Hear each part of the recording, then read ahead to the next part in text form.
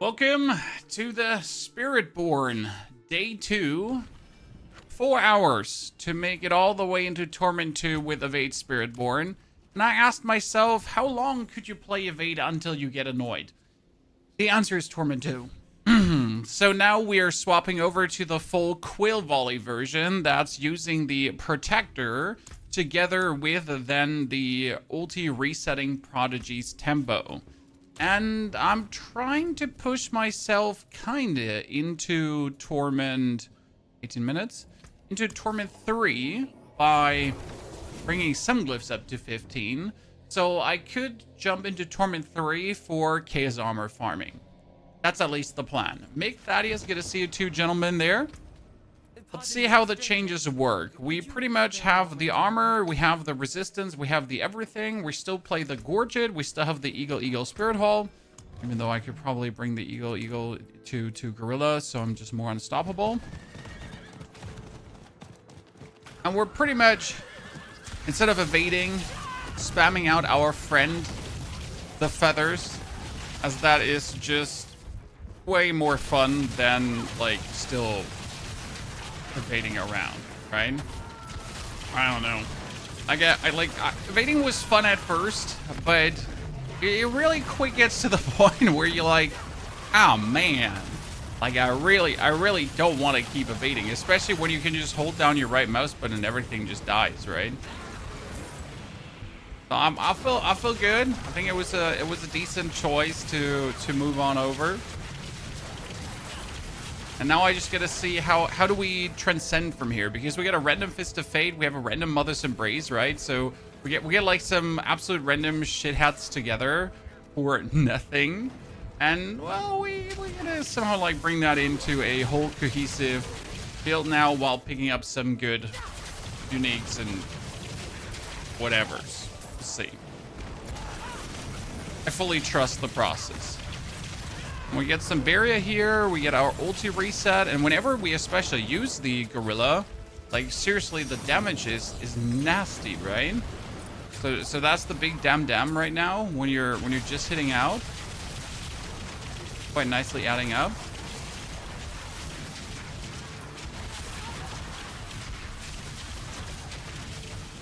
Especially with your here unyielding hits, right? That we can just use the gorilla skill and then suddenly we get tons of damage. I don't like what we're doing here. So far, so good.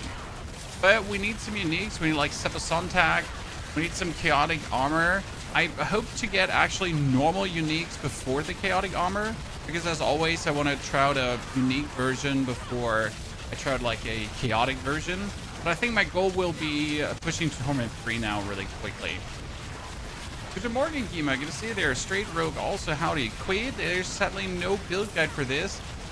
Like, for the leveling build, so for the Evade Spiritborn, there is a build guide, because the leveling was, well, it was kind of like Evade Spiritborn, right? There's no super secret about that. You use Thunder Pike, you reset your cooldowns, you dash, and that's it. And we played that all the way to Torment 2, and now from Torment 2 on, we gotta kind of see what do we want to do different? What can we do different? What can we achieve, potentially?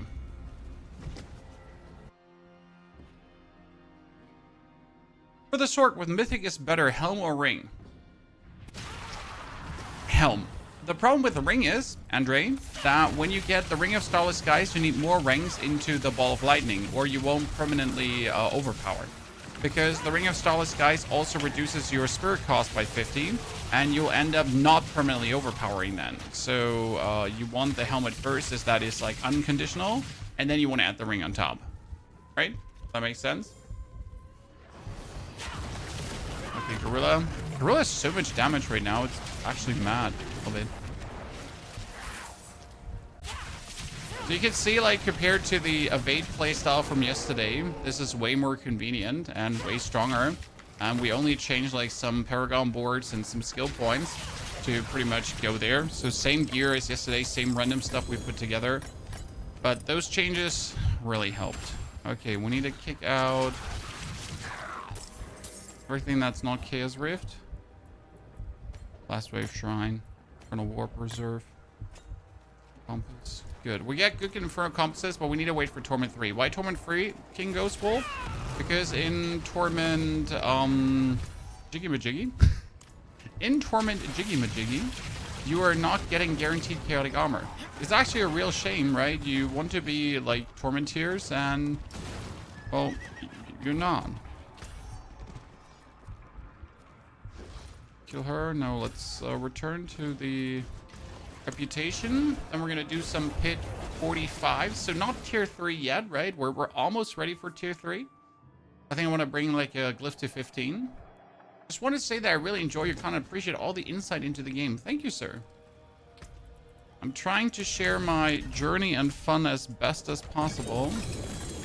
You can have the equivalent fun that I do have.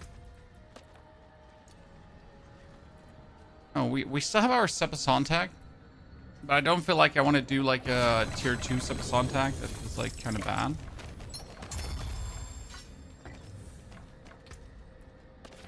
Get another Sepasontac. And this is at least a 118% one. This. Might notice how we don't really have any greater affix item. We just have like real random stuff thrown together, right? That's how you do it in the beginning. Just put random things and then hope for the best. We need pit. Yes. I think I hit tier 3 today. I have to check. Yeah, tier 3 is really important because then it makes sense to do the Infernal Hordes like raid. Doing tier 2 Infernal Hordes is not bad, but doing tier 3 Infernal Hordes is obviously so important. So let's do a pit 39. Let's see how it feels. It should be able to jump into tier 3 with the Paragon points we have and with a basic ass gear. Yet though, not entirely sure. I mean, I would be more happy if I had like some actual okay units, right? Something. We'll see. This plays out now. With a gorilla, we definitely have the damage, but it's just not, how do I say this now? It's not convincing enough, right? So we do decent damage. We hurt things. But if you would now go into Torment 3 like this, right, it wouldn't be smooth sailing. That's the biggest problem. If you want to go when it's really convenient and not just barely working.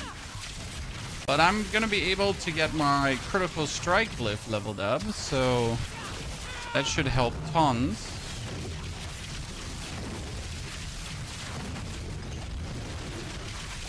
Perfect. I have Azurite Asadora on my sword, yet my mana just keeps running out. What is stopping me from building my damage and getting the chaos perk? What am I doing wrong? Do you have mana shield? I mean, like, you need mana shield, right? Mana shield is important. And then there's a glyph that also gives you mana regeneration.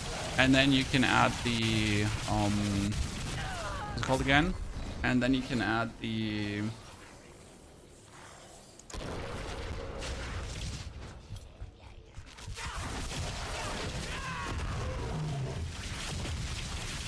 glyph that gives you mana regeneration. So there's a couple of layers you can easily add on top.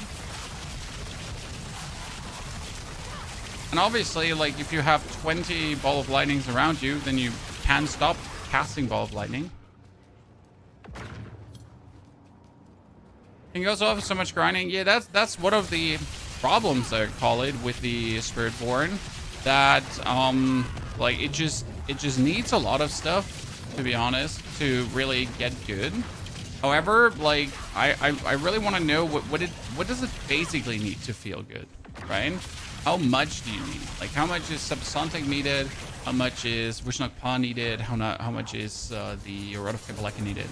Maybe it's like, is Rod of Kapaleka already enough with the boost to help or not? Someone wayfinding Oaken's Catalyst. Oaken's Catalyst is really easy. You just do the Queen of the Helltide over and over again. That gives you so much blood that you can easily grab yourself Oaken's Catalyst.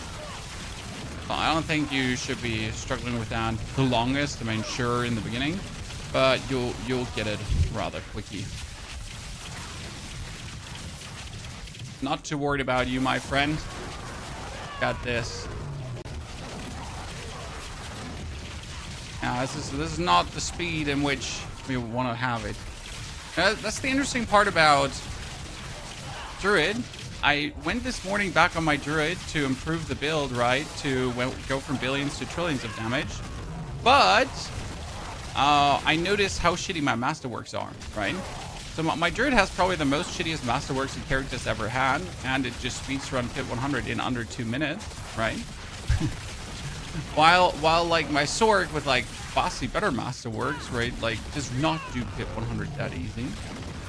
It's truly intriguing to see Druid this season be just the absolute demon it is. I like it, FYI. This is not me complaining.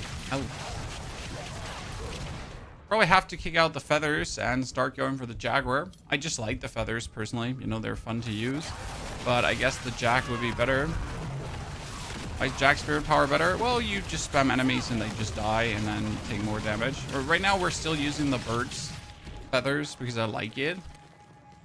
We'll probably have to put our Eagle Power to the grave for now.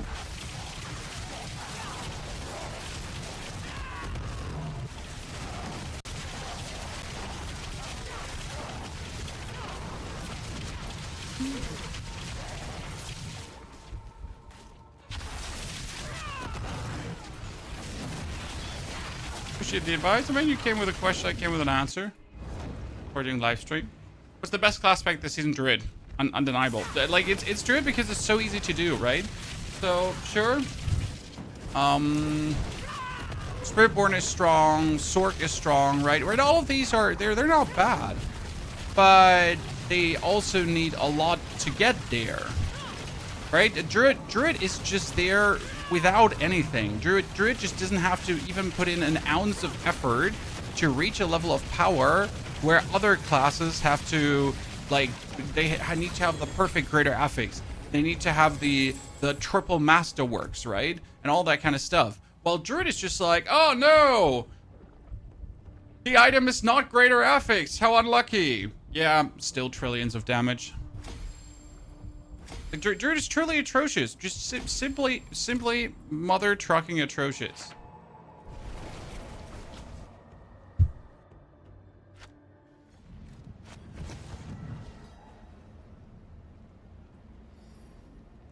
Can you give a link to the Spiritborn? Not yet, sir, because we haven't gotten a link to the Spiritborn. This is all a lot of, how do I put this now?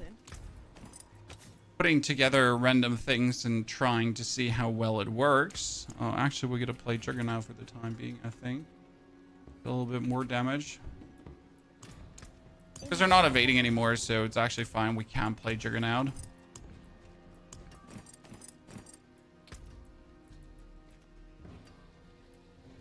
Because right now we're simply looking for...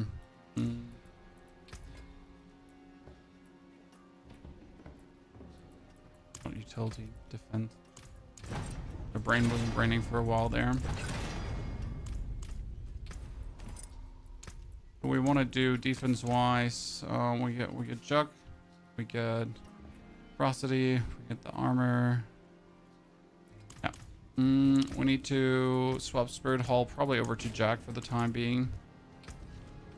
And we can kick out the Gorged, probably. Let's see how that. One more minute is too few to actually do that.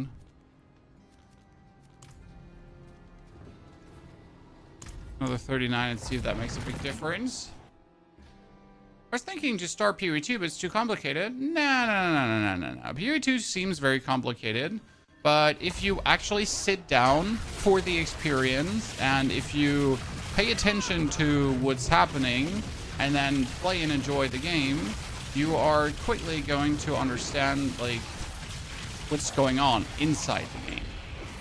It's not like, oh no, game's so complicated, I can never figure this out myself. You can absolutely figure this out yourself. However, you actually need to read the game, right? You need to actually pay attention to what's in the description of the skills and everything, right? That's a big difference to other ARPGs. I mean, Diablo, you know nothing. You could just randomly spread your skill points and you could still just waltz through, right? So there's a bit more brain juice needed from you to play and enjoy the game. Now, obviously, if you're not looking to apply brain juice, then no recommendation, right?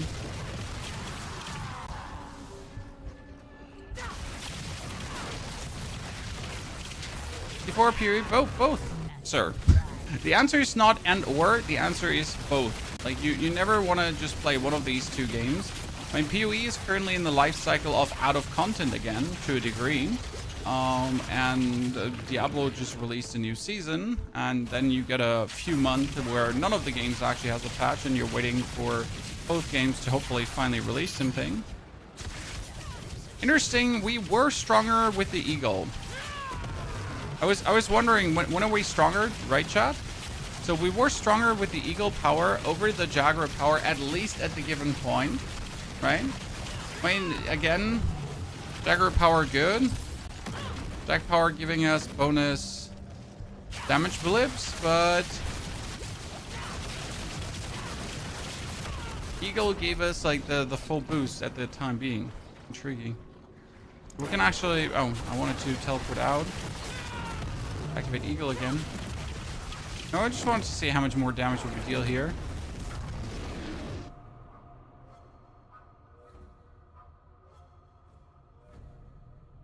When you were playing, Leslie, I mean, it could have been Lost Ark, it could have been PUBG, it could have been Hearthstone. There have been many games we've been playing over the years, and all of them quite enjoyable. Can we? Oh, can we? Yeah. Bought PoE2 for 30 and tried it to level 25. It's too hard, and now that Diablo's on sale for less than 40, I'm going to buy Diablo. So much easier game. It is an easier game, Gerald. Or easy is always the wrong word. It's a more convenient game to learn.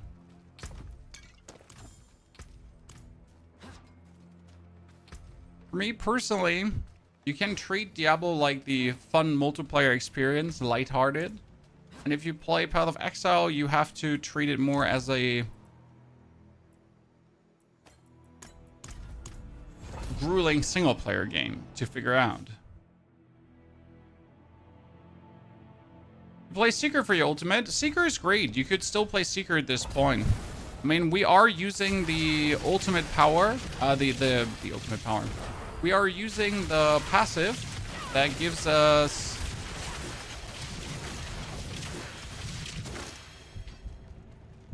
the passive that gives us cooldown reduction, so we can use the either Seeker or Gorilla more often. Both work fantastic. I mean, if you play the Seeker, you can get more stacks easily, so that's kind of nice. The advantage of the Gorilla is that if you have it in your skill bar, it gives you more max life and barrier generation. So I'll show you in a second. Because they introduced that, you know, they moved this one here around. For each Gorilla skill, you get 4.5% maximum life, knockdown duration, and barrier generation. And that's quite nifty. So I just have to have the Gorilla in there, and I have to have the Resolve in there. Resolve stacking Overtide. And we're already good, right? Does 9% more max life, 9% more barrier generation. It doesn't hurt.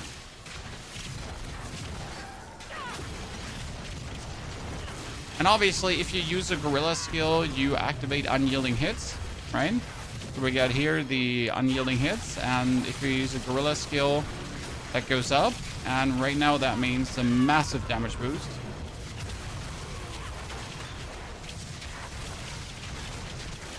Red health flashing is annoying. You can turn that off if I'm not mistaken.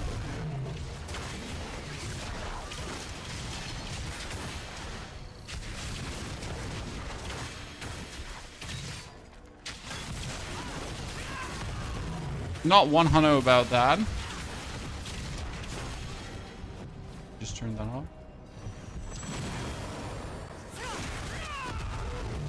The low health warning.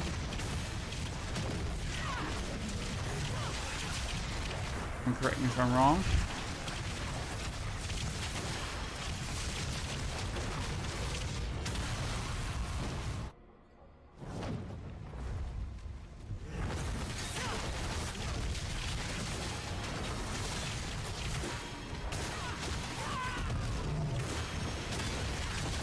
pull everything together. Other thing like in D4 is to craft mythic items. Honestly, Henry, it's still their biggest mistake to bind mythic crafting to runes. Runes are already rare enough, and you really don't want to waste your runes for mythic crafting. You want to use your runes for playing the game, right?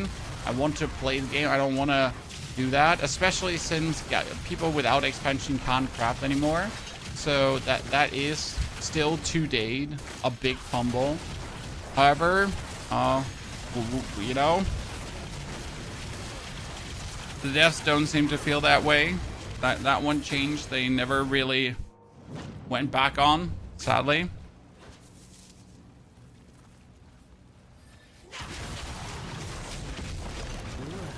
I like Razor Rings. I like Quill Volley. I like this skill. When you could use Crushing Hands instead of Quill Volley as well, there's no need to use Quill Volley. I just like Quill Volley.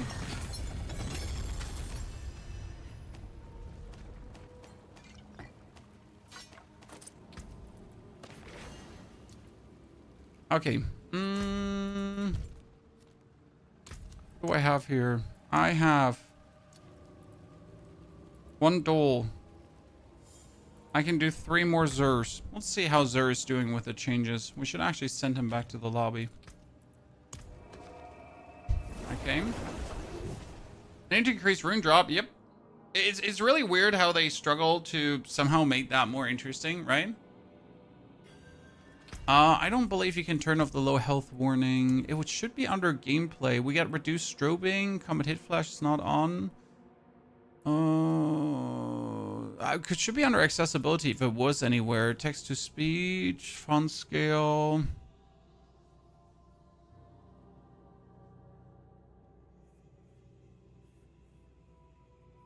No, you're right about that. Doesn't seem to be.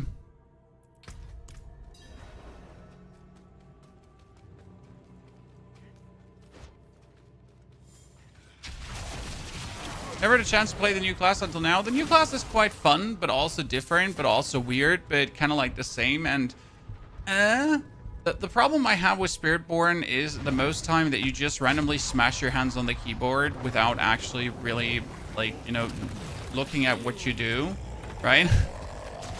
It's a piano class without combos. It's weird to describe the disconnect between that. Like, sure, you have, like, combos and you do things, but you kind of don't do things. It's... yeah. Spiritborn has a weird disconnect happening there. Where other classes like a Sork, you feel like a real combo class where you're actually doing cool combos, right? Oh, I just waltzed onto his pool of blood that actually eats my soul, right? I like the Spiritborn, but I have to say I like Monk more. It feels that the whole animal mechanic is like... They tried to lean into it, but they didn't lean into it enough. Because for me, Spiritborn should all be about the big ultis, right? So Spiritborn has these cool ultimates with the animal forms, right? So that seems for me personally like this should be the main theme. This should be the thing, right? This should be what we're looking at the most, okay? And yet, for some reason, they don't manage to make all the animal forms matter, right? So currently, the Protector is overtuned and does like insane damage. We get the Seeker, which used to be cool, but they actually nerfed the 5 skill ranks one. The Hunter, they actually had to nerf because it was too good, and the Devourer sadly never was good. So where brings us that at now, right? I mean, optimally, all big spirits would be viable, right? We could spam them. That's what I would like to see. Okay, that was good damage. That's what I wanted to see. Okay, show me the random shenanigan you got there. Where are we going for this guy right now? Nah, just what ifs, right? Oh, I got a Yasin Shell. We could actually use that one. Oh, sir, don't you run out of my monkey.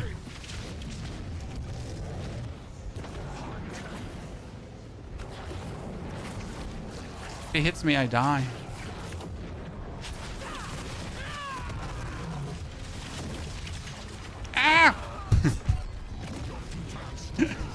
Not fast enough, chat. Not fast enough. Gets booped. So we get a yes and shell that we could technically play for the reduction, right? The fun part is every second your active cooldowns drain maximum life from you. The thing is, we're anyways playing without life. So I wonder if yes and shell would just be like, yeah, why wouldn't we play it at the current moment? We can't do anything else anyways, right?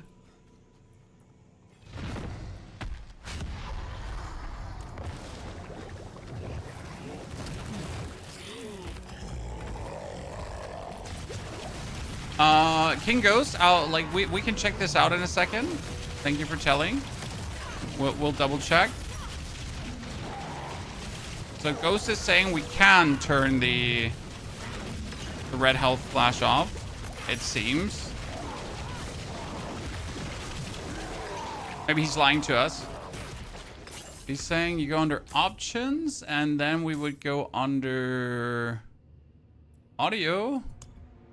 And turn off error. I mean the...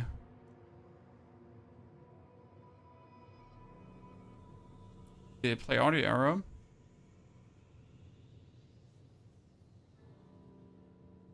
Ghost?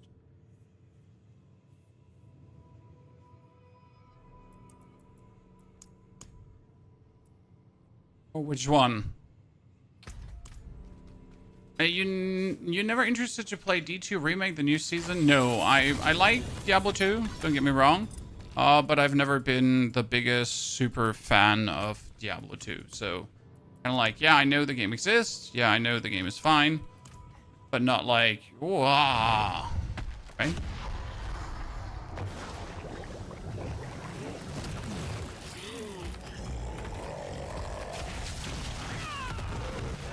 What I wonder the most is, chat, like, how the fuck do I stay alive?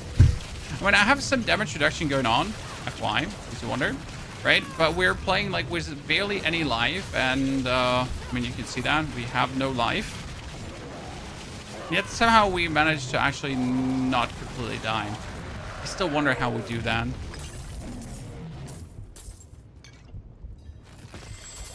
I mean, it like, as long as it works, don't question it, right? Just nod and accept it.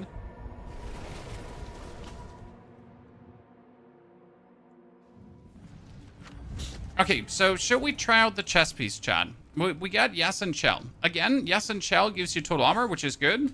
And then it actually, like, depletes your life. But it gives you also damage reduction while you're injured, which is kind of cool. So, I should probably tell this, right? I mean, I get cooldown reduction. And I consistently also heal and counter heal, and then I deplete. And you know what? Let's just put it on and see what happens when you're rocking this.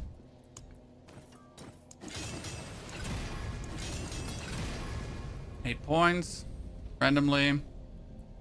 Oh, my random Ring of Midnight Suns. Let's not forget that one. Okay, we also got a Vushnak Pa, actually. Huh. Casting ultimate skills grounds and amplifies its matching primary spirit hull with 260% potency for 15 seconds. Can I just play a random Vushnak Pa or not? A good question.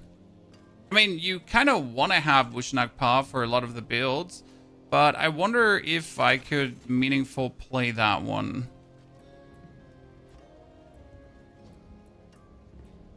Maybe. Let's destroy this. My hammer sings on your return. We got a random Yasin shell, whatever you're supposed to do. We also have to go kill Lady Friend, and we want to kill here Dude Bro.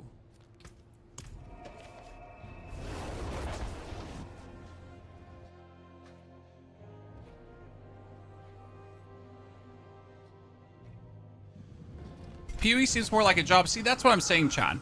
If you just want to log in, kill monsters, and feel like a god, you should play Diablo. Right?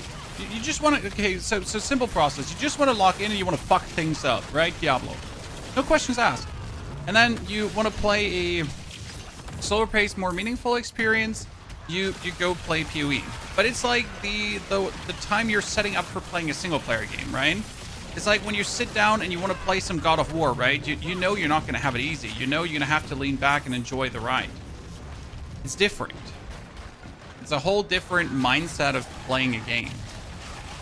Like right now, I just want to fuck shit up. Right? I just want to feel like a god. I want to put my pieces together. I want to get my few mythics and uniques. And suddenly I'm like... It's great. It's a good feeling. And sometimes I want to sit down and brood about what I'm doing, right? And go for a bit more slower, meaningful decision making. And both have like their merit. But you don't always, you know, want the one or the other. Unless you're a psychopath and only want one thing in life. Or have heavy ADHD, whatever, you know, right? And always need to use the blue spoon.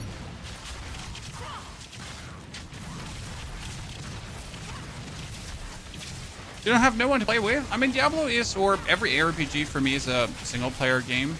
Like, I don't enjoy playing these games with others. However, every now and then in Diablo, I like to do Infernal Hordes together with others because it's kind of like cool to see what can we do, right? With everyone involved, how far can we push the ether? How stupid can it be? Somewhat interesting at times. Yeah, I feel like the cooldown for my goddamn ultimate is like instantaneous with Jas and Shell. That's really interesting. Like here, to like my ultimate, and then like boom, few seconds later, I get it back up again. I mean, that was obviously the intention. That's why we're using Jason, right? To deplete like my life and then have that cooking. But holy moly, that's working better than expected. I think we're almost ready for Torment 3 like this, huh?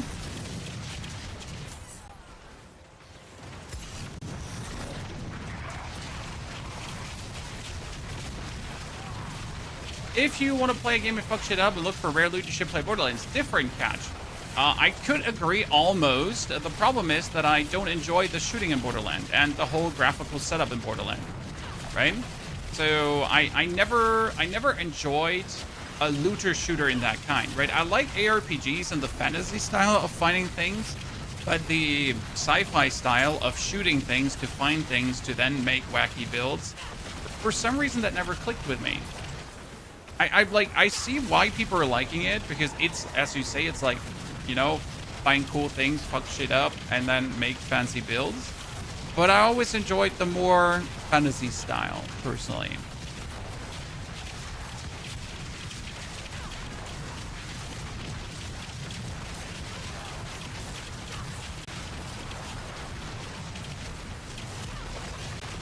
The mythic that puts you into stealth, Shroud of the False Death. Best mythic in the game. Stupid levels of good. The thing is, why is it the best mythic in the game? Because it gives you +1 to all passive skills. And we all know that passive skills are just broken. Broken no POP. Okay, this is working exactly how we wanted it to work, Chan. So yes and Shell, very, very good. Very much wow. I finally got eagle efficiency all the way up. I wonder when I can actually swap over to other things. Do I have scrolled, yeah. Some steel you need. I wanted to see if I take,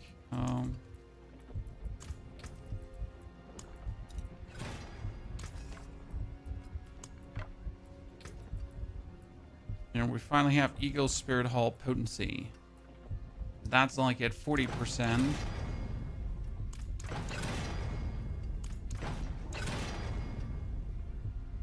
Now we got more. Got more, you know?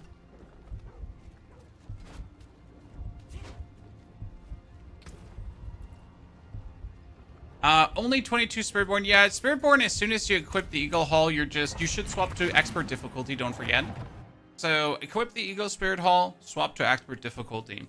But if you want to just go for hard and you feel like even stronger, but if you want to like get the max experience, like great, then you should go for that. Okay, so we got him here. We got our gorilla like every second happening pretty much. We gotta get our gorilla is happening faster than we can cast it. Okay, with the addition of Yasin Shell, get our cooldowns faster, we get our damage faster. We still have to look out for like our enemies, right? Oh, I lost my barrier. I lost my barrier once in a while. That almost killed me.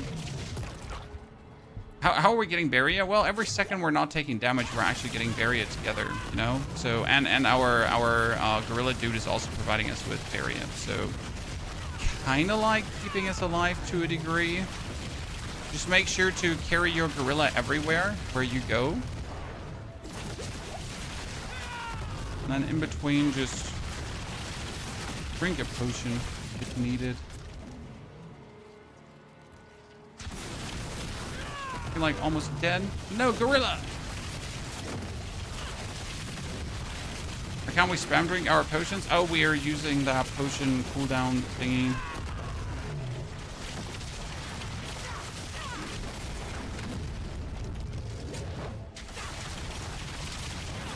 And this is like a very daring playstyle. Still not sure how much I enjoy this, right? Of playing half death all the time. Could I just use the gorilla thingy? Oh yeah, absolutely I could. I mean, I could also just look out for my resistances so I wouldn't like get killed by like the slightest poison inconvenience, because that's what's happening here right now, right? Like I get hit with poison and I'm almost instantly dead.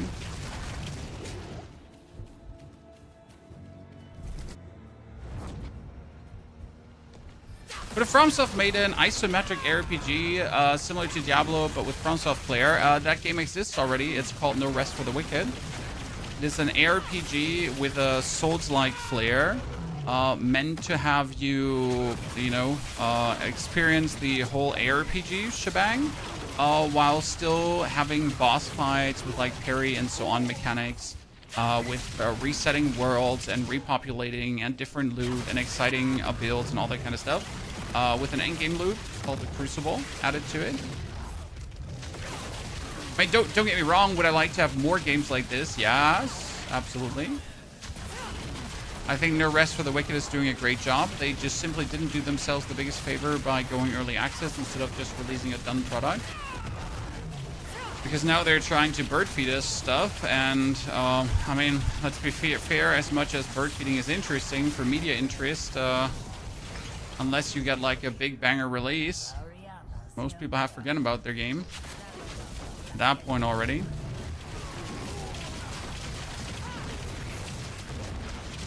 Okay, that was quick now. I mean, it's working, right, Chad? You wonder how this is working? I have no clue. I don't have an answer for you. I just came here to kick ass and chew bubble gum, and as you can see, I'm all out of bubble gum. Oh no! I stood in the damage that would have eaten me. This works interestingly.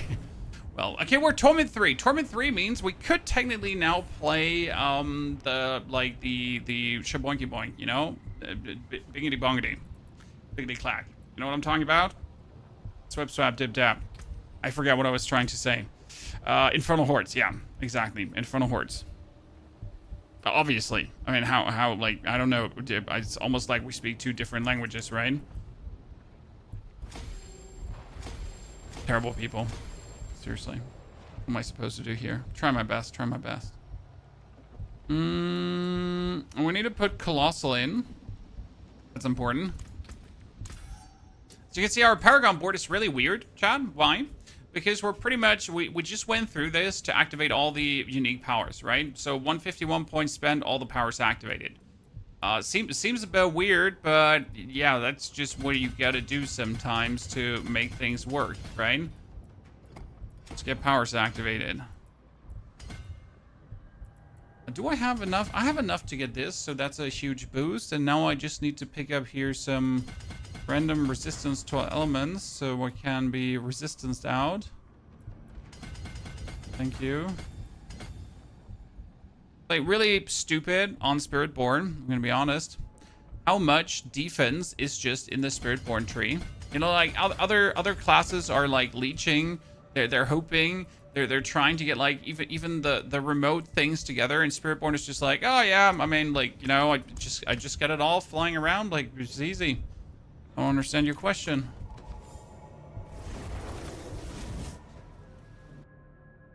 I hardly play online games anymore. Online games are terrible, sir. Honestly, I'm keeping away. Like, question: do I play Battlefield 4? Battlefield 6? Absolutely not, sir. Online games, shudder. 3 ranks to Thrash. How about maximum life instead? Even though it doesn't really make sense to actually go for... Well, actually, it makes sense to go for maximum life, considering that we still need the maximum life to get more barrier, right? So that's the whole thing. Like, right? We still want the barrier. And I need quite a lot of that barrier, right? I'm have to work that up to get a bit more resistance to elements. My hammer sings on your return. Where the stars Actually, I don't know why we're still rocking that Sunbirds. We're gonna go for 2 diamonds.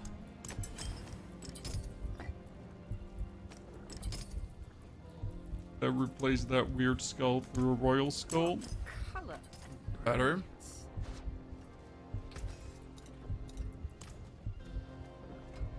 If Spiritborn made me mad, I was ranting at Discord for a week getting muted. Sir, you sound like a reasonable feller. Could we be friends?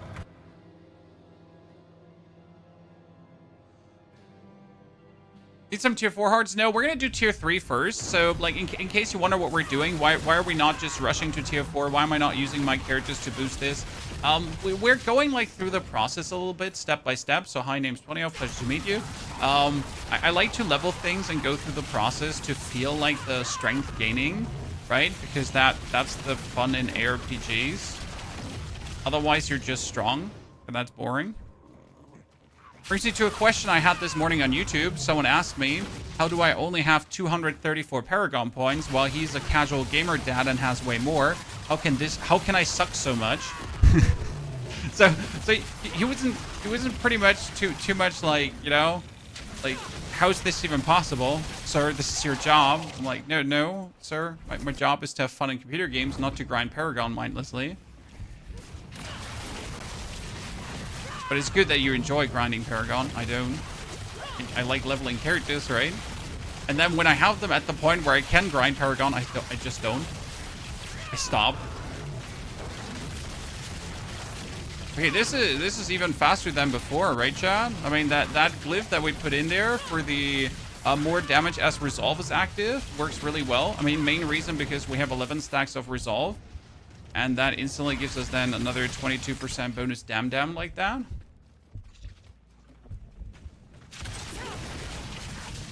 You are eventually going to play every class, but you got to decide who you main. I mean, my main is Necromancer, and for example, this season I started with Druid.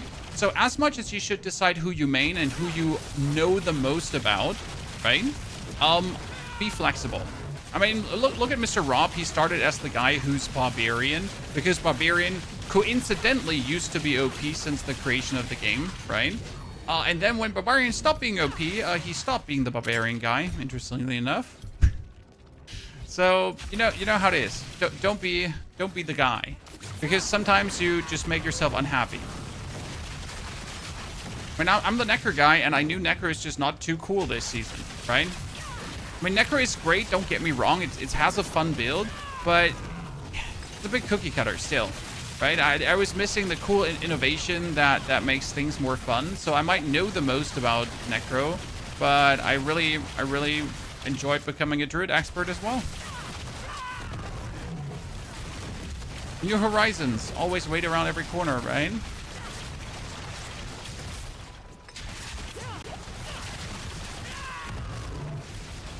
If I can't clear a pit in under 4 minutes, it's not for me. Pit pushing is not for me. I agree. Like, I watch Pit 130 gameplay, and it's like I could watch paint dry on a wall, and it would be way more interesting. And I'm just asking myself, how are you doing this, sir? How are you not wanting to off yourself after 2 minutes of this? Like, sorry if that sounds harsh, right? But like, high-end pit pushing is probably one of the most, like, you just punch yourself in the dick. That's probably more entertaining than that, right? And you're doing it for free.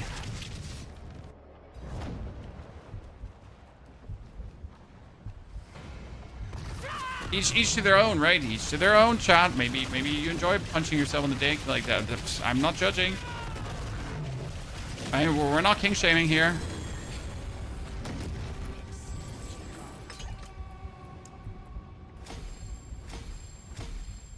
But yeah, that's just me. How I feel about that. Actually enjoy the mini necro with Reeb. Oh, the mini necro with Reeb is super cool. Okay, ladies and gentlemen, do you think we could just jump into an Infernal Horde? I mean, I can do the... I seem to be able to do this quite simple. You know what we need? You know what we need? There we go. Resistance Incense. Let's do it. This is what we want to have. Okay, so we're gonna do the Resistance Incense, that, and the critical strike damage, and then we're just gonna jump into that pit. No, you know, 8 wave. If I can't do 8 wave to 666, I would suck anyways. I forgot to swap to Torment 3, so that one was wasted. Great. Let's do a 10 wave then, right? Because that was like we just like to waste our compasses. We don't need them anyways. I started hardcore now. I want to punch myself because I need to get all the altars again. Narms, that's the only reason I don't really play that much hardcore. First and foremost, because I don't enjoy hardcore too much, but second and most important, because you need to grind everything again. I have almost all the altars. I have almost everything, but not quite. Okay, Hungry Spires. Hungry Spires S tier. Come on, chat. We know Spires suck, but Hungry Spires is good, especially if I have a skill to pull minions together. Okay, how much can we do this? How hardcore can I be here? Hey, that's what I was talking about. If I can pull everyone in here together and just have my dude like smash them into pieces, this should give me a bunch of ethers, shouldn't it? I just fear a bit for my random deathical here, chat.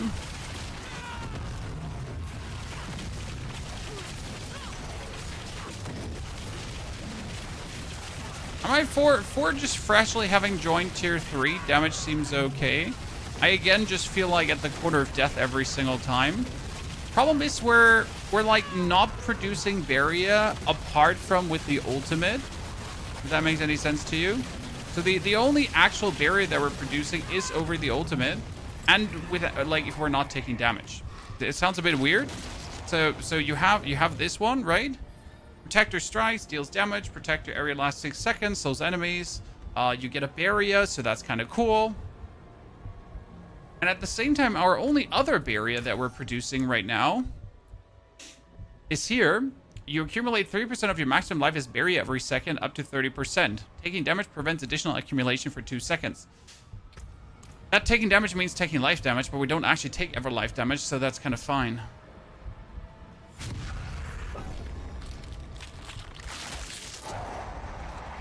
Wasn't Druid bad last time you checked? Druid is super strong because of Spirit Boons. Because of Chaotic Perks. So what did the Chaotic Perks do? The Chaotic Perks give you 800% bonus damage. That's kind of nice. 800% is pretty good, right? But that's not actually why they're so good. So it's 800% bonus damage, and then they have another Chaotic Perk, and you know what that one does? It gives you infinite crits. Yeah, sounds crazy, but that's exactly what it does. So you're now getting, okay, Mr. Butcher, you're either not taking any damage or I'm not dealing any damage in two possible ways. So you do critical strike enemies that are poisoned, but your core skills are also poisoning enemies. So what's happening is that you're permanently poisoning and critical striking everyone, and that's actually kind of nasty for the Druid. Plus then the 800% bonus damage, plus then the 125% overpower damage, plus then the... yeah, you get the drift. There's a few layers of awesomeness. Okay, we were not able to kill the Burning Butcher. That sucks. Greatly. Okay. Your first KS is a double J Lightbringer. Sir, do you know how lucky that is? You double J Lightbringer freak. I don't even have a normal Rotten Lightbringer that's anyway good. You know what? I think in order to kill the Butcher, what we needed there is the... That's when I need the Jaguar now. So we're still playing the Feathers because the Feathers actually work, FYI, right? But in order to, like, really go for the next level of damage, we probably need to now start slowly swapping to the Jaguar. I haven't been using it yet because the Feathers were better. But with the Jag, we would probably do the equivalent damage needed to burst that down. Let's see where it goes in this. Well, we still have a bunch of glyphs to activate, right? We have, like, only 2 glyphs in, 2 glyphs to level 15, so not much going on. Yeah, this is hardly going to be a 666. Oh, let's do Chaotic Wave and see what happens.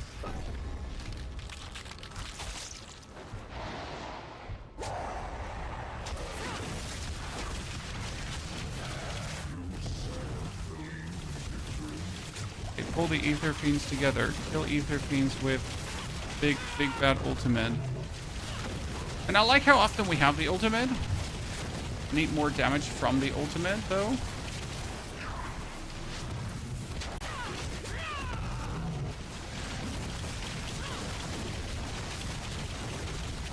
So if I pretty much have my ulti every 6 seconds, and I stand in the area of the ulti every 6 seconds, then I cannot die. Right? I mean, technically. Technically.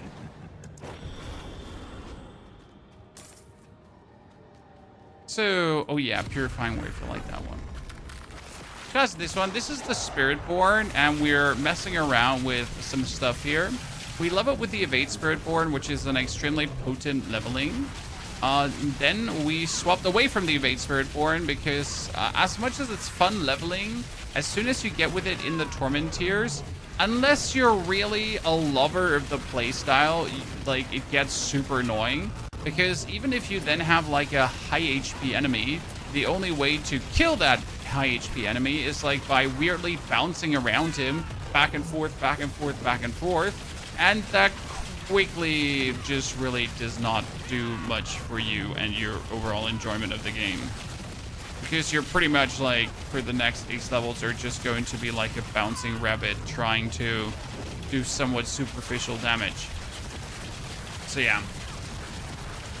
Therefore, we kicked that playstyle off, and now we're sitting here continuously replenishing our barriers with our ulti that we're resetting to then get more ulti, to then get more barriers. It kind of feels good. Kind of feels good.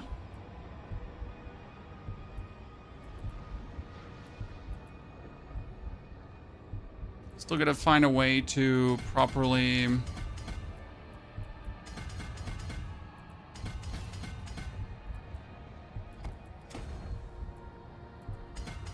mash in the other powers.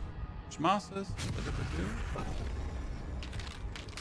Are you able to do this early? Oh, so the actual Evade Spiritborn you do from level 15 on. You need the Eagle Spirit Hall for that. So that is the one prerequisite. But as soon as you have the Eagle Spirit Hall, you're good to go. You can just pop off. And you can actually do this in the hardest difficulty. So Spiritborn, from a leveling perspective, was the fastest leveler with the least issues because you can just do the hardest content right away. It's really funny, quite powerful, and quite enjoyable to play again while leveling. But as the longer you then play the playstyle, the less interesting it gets, so to say. Oh, I'm almost dead. Oops. Should have reset maybe my gorilla a bit sooner.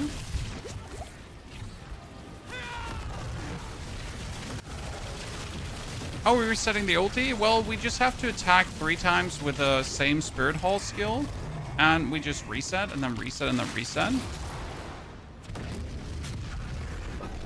It's really that simple. Just keep attacking. But now have more ranks into core skills. I could even do more.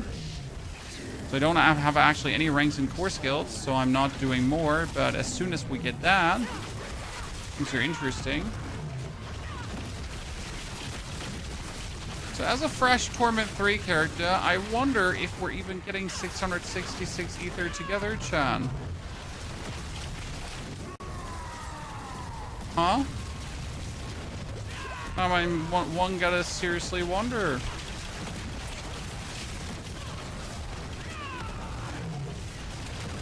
There's a lot of ether coming through.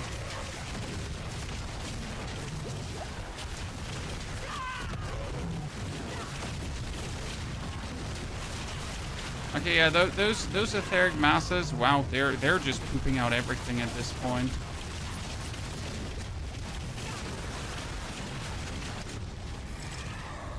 Cool. Doubted? I mean, if like Colossal, I could take Colossal Fiends, but that is going to go like a little bit out of control. Because I don't think I can actually kill the bosses meaningful, right? That's a bit of a bummer there.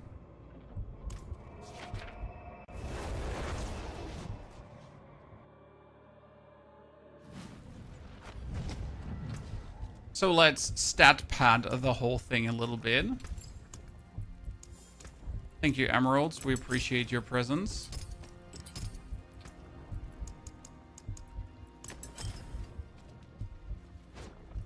There is power in Should we use runes? I have no runes that I wish to use right now. Really nothing interesting. So let's just get some dexterity. Beware the envious, my friend. Just about to get the Goblin Chaotic Rift. You know I'm not going to get the Goblin Chaotic Rift, sir. I have a grand total of, let's say, 30 hordes. I've seen one Goblin Rift. Okay. One. Not two, not three, not four. One.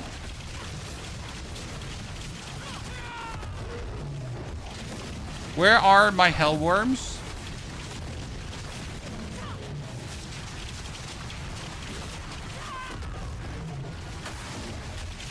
We don't even have Hellworms spawning, chat, because I didn't clear that Chaotic Rift fast enough, right? We're just sitting there waiting for Hellworms to spawn. Fantastic, we love to see it. It's exactly how we wanted this to end up.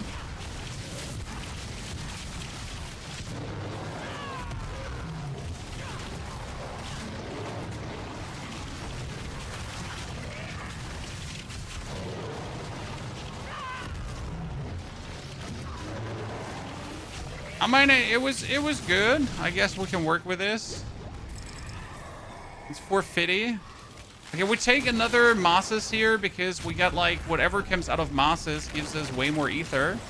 So right now, if I do Mosses, like they just pump out like so much ether. Like you saw that little ether balloon that explodes outwards there, right? So we want to do as many Mosses as possible. And they pump out like elites and Hellborn and all the kind of like cool fancy stuff. See, there's even more coming out. Oh wait, there's more. Now wait, there's even more. Oh, another moss. Let's go. And a fiend is coming out. Woo! Oh, come on, I should have died there. Uncool. I gotta look out because you only have like a limited amount of revives in this game mode too, right? So what does kill me in between? I guess elemental damage, right? But probably also not just having my my friend the gorilla up, because if I'm actually not inside the gorilla, then we're not getting the boost, right? Hellborn Groundbone with Easter. My Quill Volley is not resetting when I tried this build, and my resource is also not over 275. Why? Sir, you might be talking about a complete different build, because I'm not playing what you're playing. I mean, probably your Quill Volley is not resetting because you're playing the build that's using the Chaotic Power that gives your core skills a cooldown, right? Assumingly. And you forget to turn your core skill into a basic skill to then have the third attack of basic skill reset. But a lot of these builds, they need you to rotate your core skill and your basic skill back and forth. So that's how they actually work. So you got like one basic skill, then for example, Rig, Thorns, whatsoever. And then you need to go like 4 skill, basic skill, 4 skill, basic skill, and so on. So you're pretty much like alternating the cast of 2 skills. That's what I can assume here from what I know about some of the builds, but we're currently, that's not what we're playing, okay? What we're doing here right now is simply trying to level into Torment 4. Trying to pick up some chaotic uniques. By the way, we somehow managed to get 666 guys. Barely, but we managed. Do we know if Pony plans to play the new Titan Quest 2 update? No time right now. Tomorrow is Dara's birthday, so that obviously has precedence. And then we still have to finish the season, so I haven't done a Barbarian yet. I haven't done a Rogue yet, and Rogue actually looks really juicy from a speed farm department if you just want to like farm hit 100 and if you just want to fly through Infernal Hordes and that kind of stuff. So really interested in the Rogue there. And before I have done all of that, I can't just like start playing another game, right? Because that would be like in the middle. So Titan Quest 2 does not run away, if that makes sense. Like I can at any point just start and have fun with Titan Quest 2. So I would say like rather wait on that.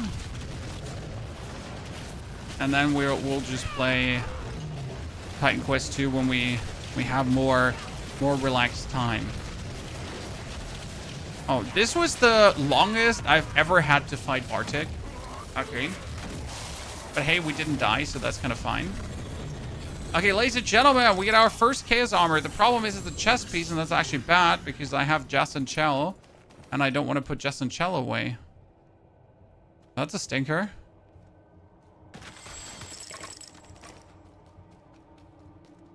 Okay, what do we got here? Ladies and gentlemen, the first one is Banish Lord's Talisman. That sucks. I mean, it doesn't completely suck because you can actually use it. I guess I got a ring here with maximum life, so I'm going to start using that one now. I got boots with resistances. I might actually use that over my boots with dodge chance, so I just have, like, resistance going on. Yay. So, semi-good. Barrick has mechanics, Hamzilla? Yeah, I mean, he does has mechanics, the man. He has mechanics. Yeah. Yes, queen. Just do. I want attack speed. That would be right now. Very nice. But I don't have attack speed. Oh, Jesus. Oops. I didn't want that attack speed anyways. I just wanted to click away from where I was because, like, listen to me. That's the way how we do it, right, Chad? I mean, seriously, who wants attack speed anyways? And then just, like, keep rolling like a billion times over until he finds the worst attack speed.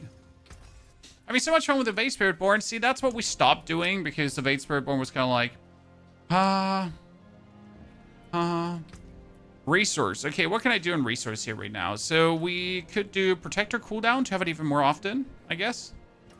Right?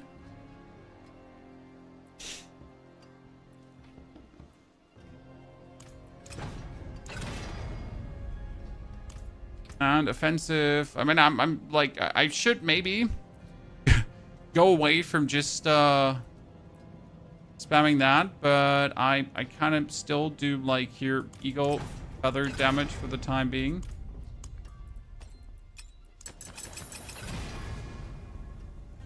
Yep, that's great. That's exactly what I was looking for. More maximum life is king. Great. Would love to see it. We don't love to see it, Chad.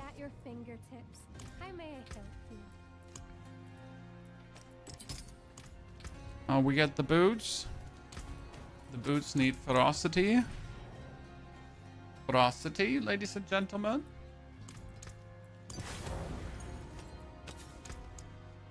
Rebounding.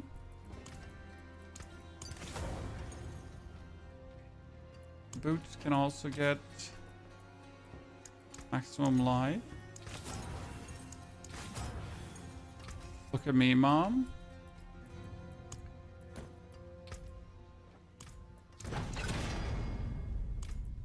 They have one cooldown reduction? Nah.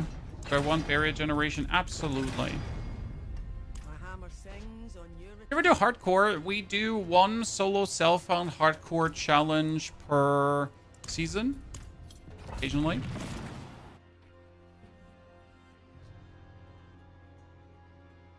Relax, how can I get the Druid Lightning build? Relax, we have 2 videos on the Druid Lightning build. One that explains the new enhanced version that does trillions of damage, and the other one that explains the basic version and how it exactly all works and what you need to do to bring it together. Both are very easy to achieve, and doesn't need much to come together. If you watch those 2 videos, obviously totally innocently, shamelessly plugging my own stuff, but if you watch those 2 videos, you should understand everything about the build. Because I like to explain for the lesser experienced. AKA the dummies.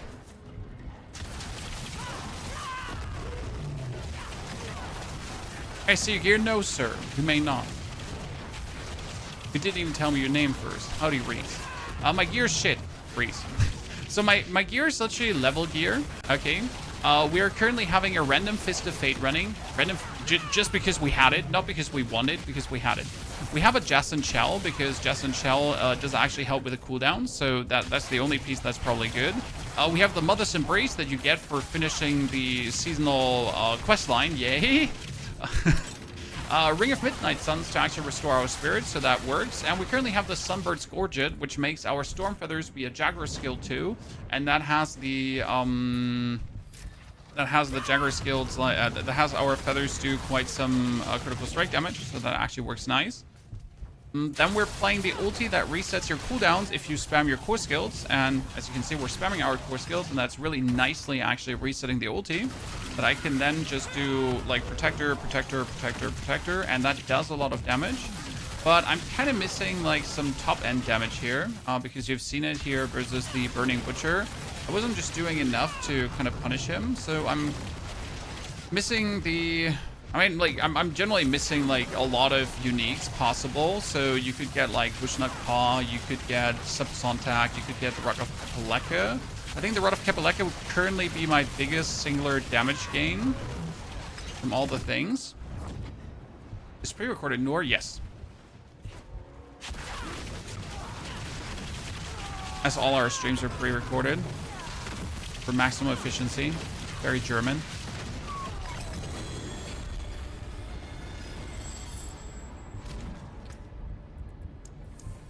Headhunter unlocked. Are we gonna redo the whole Paragon board? Absolutely, Chan. I mean, right now it's like really bad. It's just randomly drifted together. We want Kenny for Colossal Headhunter Kenny.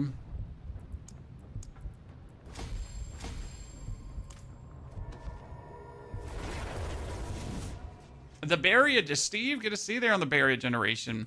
Noor, sorry for missing your 33 months of support. Also, Razalum's new sub and Zor's 2 months of subscription. It happens, Noor, but I must apologize. What do you pick for your season's blessing at the start?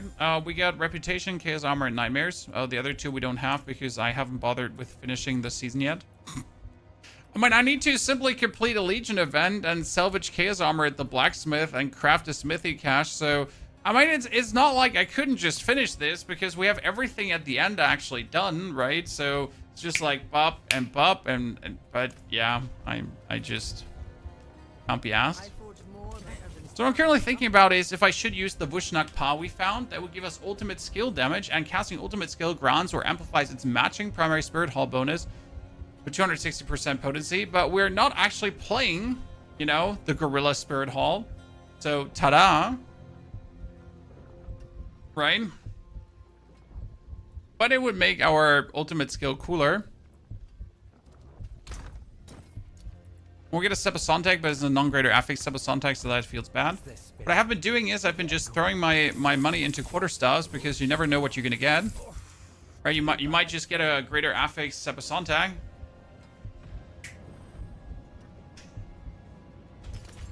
Just like that. The problem with that is that you can't actually use it. So the Sebasontek would make your basic skill stronger, right? But right now we don't have a basic skill. And that's why you need the Rod of Kapaleka, which would make your basic skill your core skill also a basic skill. But we don't have that, so yay. Right, but we're using Volley right now, so this is vastly useless for us. So we're gonna actually keep doing more hordes and hope that we pop, go crazy. But I'm missing horde compasses. So you know what we're gonna do is we're gonna do a Chaos Rift here, shaboinky doinky, and try to get something.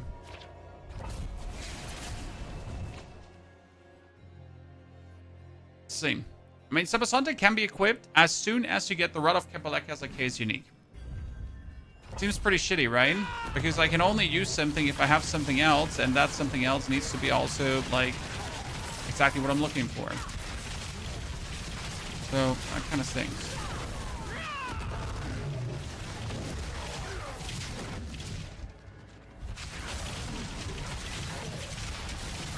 Kind of where the build feels a bit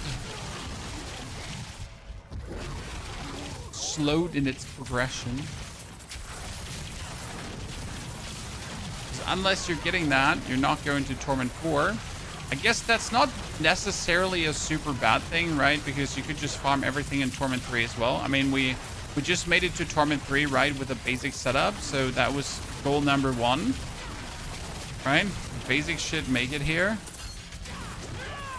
Why should you go into the rooms? Because they have chaotic uniques often. My recommendation, Chad. I know we're all a bit tired of seeing the Roderick strong rooms, but they're truly worth it.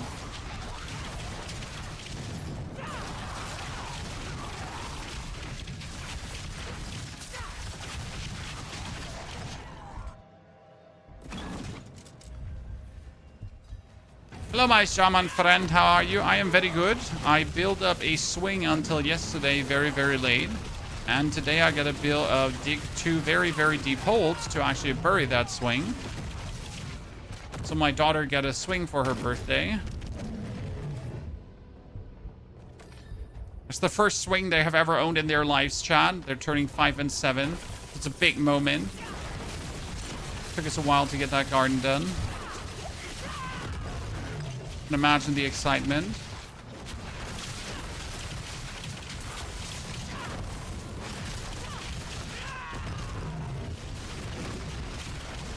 Gonna be the rest of my day today. So I'm a dwarf and I'm digging a hole. Yeah.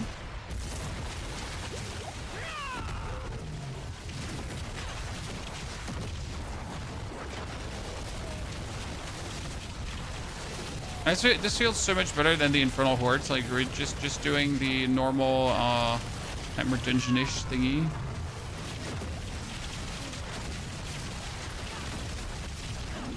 Oh, hello, Amalgam of the Beast thingy. Oh, we don't have enough. Oh, we have enough damage to kill a chat. Don't worry.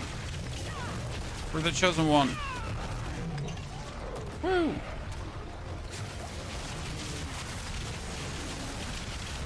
Vector tower suspended with chains. No, full swing with like climbing, utilities attached, and everything. The full package. Oops, I died. The full package. 2-meter tall dwarf sounds sus. No. Listen, it's about the spirit, you know. It's not about the size. It's all about the attitude, you know.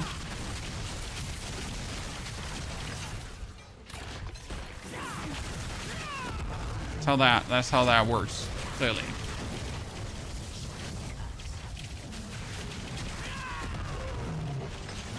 We didn't even get to 5, Chan. I feel very villainous to start. It's funny how Spiritborn feels like always so weak until it just doesn't feel weak anymore. Right?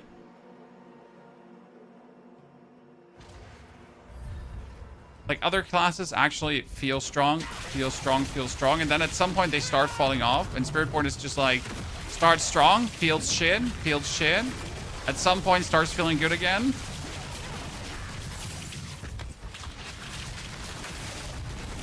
I'm looking for Infernal Compasses, thank you very much.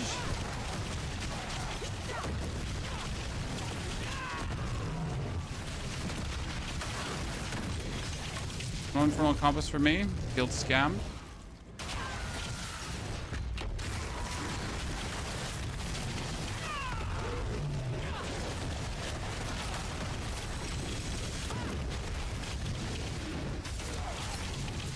No compass, scammed again.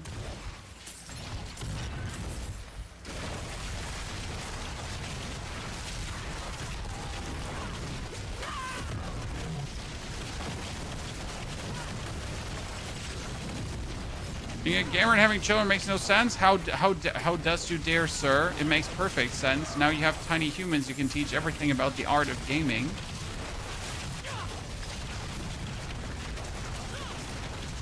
I recently played, so I usually have my daughters play Super Mario Kart on the Switch, right? But I recently let them play Super Mario. And usually I play together with them because they are just not, you know, they get lost in the level and they can't jump correctly yet and keep their finger on the thumb, you know? When I keep telling them your thumb doesn't leave the stick and your thumb doesn't leave the jump button, they don't understand, chat. They don't understand. They don't know what that means. Like when I'm like, honey, your thumb just stays on the jump button. Like, it never leaves it. The same goes for your control stick. It never leaves it. But they do. Like, they put their thumb above that one of them. I'm like, what the fuck are you doing? No, seriously. And then I let them play a level alone. Okay, chat? Do you stop picking up normal legendaries? I mean, normal legendaries are useless. Sure, you get some materials, but it's not really worth the hassle of consistently picking them up and going back and picking them up and going back. So, yeah, I mostly don't pick up normal legendaries. Just waste of time. And now I let them, like, play the levels alone, right? And it was super fun to watch. Like, in case you don't know this, but Super Mario on the Switch, like, when you play together, you can actually push each other into crevices accidentally. Because your character model is pushing the other character model. So you essentially have my 5 and my 7-year-old pushing each other to death the whole time. And they're like, no, stop it. No, you stop it. No, like, this was not what I wanted to do. Ah, brilliant.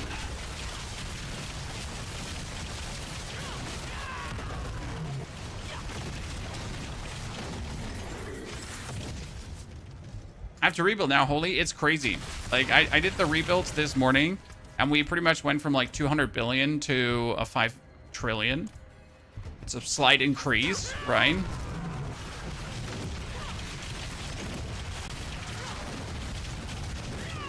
Minimal.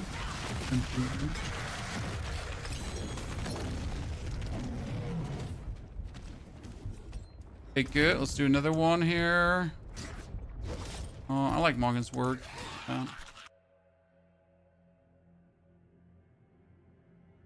He started with my brother growing up like that, dude.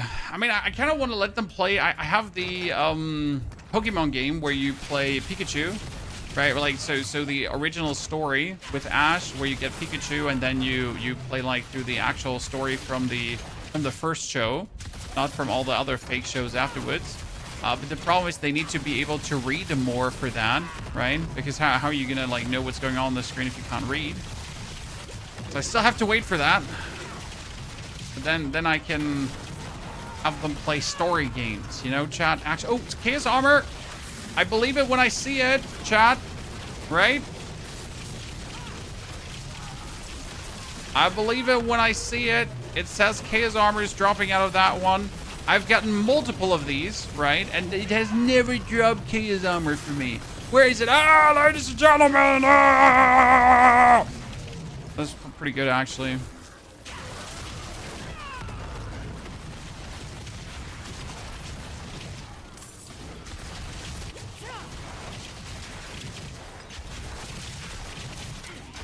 Very good.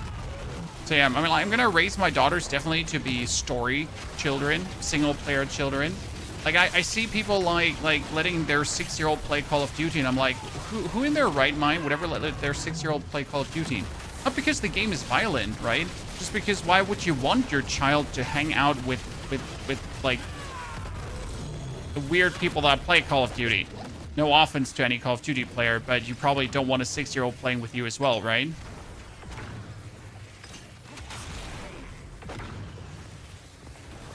Right? The opposite of enjoying it. I enjoyed it myself too. They're gonna be single player gamers for sure. I mean, like all the goodies, chat. all the goodies.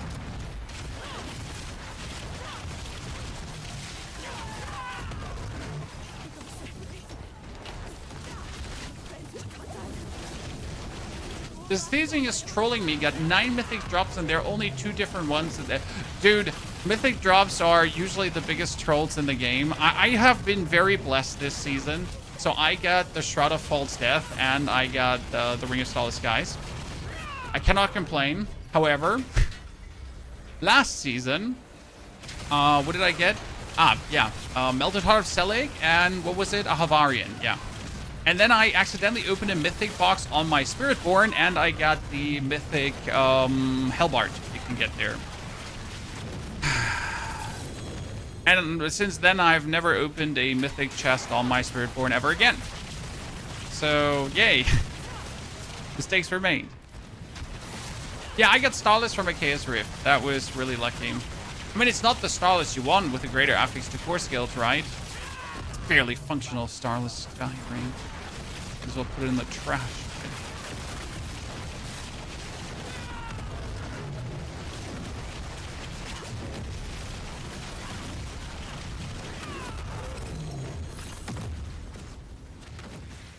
Is there one Chaos Rift missing? What do we think, guys, are these boots? So usually every mythic item for me ends up being Endurant Faith. Yeah, you heard right.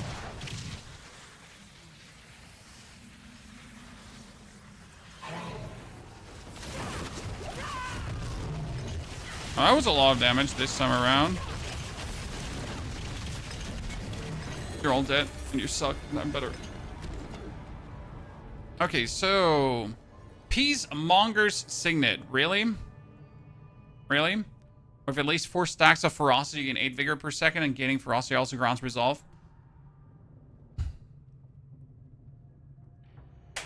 Amazing! Someone kill me.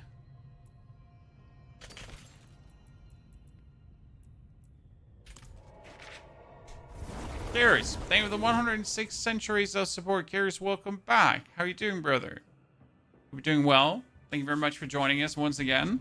I mean, the main reason we're doing this is, chat, because we wanted to get a compass, right? So now that we have a compass, we can go back to Infernal Hordes. However, before we do that, we should probably try to level up. I mean, what are we looking at here? This is something good. With all the materials we got, we can just bring that up. Oh, did I not want to do this 4 times here at least? Random 4-time masterworks. You can't craft chaos gear, right? Yes. This is so. How do I say this now? Diablo created something amazing, aka chaos gear. Chaos gear is insane, right? Very well done, Diablo. Like here, oh wow, you rock. Honestly, chaos gear I think is one of the best things they've done in a while. Reason for that is that they created a chase. They created a chase that you can't trade, that you have to do yourself, so you actually gotta grind. They accidentally stumbled on a good way to make people grind. Right? Well done. Problem is that it's so random and you have absolutely no way to determine the outcome that it gets frustrating. So on the one hand, they created an amazing grind that really is fun to do. And on the other hand, it is so frustrating because you like might never get what you want. So what do we do now? That's the big question. So they did an extreme good job, but at the same time they made that extreme good job so frustrating that one that like, yeah. How am I supposed to enjoy myself? How am I supposed to like get what I'm looking for, right? Because you might just never get what you're looking for. The RNG is to RNG. I just don't know how you like if they should start making items that say, oh, if you kill Bartek this time with this in your inventory, he's going to drop a Butterstaff chaotic armor. You know, there's something in Path of Exile 2, they're called omens, and these omens you can use to determine the outcome of crafting.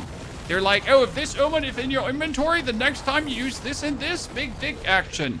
And I'm not sure if this would be something that would make the whole chaotic, unique situation feel better when you at least have a feeling you could influence the outcome a tiny bit, right?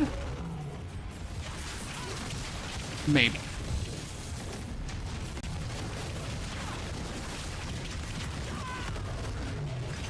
A pity mechanic would be nice.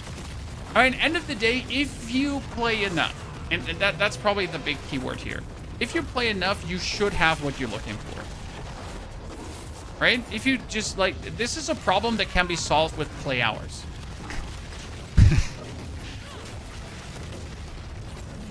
So technically it's not a problem because you could just play more to solve the problem, right? Practically it's a bit of an iffy situation. So I really love it, and at the same time it's a tiny bit frustrating.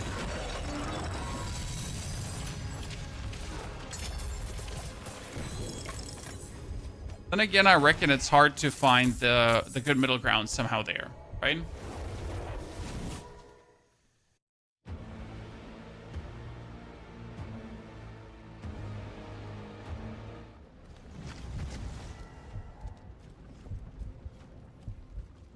You get kicked from the server 3 times back to back. That's when the game tells you, no cool chaotic stuff for you, sir.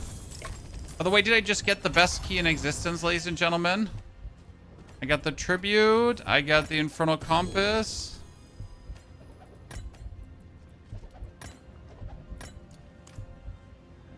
Tribute, compass, malignant, compass, tribute. Boom. Chaos armor needs to be permanent. Yes, I do agree absolutely that chaos armor should be permanent. It does only good for the game. It doesn't do bad for the game. So it'd be a mistake to not just have this exist for longer. Let me show you.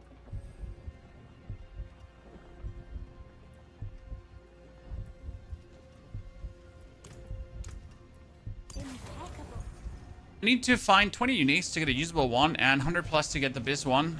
I mean, necessarily you do not need the biz one. You just want the biz one, right?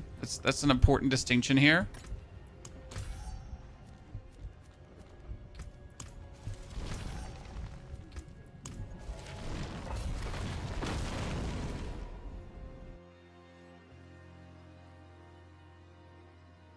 Would your charged bolts build be less laggy, possibly? What do you mean, less laggy? Sir, what did you mean? Okay, what are we getting? Hellish Mosses, Hellborn on Death. Honestly, I like the one with Hellborn on Death because, like, sometimes you kill a Moss, right? And you just poops out, like, three goddamn Hellborn, and they, like, propagate the next Ether event right away. This sometimes turn out very good.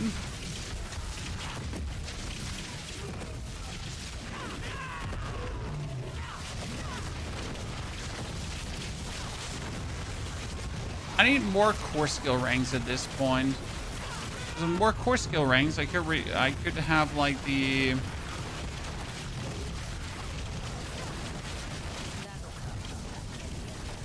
Gorilla reset even more often. Yeah, this definitely feels better than our first attempt, right? Like, I feel somewhat tankier. Not by much, but by some.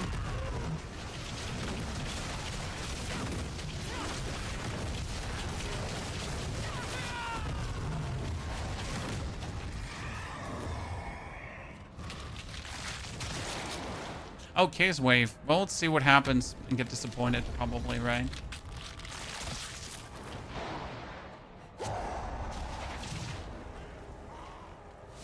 Oh, I'm stuck.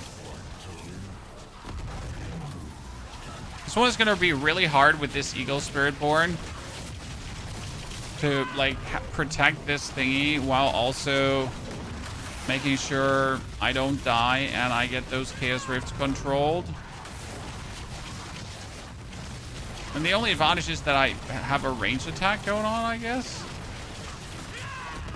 Could I just cast the... That's the question. Could I just cast the gorilla on the middle and have the gorilla in the middle just kill everything that's trying to touch the No, what if I just craft the gorilla right in the middle, and it's actually just hitting everything with a one hit, huh? Does that work, chat? Does that work? Oh god, too many enemies! The pain! Okay, 200 ether, wave 2. It was a good start. I hate taking this ether goblin event. Does anyone else think this is good? Every single time I take this, I get one single goblin. It's like, oh, ether goblins? Yeah, you get one. Maybe two. It's so frustrating. Every single time I take that one, disappointed. I'm like, maybe it's just my personal experience, but I have yet to kind of get any meaningful outcome out of that one. To play Once Human, I'm currently waiting for the Once Human Pell World Super Collab. I don't know if that's actually going to be any good, and I don't know when the patch is coming, but I heard that Pell World and Once Human are having a collaboration happening. And I mean, I like Pell World, I like Once Human. That seems to be like a match made in heaven. So we're gonna see what comes out of that. Ether Goblins has been scammed for you. Thank you for backing me up there. I mean, sometimes I obviously sound like a rambling madman because, you know, that's just what happens every now and then. But I'm happy when people tend to agree. Sycophants, by the way. Fiendish Legion, Exalted Hellborn, Hellborn Ground 1 Ether, but they're not coming enough. Wave start, 2 waves. I'm always trying to get that ether bonus that says like the more things you put into etheric masses, the more ether it gives you. It's just my favorite one. I like getting more ether masses and more ether masses.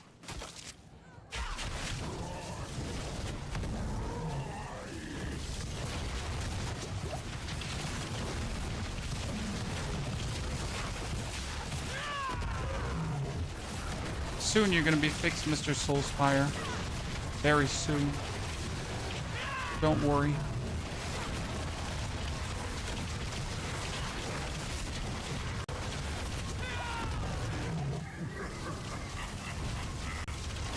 See, that was like 6 Hellborn now out of 2 etheric masses. That was pretty good.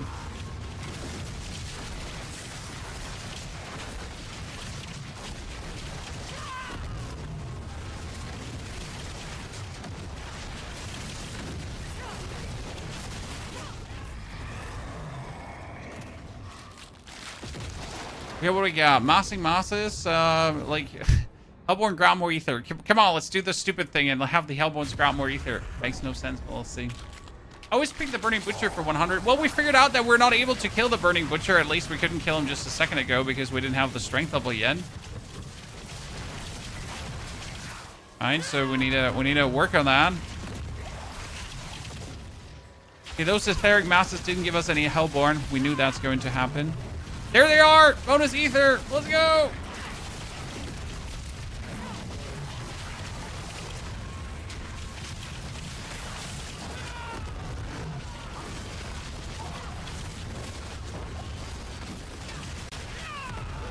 More Hellborn! It's working, chat! The secret strategy!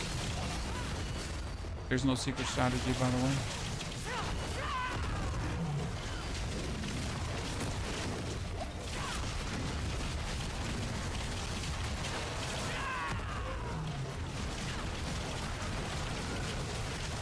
Okay, so in the last 2 waves, I somehow need to pick up over 300 ether. That should be easy. Right? Surely. Oh, Hellborn ground even more ether. Yeah, what could possibly go wrong? Spiritborn is still broken, dude. No, Spiritborn is the furthest from broken. I mean, obviously what we're doing here works, but that's because Spiritborn just has, like, easy survival. Damage-wise, though, Spiritborn needs, like, so much to get there. Like, Spiritborn is at the point where it's like... It has always good potential, but the road to that potential is the most annoying one from all the classes. I mean, Sork, you pretty much get to Torment 1, pick up Oaken's Catalyst, and you go bop bop bop bop bop bop bop bop bop, right?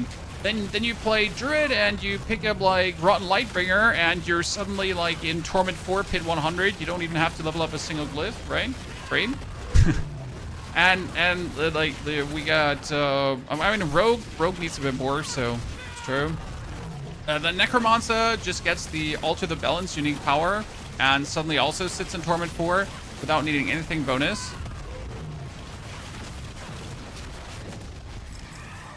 That's like, yeah, cool. Okay, chat, here, Puffing Masses. This is what we're hoping for. Now we just gotta have to somehow get like 1 billion Ether Masses, and we have to get like 1 billion Spiritborn out of these Ether Masses, and then we're going to have like everything we ever wanted. Hopefully. Oh wow, that's a lot of Spiritborn. Working out quite well. More, please. See, everything just for that one boon, Chan. Everything.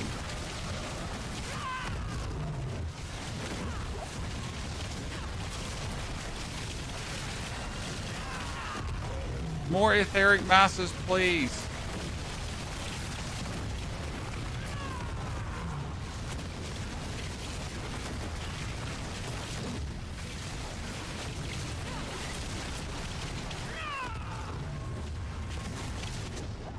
A surprising high amount of ether for that wave. Okay, so what do we do now, ladies and gentlemen? Do we gamble everything on a chaotic offering, or do we hope that the wave is going to give us 200 ether like that?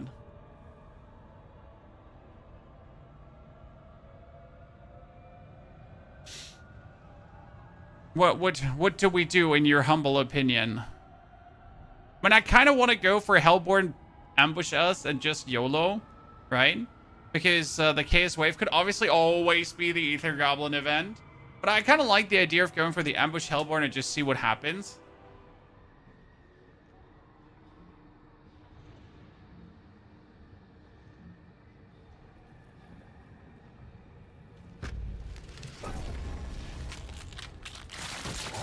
Because you asking questions too? Oh, I'm talking to myself, sir. I'm like, you know. Not like your opinion actually matters.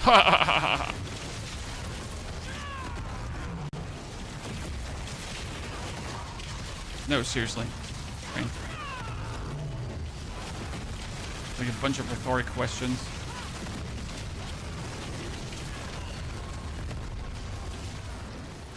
Oh, come on. No more ether spires. We have no time for spires. We need fancy pansy masses to come out of this. Then some more masses, and then even more masses. Not just some random only ether fiend events. That etheric mass had probably the most random placement in the world. It was just there in the middle. Didn't even have like a real die etheric mass. Give me all the ether.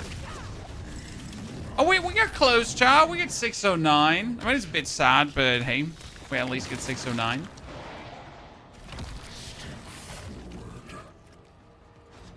Oh, insane. The goblins are obviously the best thing you can get single-handedly if you then get them. Which is the whole weird thing. Like, if you don't get the goblins, then good riddance. Oops. That finger.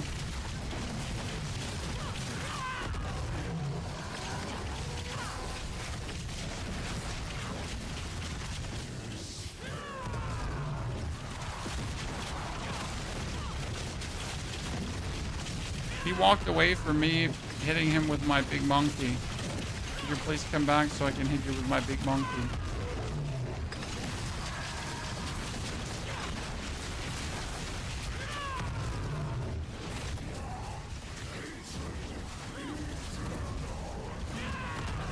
Okay, all of this for nothing. This is like the sad part about doing the Infernal Hordes, right? You're like, all of this for nothing.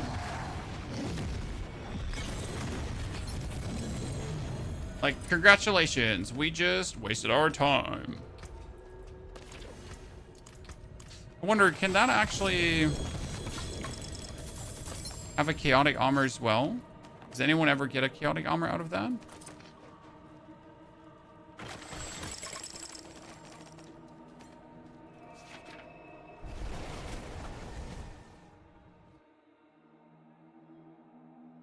Moins and Fekab, thank you for the 71 centuries of support. Dankeschön, that's very kind. Memnon also. Happy enjoying the guides on the YouTube. Okay, we get gloves with maximum life. Wonder if it's time to like randomly put my random weird Fist of Fate away that I just have for actually no direct reason, but just having it. Kinda, you know?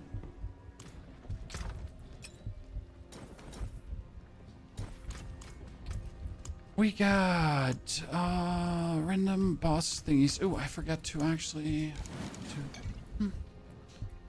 We kill that. We could kill that. Oh, we could kill one. I'm looking for a Kapaleka. Which one? Who dropped Kapaleka again? Rod of Kapaleka is Duriel only? And Harbinger of Hatred. I do not have the Duriel mats, nor do I have Harbinger of Hatred. That's not true. Where could you...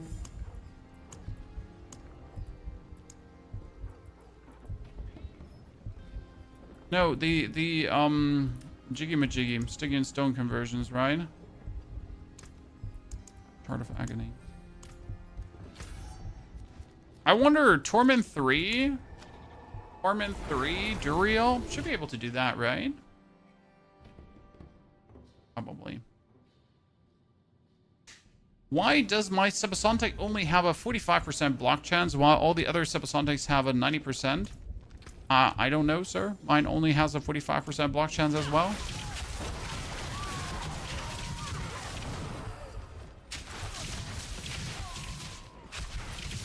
Might be just showing wrong in all the build thingies.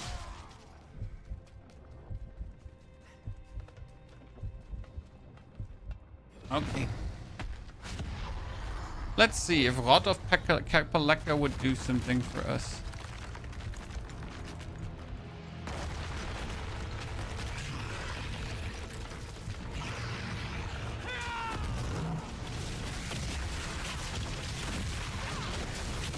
Oh, this is going to take forever.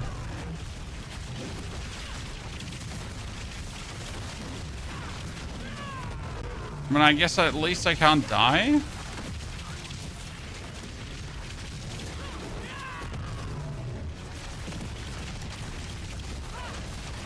And I'm unstoppable, so you can't like randomly eat me.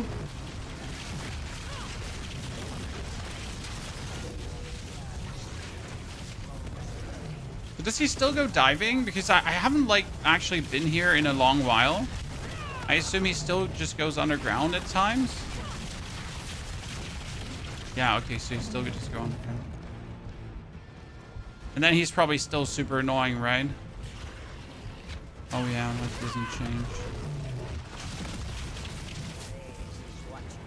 And you still gotta like chase him around then.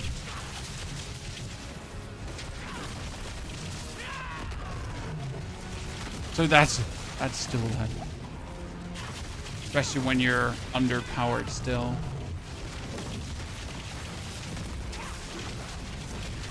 Oh, this is going to take forever, ladies and gentlemen. Forever. The name of the game. Ha, we got it.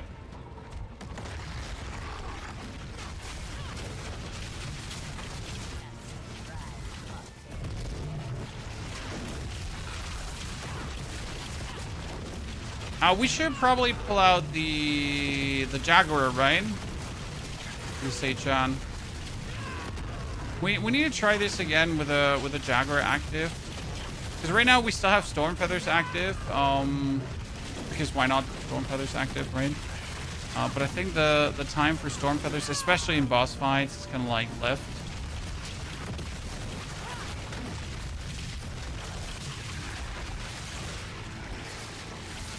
We're still kind of mounting him. I mean, for having nothing, like, I play a random Sunbird's Gorges, was actually not really doing much, and Mother's Embrace and Fist of Fate, like, right, with the random shit that we have thrown together, it's good enough. Oh, and we didn't get anything we wanted. Bunch of sadness.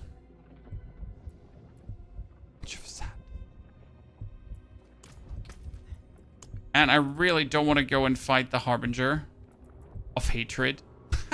No. That's not happening. Let's do an interesting one where we swap over this to that. And we're going to teleport to... Because I want to see... Your build guides are vastly better than the rest out there. Keep it up. Well, I like to explain things. Simple. Teaching. While thinking that you're all idiots. That sounds cruel, chat, but that makes me explain more, not less. I guess it also helps that you don't sound dead inside while making guides. I've been actually out and watching some guides this morning on many things. I just like to every now and then like check my fellow creators. And the amount of creators that actually sound dead inside while making build guides is crazy. I know not everyone has an outgoing personality, right? And that's fine. Like, no one should be forced to have an outgoing personality. But you know, at least try to sound like 5% excited about what you're doing.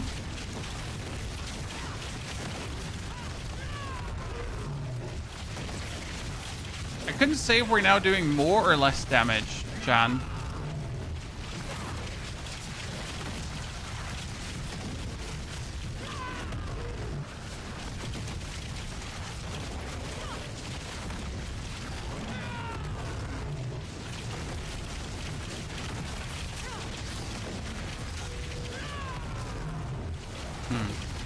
Is it like only the minions do the killing Necromancer?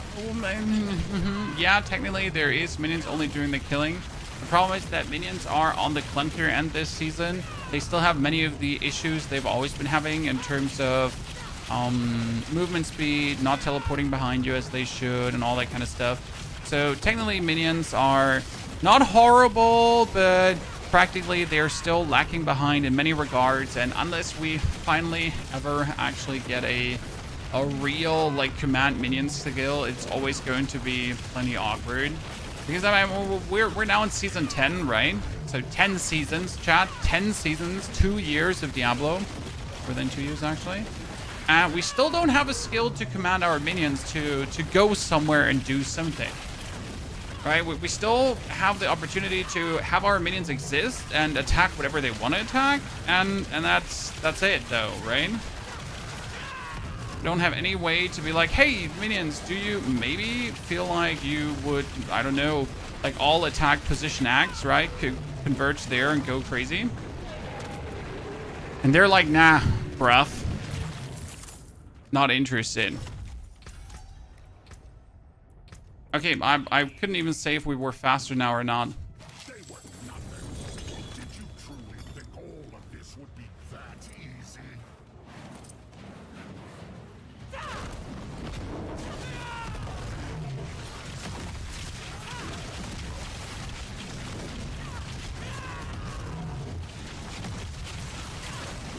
There is no escape.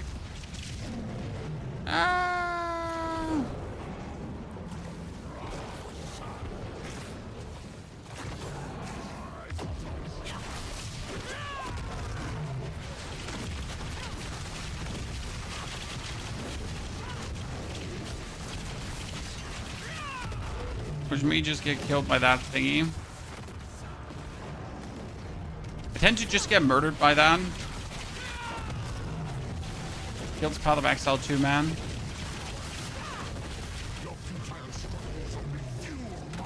I'm randomly murdered by a boss mechanic.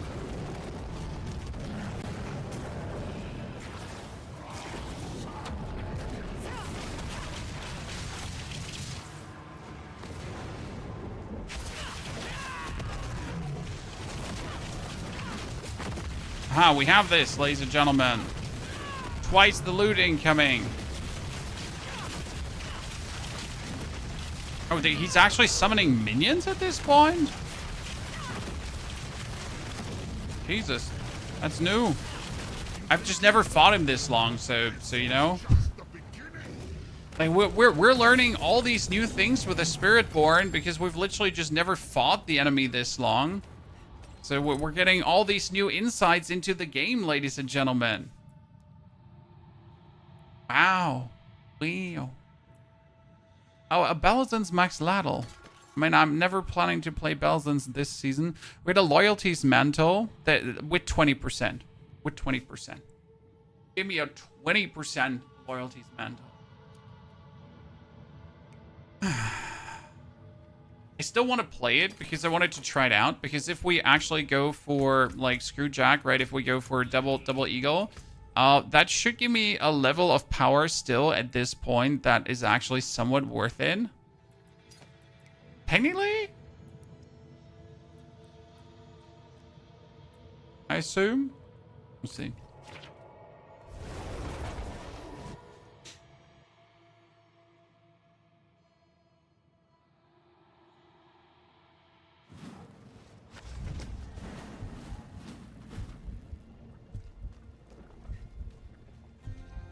Okay, so get all out. Have the random loyalties mantle with 20%, which feels like I just got scammed, right, Chad? I mean, seriously, 20% loyalties mantle. Why don't you just, I don't know, end me here right now? I guess a Harmony of Abawaka would be good too. Wouldn't hurt.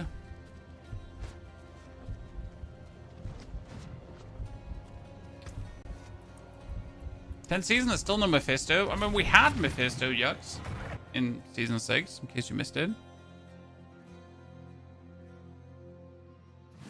No.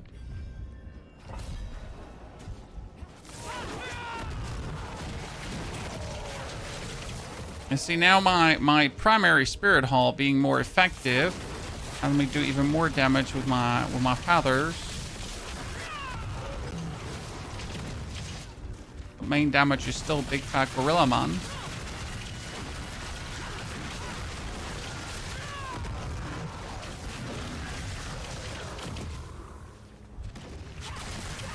You say the level of complexity grows as you invest more into Diablo 4 endgame, or do things taper off? Depends. When Diablo has a simple design that doesn't make it easy to make very efficient endgame builds, right?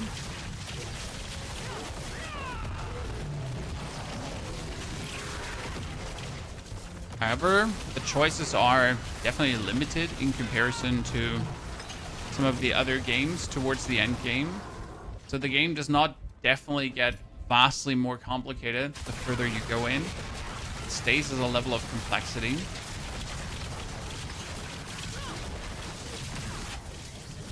Now, Chaos Armor have added a new level of complexity though.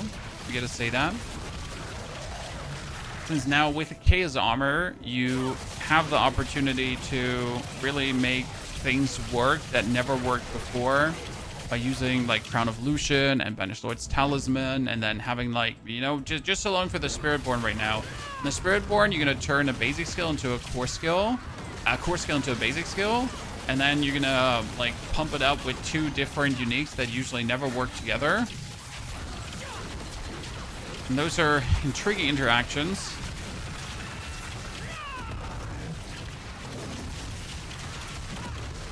Same goes with the spirit interactions for the Druid, where you simply don't know that they actually work. Right?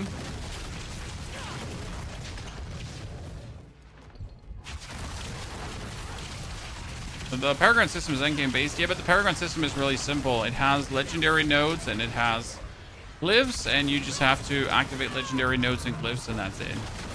It's not that deep. And since we have a very limited amount of boards, there's not even that much choice, right? I mean, most builds end up with the exact same amount of, like, same boards, same pathing, and same everything. That they definitely got to work on variety-wise. Okay, we're doing this faster than ever before, so that loyalties is working, Chad. It's good.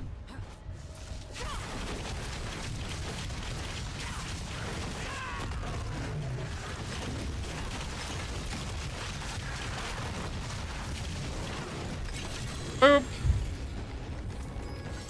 It was good damage. I like to see it. Okay, Kenny. Do 14. Remake 7 board builds. Well, more boards wasn't the answer. I feel like we just need way more choice, Sopa. Like, right now, how many boards do you have, right? We have 5 boards we can choose from. And then the amount of bonus boards, though, there's like a total of... Like, every class has like... I think it's 10 boards or so. If we had like 15 or 20 boards to choose from, there would at least be a kind of meaningful choice. Because that's what's really missing right now. What do I have for a choice, right? Like, if I want to go for shadow damage, I literally have 1 single board plus auxiliary boards. But I can't actually make, like... I don't have, like, 4 shadow damage boards I can use together, right? Or, I want to go for Eagle, but I'm going to use 3 boards that are generic cookie cutter boards, and then maybe 1 Eagle-related board. So... I feel in general that the lack of boards is just what's concerning me. Since I can't make hyper-specialized builds, right? I want to make hyper-specialized builds. I want to make a full poison build, for example, on Druid. And then I have, like, 2 poison boards. And I can take 5 boards in total. But the other boards are, like, absolutely cookie-cutter builds. Cookie-cutter bonuses that don't even have anything to do with my poison and just make things somewhat stronger. And that's what I feel like is missing. I'd like to see more depth in that regard. Right, I want to do a minion build, and how many minion boards do we have for skeletons? 1. For 1 skeleton board, we have 1 golem board, and that's it, right? And then you have to take random shit. What kind of jewels should you get for the poison grenade build? Magnitude. Projectile damage and magnitude should work. Magnitude of ailment. Otherwise, just simply projectile damage works.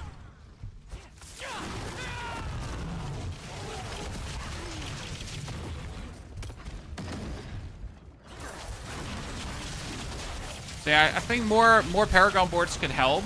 But I think the reason why we're not having more Paragon boards is simply a lack of creativity on the developer side. Like, they cannot fathom hyper-specialized builds, and that's just it. I'm not trying to be rude to the developer or anything here, right? It's just that's how I feel.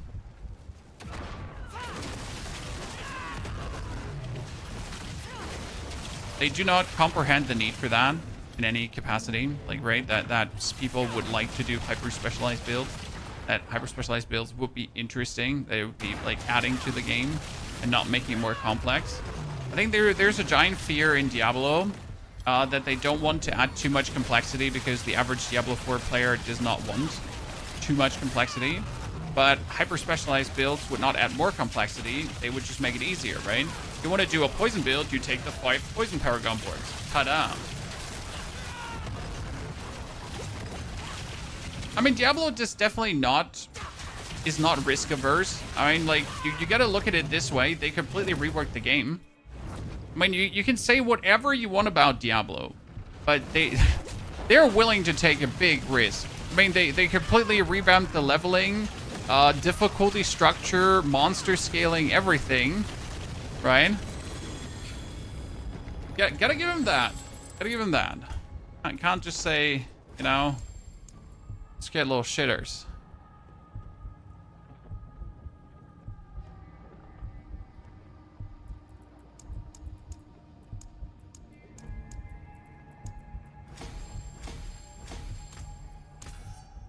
We're gonna put Kenny now. Can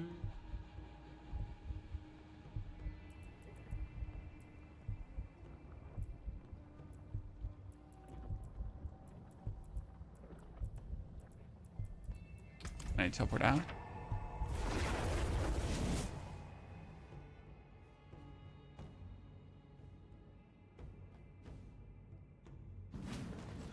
What I personally would like to see on top of Paragon boards is something in the skill section, right?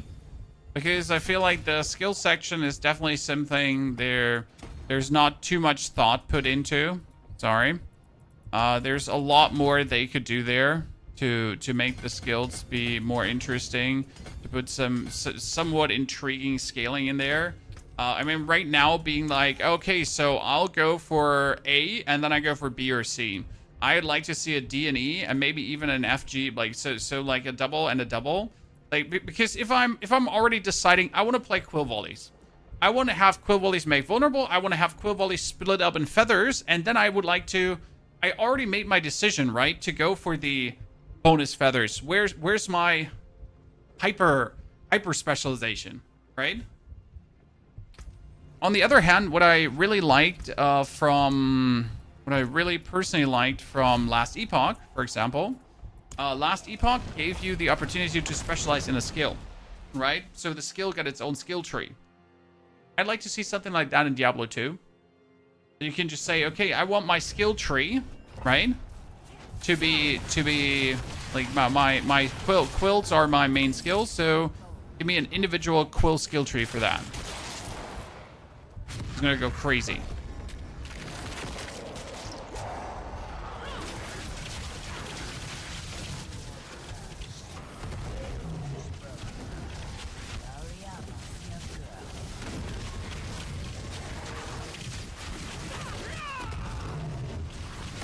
Smash him, Mr. Golem.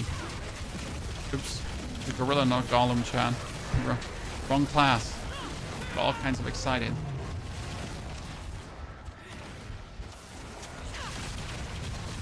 Mr. Amazed, if you don't have the DLC, you have 2 skill points less. Yes. If you do not have the DLC and follow build guides, you will always end up with less skill points, less Paragon points. Now you're gonna say 2 skill points probably don't matter that much, and no, they do matter. They're often those 2 tipping skill points where you could do something cool with.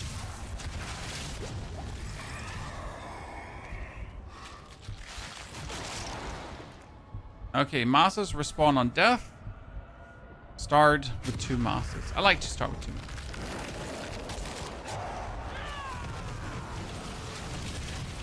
But like the option for Diablo to import-export builds, we actually talked about that with Diablo when they made the Armory. The thing is, they pretty much made the Armory, and in case you missed it, the Armory is still a beta feature, a very beta feature. But since no one is complaining, they're not putting any more efforts in it, as it seems. Yeah, that sounds sad, but that's what it looks like. On the one hand, it would probably be helpful to be able to import builds. The problem is that people are stupid. Okay, so I don't mean to insult anyone, right?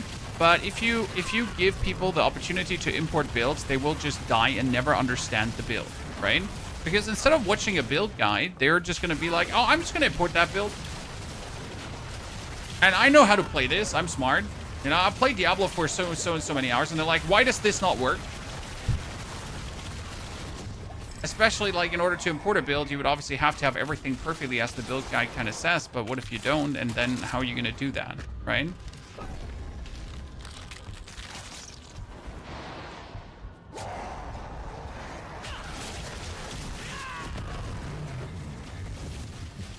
Okay, so with the loyalties mantle, my damage has just definitely gone up because finally my feathers are doing more. And I obviously would like to go away from the feathers at some point, but I can't afford going away from the feathers currently, right? But this definitely helps to even things out. So number one thing you really need to get is the loyalties mantle, I guess.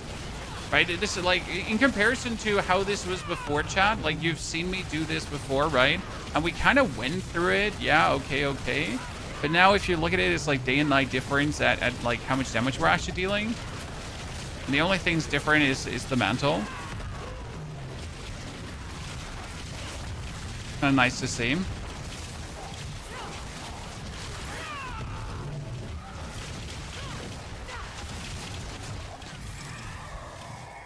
So that was like here, loyalties mantle. What does it do? What does loyalties mantle do? For the people that don't know, get wrecked, I'm not going to tell you. It makes your spirit hull more potent, so my feathers are feathering harder now. Right? And since every attack shoots out feathers, and more feathers, and more feathers, that kind of like works hand in hand nice together. Skill tree Mythic Stormcrow is not good. Think it's possible for you to check that out. I don't know what you mean with not good. Like, you please use more sentence. I mean, I put the skill tree up this morning in the Mythic Stormcrow version, and everything seemed very fine, my friend. I'm not sure where it's not good. But again, use more sentence.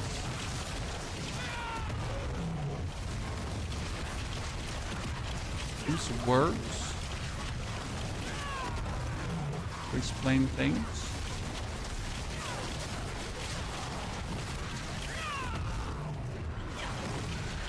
Surprisingly, unsurprisingly, I cannot read the rest of the sentence from your mind.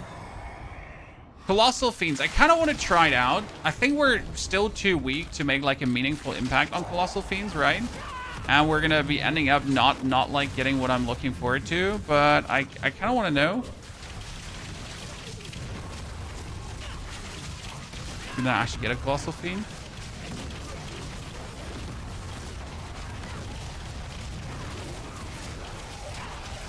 Okay, so we didn't get a single Colossal Fiend so far. That's good to know.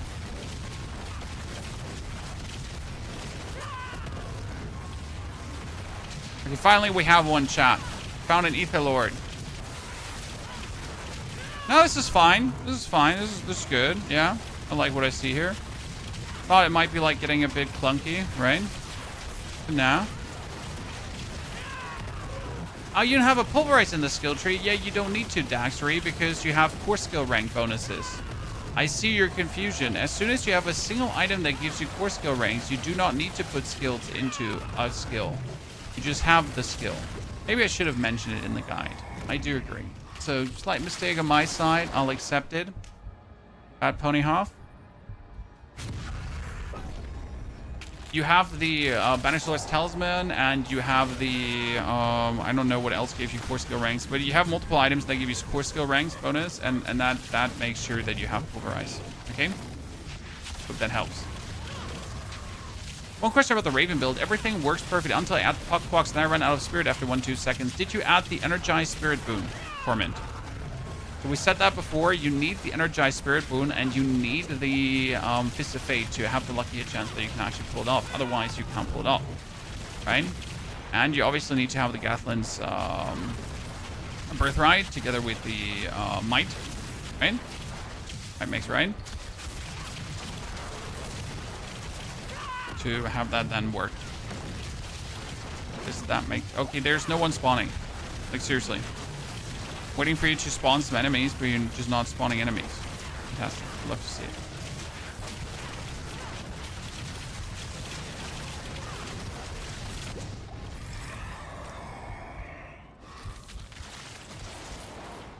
Okay, Fiendish Legion. Oh yeah, the Fiendish Legion is really cool because now normal fiends can be Ether Fiends, and Ether Fiends are Ether Lords.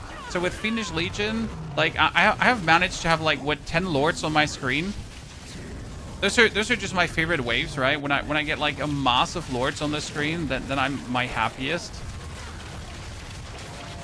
So I think that's just the coolest thing when it really happens.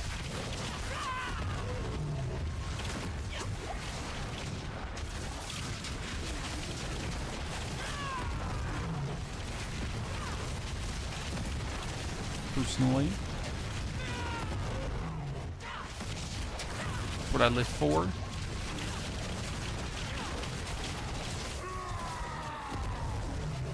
If you can't handle Puck yet, I recommend to then just simply not play Puck Quacks for the time being.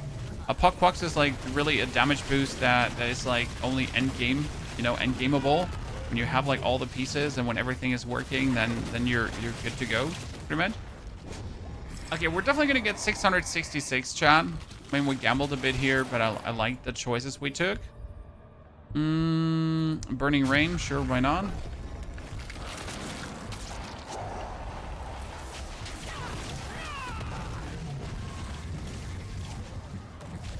Oh, everything just died? Okay. Where did these two Ether Lords come from? Who? I mean, seriously, who got you out of your box? There's another Ether Lord. See, this is what I thrive for. This is just my favorite, absolute favorite scenario. That's what I think, like,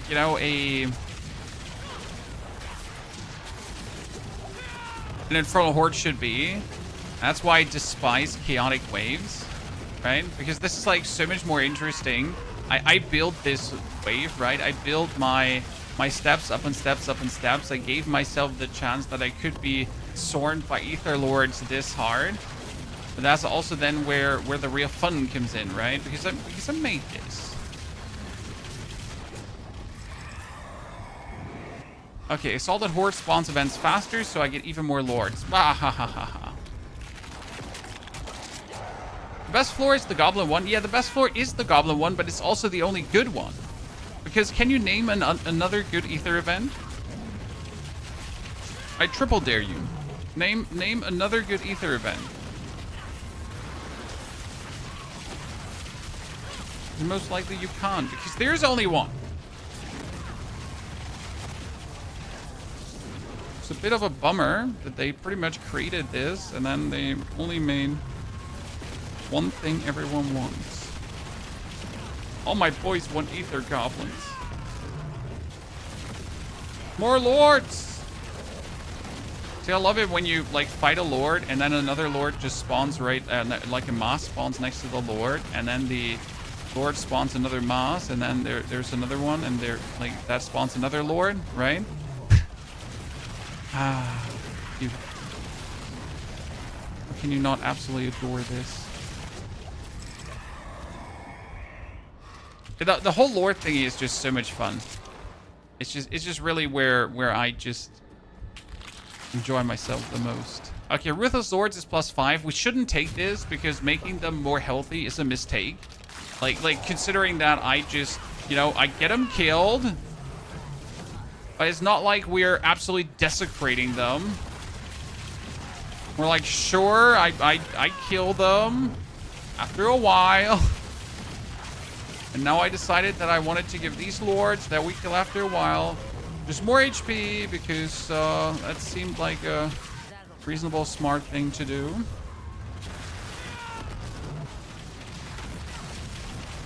Oh, there's another moss, yeah. That moss have not have another lord in it. There's a lord coming from below, thank you very much.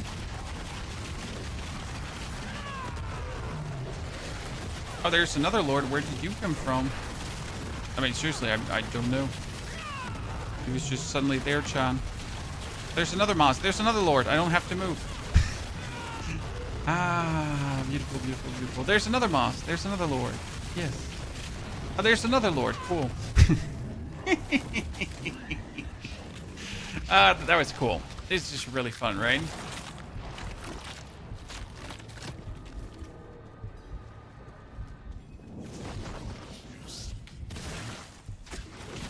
Okay, Mr. Bartek. And we're also dealing more damage to him. I mean, remember our first fight against Bartek where we're just like barely scratching him, and I had to wait until we made our way all the way to the end phases. And this is pretty much with a like a shitty loyalties mantle, right? I don't even have a good loyalties mantle. Cool. So the trick was getting this item, and it took me so long to get this item. At least the trick for the time being. Ah, great. I get a Chaos Armor so I can replace that helmet that I just got that made me stronger. Fantastic. We'd love to see it. But I get Belazon's Max Ladle as a helmet. I hate it here. I hate it here. That's an attack speed ring, though. That's actually really, really good. An attack speed, maximum life, and resistance ring. I mean, it kind of got like everything you want from it. Okay, mythical items easy. Did you watch the video from yesterday, Richie? I mean, best case is you finish the seasonal reputation, you kill Uber Lilith in Torment 1, you finish the seasonal journey, that's 3 sparks, 1 mythic item. Then you start launching for mythic rifts and or make another character and or farm so much Infernal Warp that you can just get another spark. Boom, 2 mythic items. Surprisingly that simple.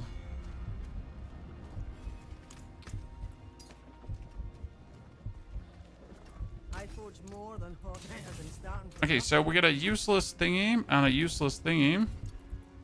A bunch of useless thingies. I could get glows with core skill ranks. That would be somewhat useful.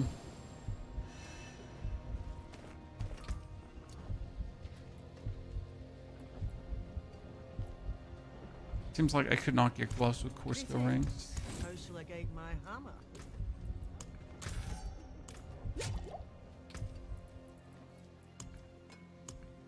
Okay, we get this fancy pantsy ring. We need to temper it now. The tempering needs to be the protector ultimate here. Trouble 20%. Oh, ladies and gentlemen. The chosen one. Whatever I get. Critical strike or overpower. One of the two. Not vulnerable. Not vulnerable. Thank you. That's too low. That's fine.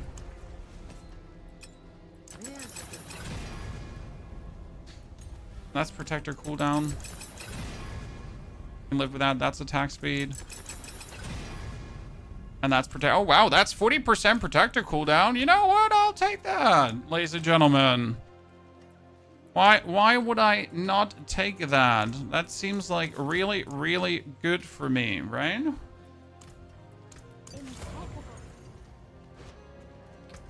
Well, ladies and gentlemen.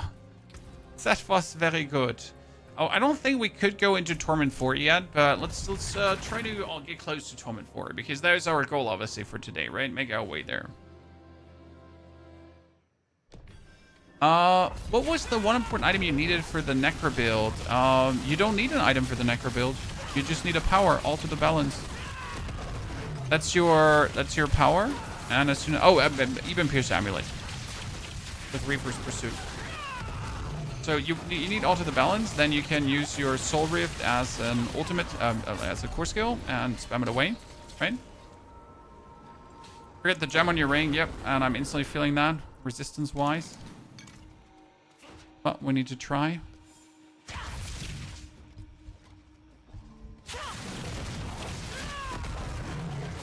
So then you can use your ultimate as your core skill. And as soon as you can use your ultimate as your core skill, you're obviously really, really, really good.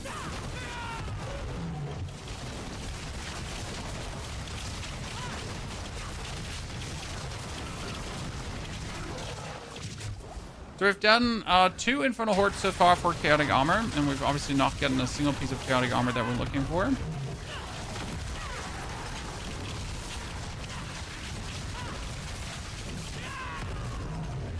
We're a little bit progression stuck. But if I could at least get to Torment 4 without Chaotic Armor, that would be... it'd be the biggest relief. Because then you could do the most farm, but I don't see how I could move the build into Torment 4 without Chaotic Armor, right? I mean, sure, with Paragon points, that would help.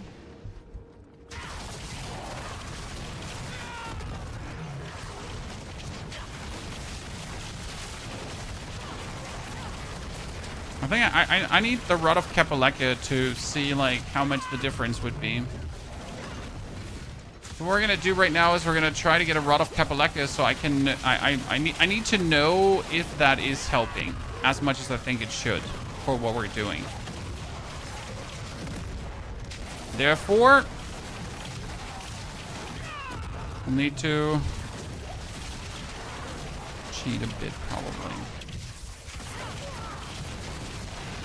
But Shroud's so good for Druid. Shroud is good for everyone because Shroud boosts your passive skills. And your passive skills is where most of your damage comes from. For Druid specifically, there is a lot of passives that you don't take, for example, that would be good if you just had one single point in them. But you don't have the points to put like 1 point in all the passives, right? Druid has a lot of like lucky hit chances to do this, lucky hit chance to do that, and so on. And with the Shroud of the False Death, you're able to get like all these tiny passives together. And that's actually really, really good for Druid. Like, Necro, for example, has also a bunch of passives, but way less than Druid has overall because Necro is just a really sad class. And even if you get the +1 to all the passives, you, for example, get a lot of minion passive, which are virtually useless for you and do not a single thing.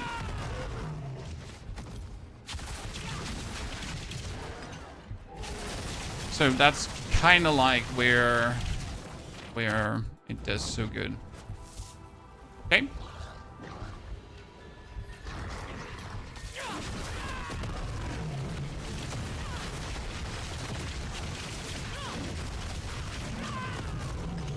As long as I have the gorilla going on, I'm pretty much not able to die. Kind of funny.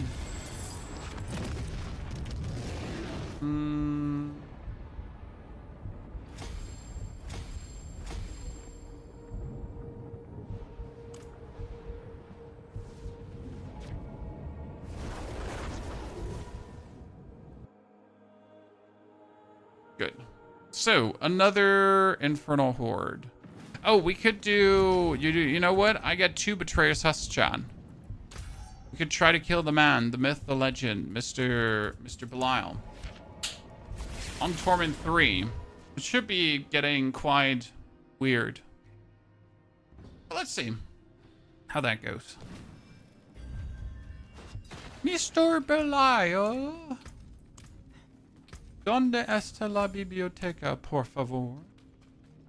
You think in German or English? I don't think. I just do. Louis. No, I mean seriously. No thinking, just doing. There's no like conscious process of Germaning or Englishing.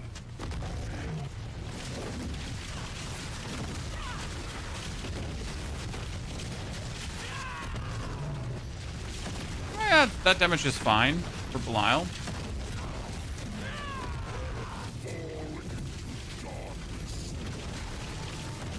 I wonder if inside the protector I could just stand AFK and tank his balls.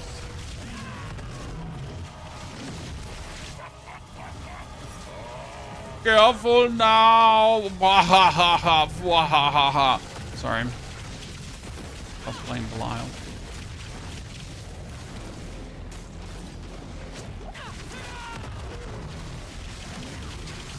I mean, this is going surprisingly smooth. I mean, sure, we're not like blasting him, right? But we're hurting him good enough.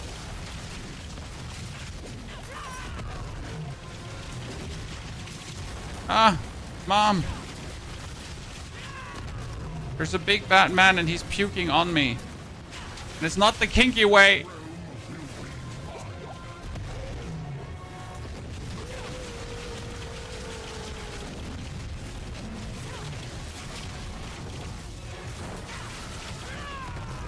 Okay, I win.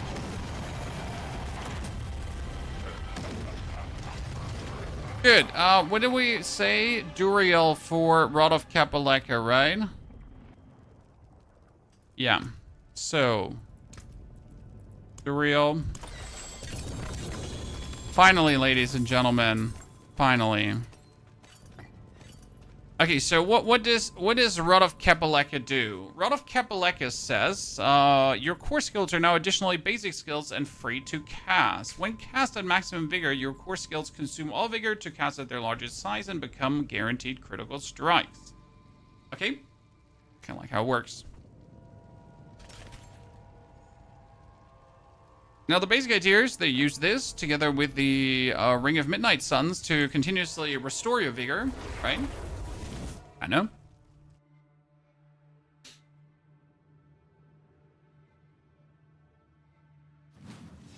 What is the... When core skills hit twice, right? I forge more than horseshoes That's the of nails, working. but you need years of good ones. No maximum resource. No maximum resource. No vigorous. Transfer core skills to hit fine. The rest doesn't matter. Just want to hit it once. Wow. Okay, so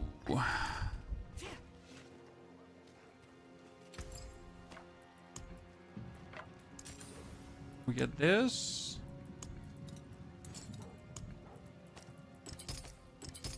Stars guide you. I could do Neo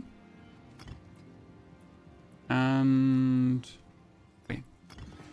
It would give me more barium on top of the barium, so it would make me more tanky. Better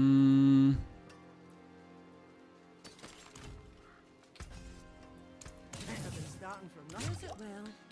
I need to replace my amulet through something that's not that amulet. Hello, shining beauty. Main reason is that we need unyielding hits now somewhere. Right? We can also temper here again, protector cooldown, right? So that's pretty good when you think about it. Protector cooldown 90% as well. Let's fucking go. Wait. I mean, you could do a utility temper on it. You could do a defensive temper. Doesn't matter. Let's do a standard temper on it.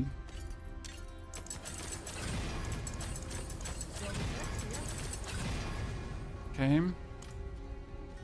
See some steel you need. What's left, you ask? Good. So now get the unyielding together with the thingies, together with the rod of Kapalaka. So the basic idea was if I have all of this right now, I should be able to get into Torment 4. Surely, Chad. Right?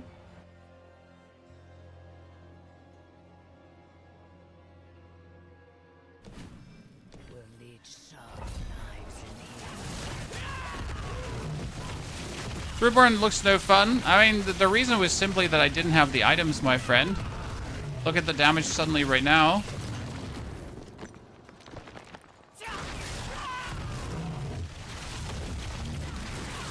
The Rod of Kapalaka makes all the difference. See?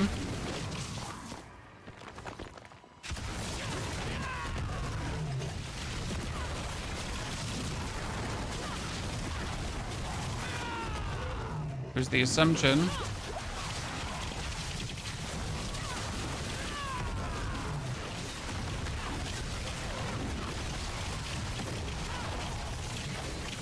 So it didn't actually need Chaos Armor, need Loyalties, Menti, and Kapalaka, then you can just jump into Torment 4.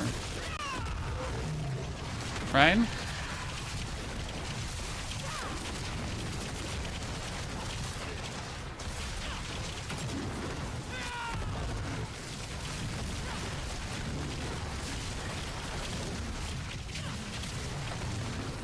So like this is like 4 times the damage as before. And it's all down to like actually getting 3 items. So interesting. It's good that we could figure this out though, because this is like what I was missing. This is the key piece I was missing about understanding Spiritborn this season. Like what do I minimally need to feel good? Right? What do I minimally need to feel good? And this is what you minimally need. Because if you can get into Torment 4, right? You can move into Torment 4. Then you feel like you can finally farm. Because why would I waste my boss materials on something non-Torment 4 technically, right? And also if you make your way to Torment 4, you can make your glyphs 46 easier. So that's also something, right?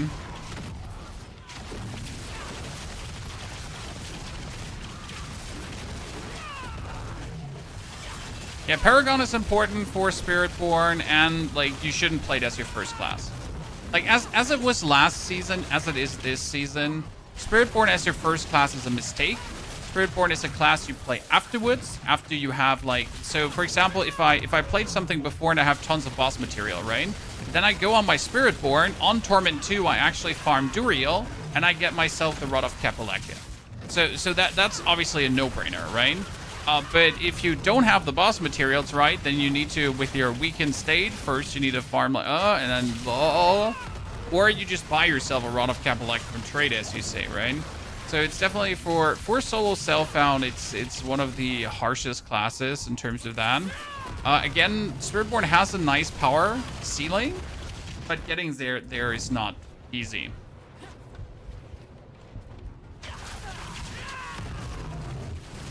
I mean, look at what we're doing here now. This is like actually feeling good.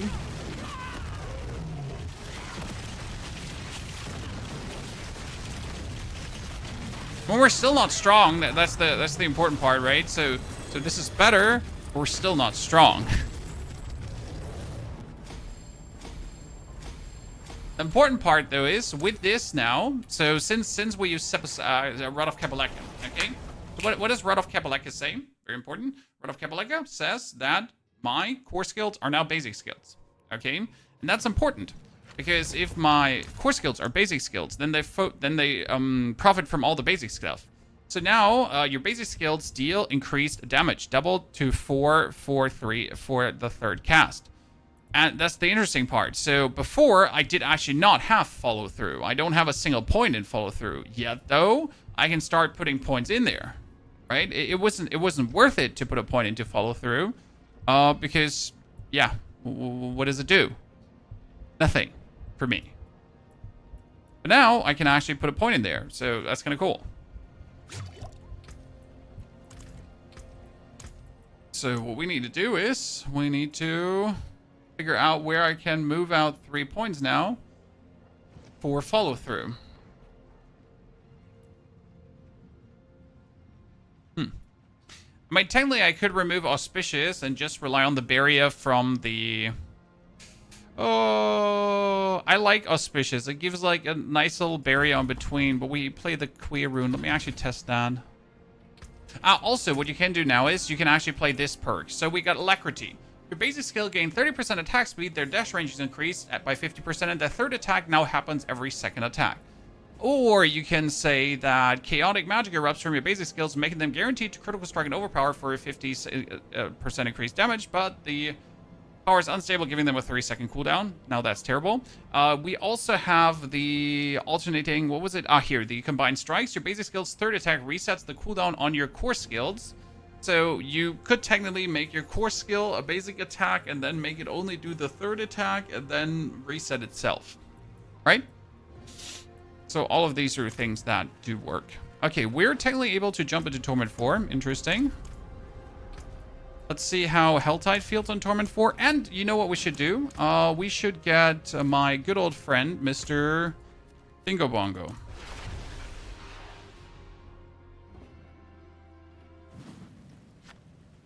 So what are we missing? We are missing... Don't think so. I don't think so. We're here, instead of a reinforcement, Anything new? that's our good old friend. You're stronger together. Now we could restock the supply. Masterwork cache.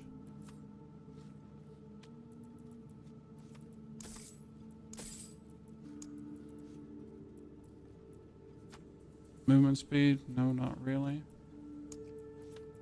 Add that, carry the one.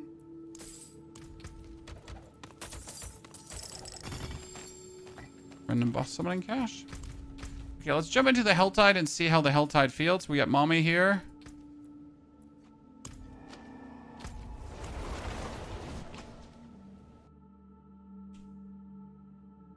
I'm following your Soul Rift guide for the Necro. I'm still 100, but I have Chaos Mother's Embrace and an Unmaker. No, Unmaker is useless. I mean, you can play it if you have no other piece. Antisocial. And Mother's Embrace is not needed. So, not wrong, but you also don't need these things.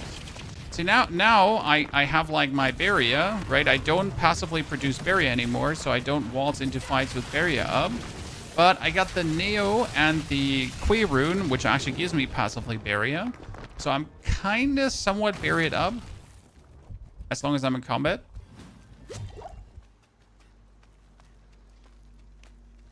Wait, I need to go back, chat. This could be a mythical. Oh, it's a magic rift. Okay, ignore it. Ignore it.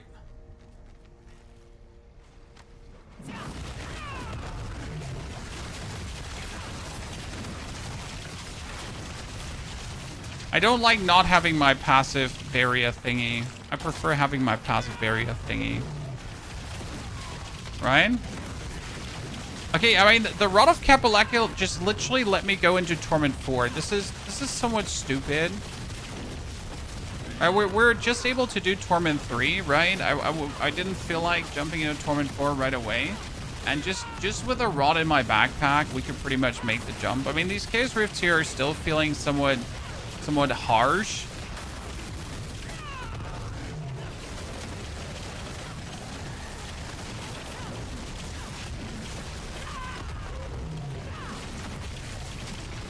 Wonder if I could just play Puck Quocks right now.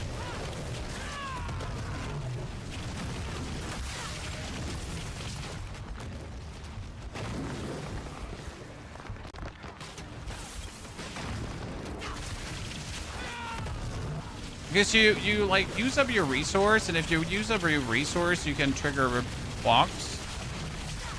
And Quocks is 100% more damage. I wonder if that would work.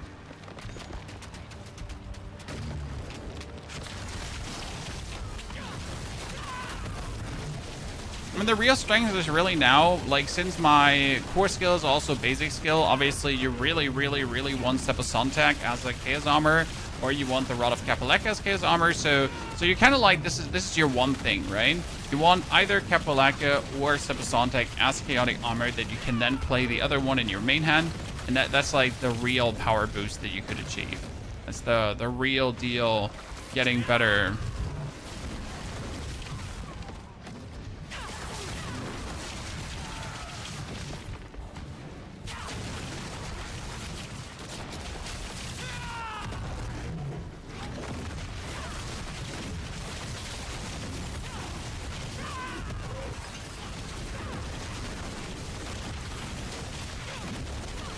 Do not run tier 4 hordes. Oh, no. Tier 4 hordes now, as I just jumped into, that wouldn't work. This would be terrible.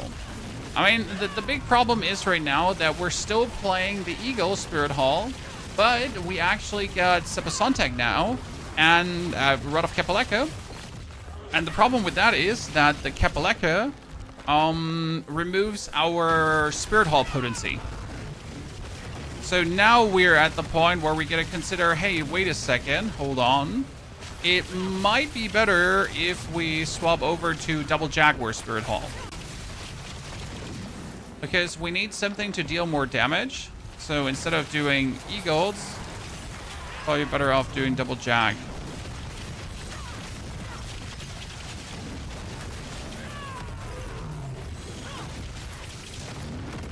And that's something to try out now. Because you still have the Loyalties Mantle, right? And this would make the Loyalties Mantle stronger. Oh god, sir! I'm not full HP. You can't just shoot at me like that. Vastly uncool, brother. Like, seriously, I'm just in the process of getting buried up, and you just shoot at me. Randomly, out of nowhere. What the fuck?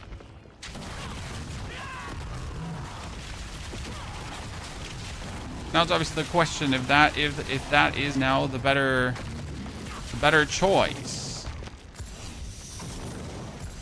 I'm posting this build when I get to the point where I'm happy with what we have. Because currently I am very happy that we swapped away from Evade. So Evade was okay until the point where I just got sick of it.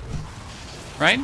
And now we're like experimenting with how long does it take for Spiritborn to become strong. Because this is obviously the grand omission that's missing from any guide. You see like these cool people with their 4 chaotic uniques and they're like, look at this, my Spiritborn is so fucking OP, and then they forget to tell you that getting to that point was an absolute pain in the ass. Right? Like, look at this, it's OP! Let's ignore the pain in the ass beforehand.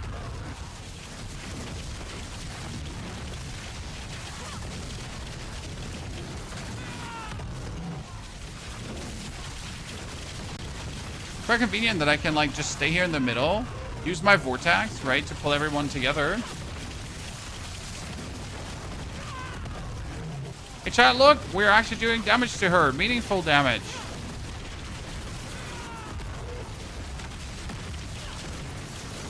And now because of the Jaguar Spirit Hall, or is that because of I don't know, right? I mean, this was good damage.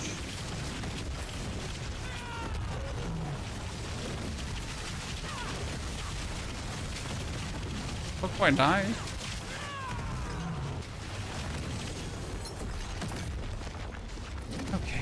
20 exquisite blood.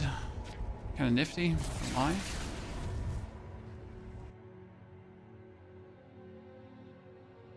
You're doing crushing hands, Corpse. You could do crushing hands instead of feathers. I just like the feathers. You know, I usually always go crushing hands, so this time I wanted to go feathers to just... Oh, greater, chat. Greater of chaos. Chaos can always have a chaos unique in it. Yes, let's go. Whoop, whoop, whoop, whoop, whoop, whoop, whoop. Come on, this is Simple Sontag. Oh, another one. Back to back, ladies and gentlemen.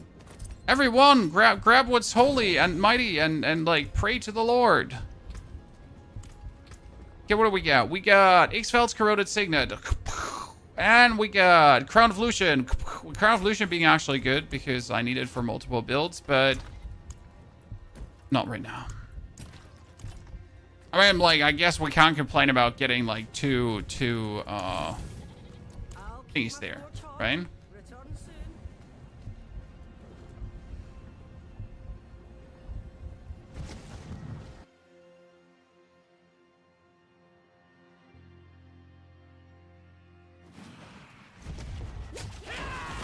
Use Pock Toll and Moni Quox. Moni Quox only works if you have a mobility skill. This here, Volley does not count as a mobility skill. I wouldn't know, like, I think I would like to use a Who probably. Or Pock, because we're just consistently using up your resource globe, right? So Pock Quox should actually work, I hope.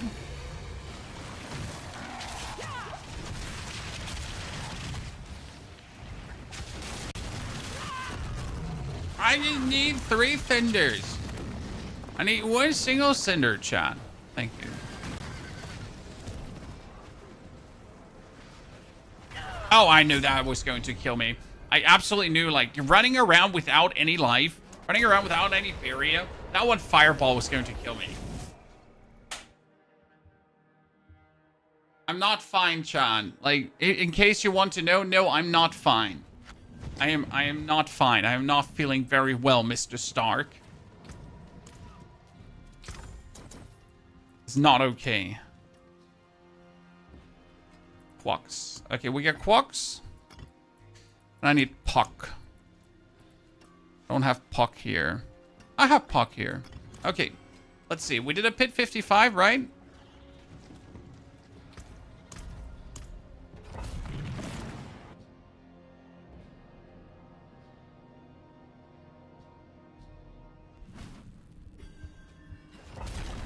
We're gonna do this with the...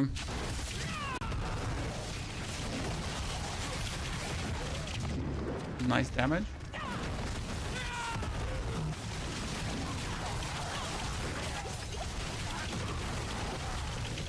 I mean, this feels good now. So Puck triggers a lot and allows us for a big damage boost, right? The Puck Quox, nice combo as soon as you have Ring of Midnight Suns and Kapaleka. Like this is the levels of damage that I was talking about. Now I'm suddenly feeling very comfortable in Torment 4, right? And I guess with that rune combo, I should be able to do an Infernal Horde. We obviously have to try out.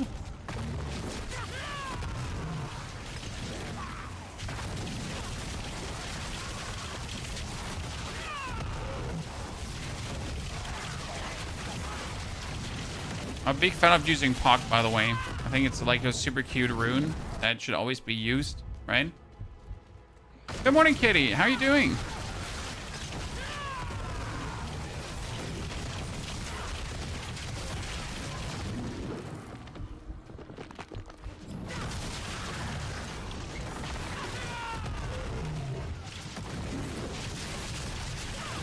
By the way, chat, we get the cutest gift for our 5-year-old ever.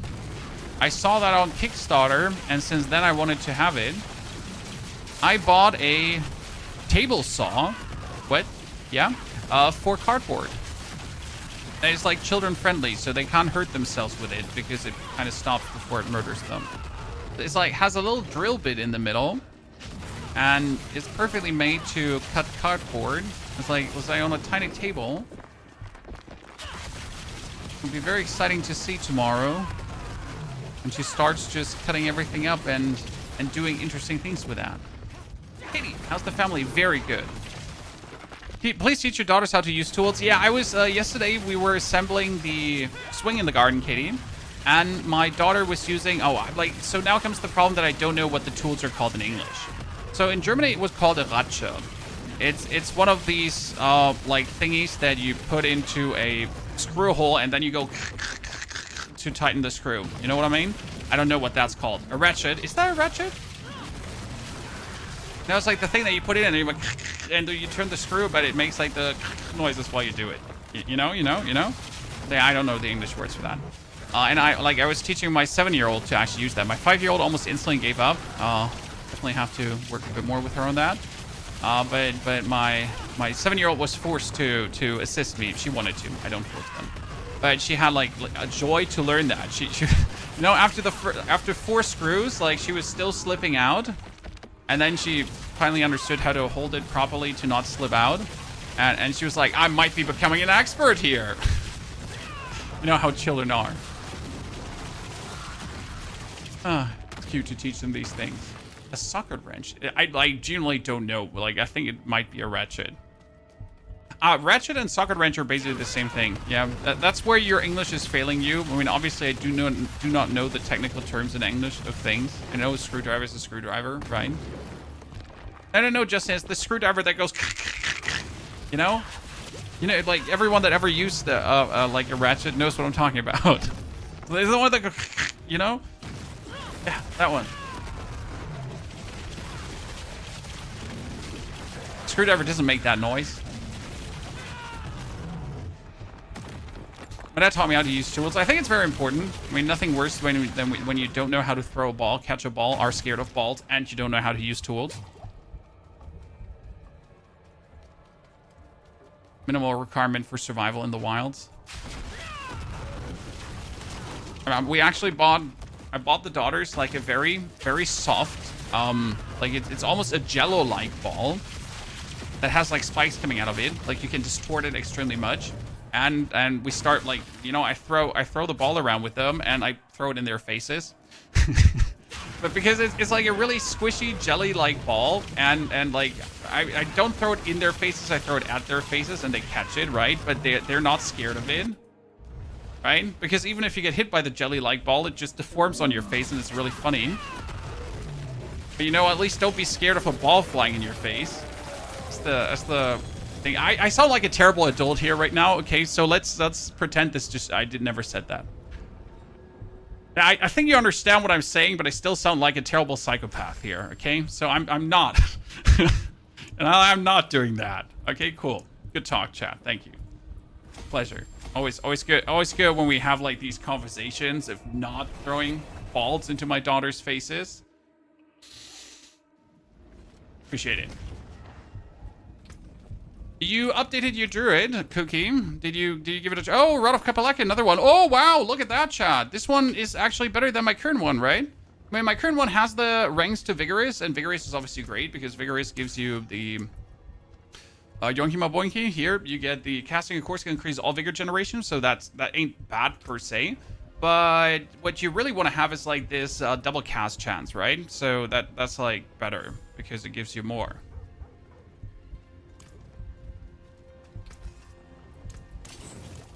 Okay, GG chat. That was amazing. So I would say let's try out a 8-wave Infernal Horde on Torment 4 if we could do it, right? But before we're gonna try to catch a chaotic there. I can now clear pit 100. Let's go, Cookie. That's what I love to hear. I know how to use a table saw, the dangerous run. I still need a table saw. I still need one. I don't know. For some reason, I want to own a table saw, but I'm a homeowner, so I don't know. I just want to own a table saw for no reason, but I want to own one. Okay, ladies and gentlemen, a chaotic unique. Everyone, it could be Seba Sontag. It could be the Rod of Kapaleka. It could also be the Pangorgeous Gauntlet. Ah!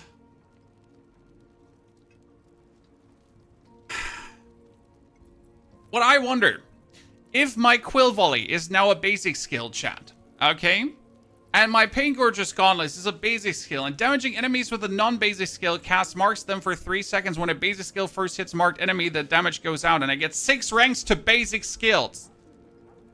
I mean, like seriously, like, you know, what, should we? When I could just pull out some random Pain Gorgers anyways at this point, probably. That's a good question. Where are my Pain Gs? Because I get a real good set of Pain Gorgeous Gauntlets, but where were they stuck? They're stuck on my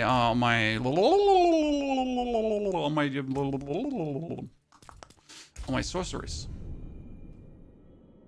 I don't want to give up my pants because they give me a lot of resistance.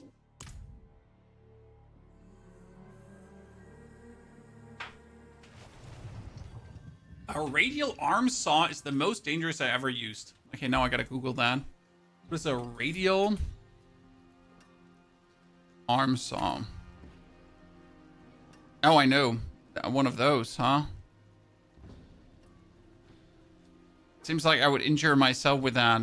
Certainly. I could manage to injure myself with this. Probably. Yeah. Sure. This looks like, you know, what could possibly go wrong? A lot could possibly go wrong. It made them safer over decades. Yeah, I really don't want to know how some of the first versions of these tools look like, Justin. I mean, with all the bonus protections that we added nowadays and the automatic stops and all that kind of stuff. And back in the days, it was just like, here you go. Work safety who? So Pain Gorgeous Gauntlets technically should add 8 ranks to my Quill Volley, right? And give me more damage. Oh, by the way, I am an idiot, right? Yeah. Okay, I just closed my Infernal Horde. So I'll have to scrim some compasses from this man here.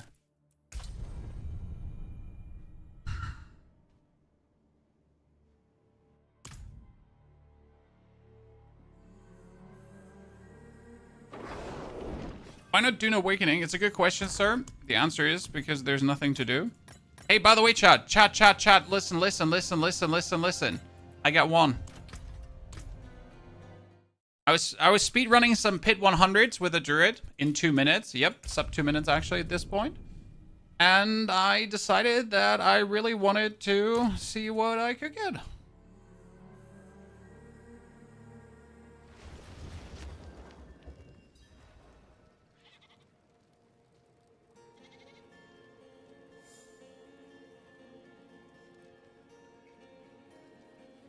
Okay, where are my compasses? Compasses. I expect tons of damage now with those Pain Gorger gauntlets. I mean, they kind of make sense to use, right?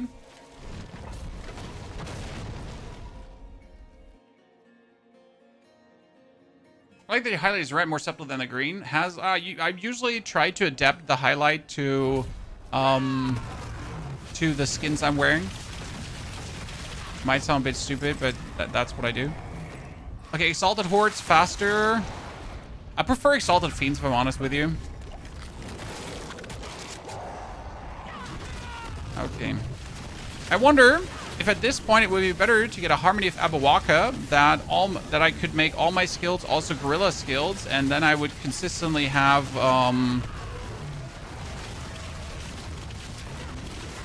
my Unyielding hits up. But on the other hand, I like pretty much have my Gorilla up all the time.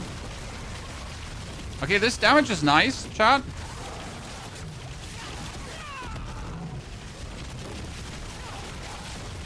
I mean, if you compare this to, like, we're doing Torment 3, right? And we're, like, barely getting along here.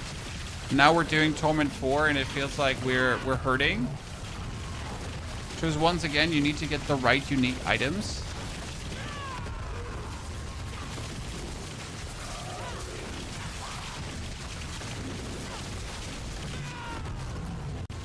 Even though those Pain Gorgers are a bit random.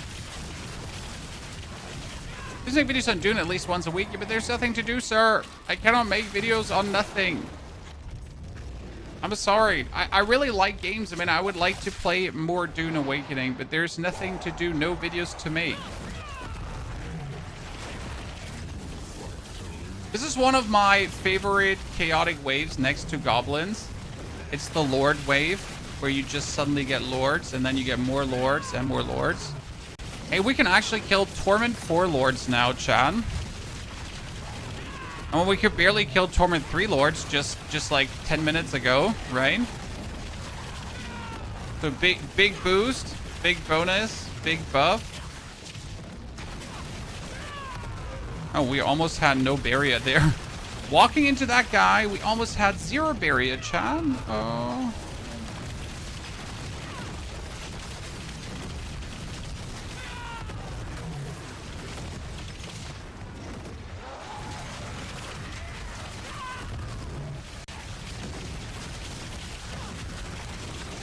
This looks good. This looks good now after you like finally get to the point where this works. Okay, did I just get like so few ether from these lords? Hey chat, am I missing something, or did this lords just not drop anything? Did I miss something here? Because I was expecting a bit more ether to drop from them, right?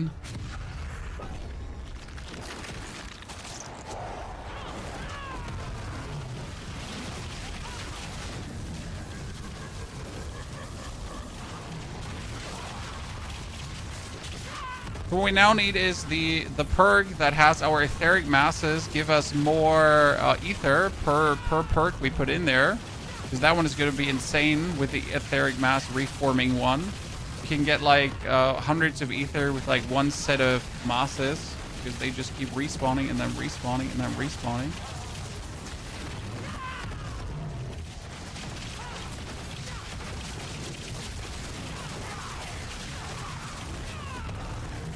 See, Munger, the problem with weekly updates on any game is that there's sometimes nothing to weekly update, right? I mean, for example, like right now, Diablo 4 is hot, but give it another 2 weeks and there's nothing anymore to say about the game, right? I mean, I get at least another 5 to 6 video in the tank for this season, and then we're probably out, right? And that's probably it again.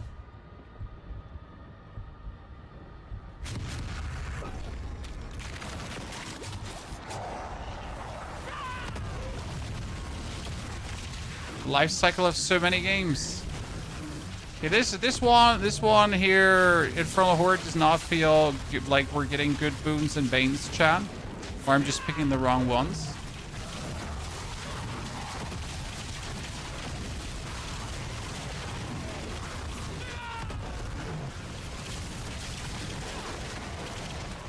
Hey, yeah, maybe I'm just picking the bad one.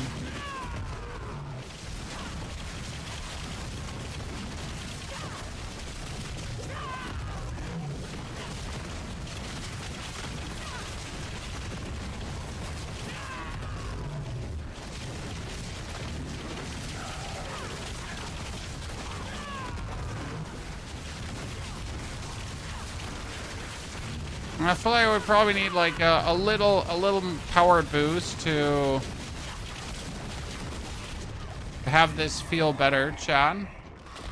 Okay, Assault Horde's faster, but that makes no sense. We could start with 4 masses, but that doesn't make sense as well.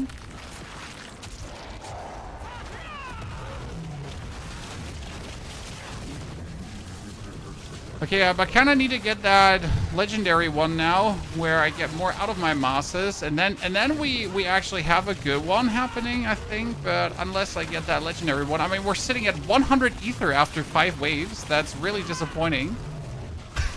That's really disappointing. It's like, I mean, the only thing that can save us is now getting an ether goblin event, right? That's it. There's nothing else that can save you. I mean, I did pick shitty boons, so that's me.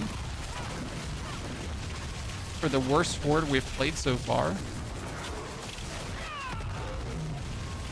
So what's the plan now? Do you keep playing Torment 3 to try to get your chaotic? But that would feel shitty because you would want to farm Paragon points, right? So playing Torment 3 would feel bad. I mean, alternative, you could try to get your first glyph to legendary. If you get your free here, puffing masses, that's what I was looking for, right? Because if you get your first glyph now to legendary, that's obviously going to be an instantious power boost. See how much ether comes out of one etheric mass, and if the etheric masses have then a chance to reform on death, they actually have an infinite reform on death. So one mass can reform on death, and then the mass can reform on death, and then the mass can reform on death, and then it can reform on death, and then it, you get the drift. You can just keep doing that. Is the Butcher still a thing? Yes, the Butcher is still a thing in Nightmare Dungeons, and in Infernal Hordes there is even a... well, again, there's an Infernal Butcher. So on top of that, you know, etheric mass plan is like not getting any etheric masses. Right, Chad? So you're regarding that plan with the etheric masses, like, well, what if we just don't get any? Ta-da! 400 IQ gameplay.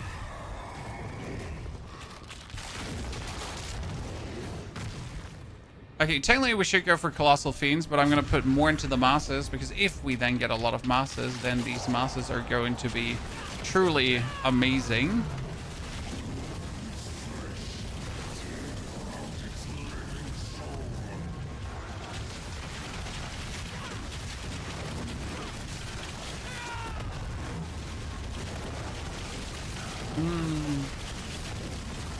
That was what we're looking forward to.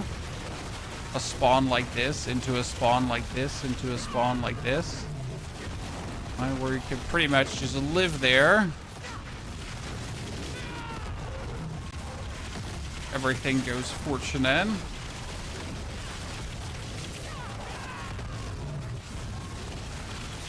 And there's another mass. And another mass. And another mass. Uno más, ha ha ha. You like, no? Cap? No Spanish, por favor. Sadness. Now the big question is, do we just, you know, like, I would usually always go for the YOLO gamble, but you are kind of forced to go for the Soulspire now. Soulspire, sorry, for the Chaotic Wave. Because it could be an Aether Goblin event. I mean, obviously it's not going to be an Aether Goblin event because, like, I mean, I'm just a content creator. Like, you know, I don't have secret cheat codes for those Aether Goblin event waves, sadly.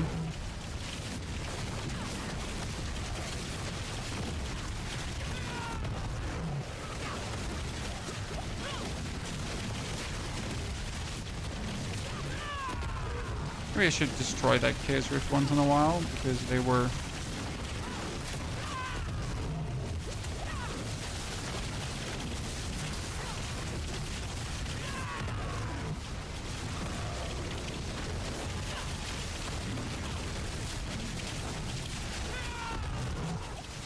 Oh, I almost died there. Yeah, that one is always really, really, really, really harsh. Okay, so we made 300 ether now, our first Infernal Horde. I'm gonna blame it on the Banes and Boons we took, Chan. I mean, at least the Paint Gorgeous Gauntlets made us stronger. We still have our Jason Shell and we get our Loyalties Mantle. I wonder if the Harmony of Abawaka would work better. We're gonna try that one out.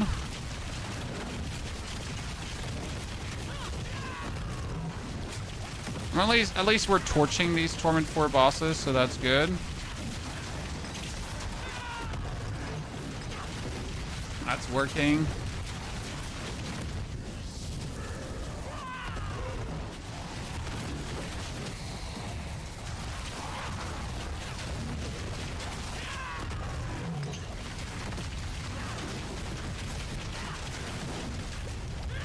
I wonder if I should add one of my random Banished Lord's Talismans. Because I have multiple Banished Lord's Talisman chaotic uniques, right? Wonder if that would be any helpful. I mean, technically I'm using enough resource to make it work. What if we added like a normal Banished Lords and just have the ring have the other aspect?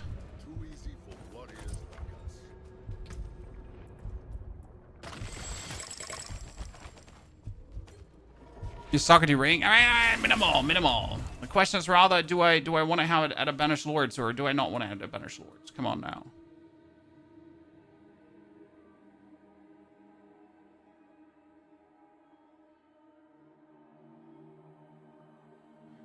Harmony is broken. Yeah, I sadly have not seen a Harmony yet, right?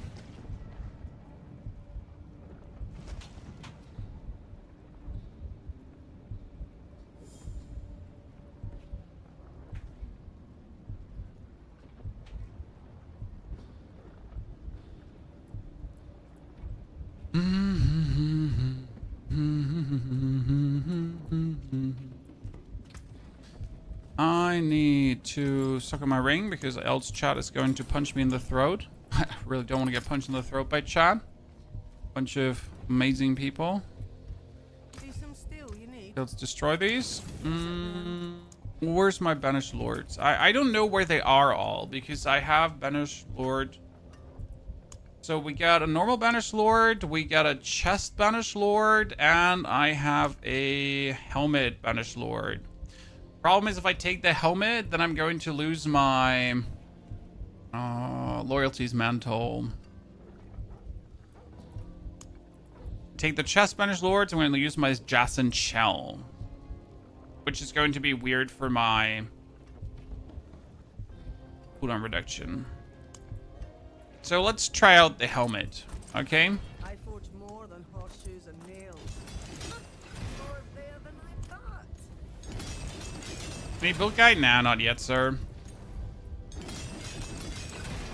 It's all just throwing shit at the fan and seeing what sticks a little bit, you know?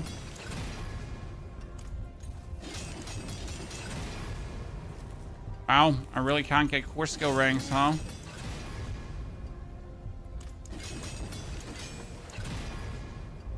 Thank you very much. Okay, let's put that on instead. If I put that on instead, I could also go for the Gorilla Spirit Hall and be completely immune to everything at any time. Stars made manifest.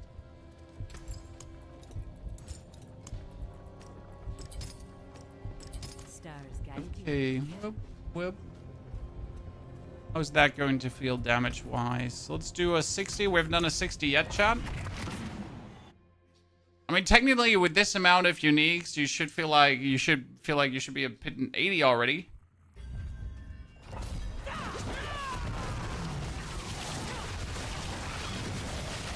So, preferable, we're getting more overpowers now.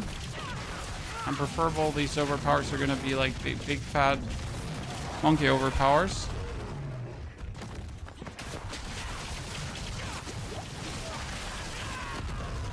Okay, so the monkey's going to descend to smash everything into smithereens.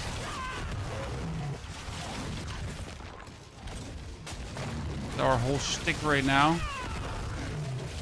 Monkey smash.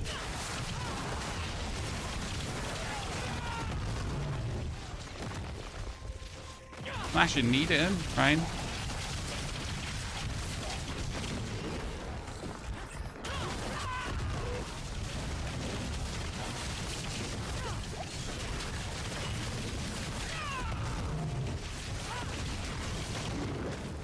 Why sell solo? It's part of the build. It's part of the build. So we are pretty much reducing our HP consistently to reduce our cooldowns, but at the same time, by reducing your HP, you're also gaining more damage. So if I have 10% HP, I get 180% more damage.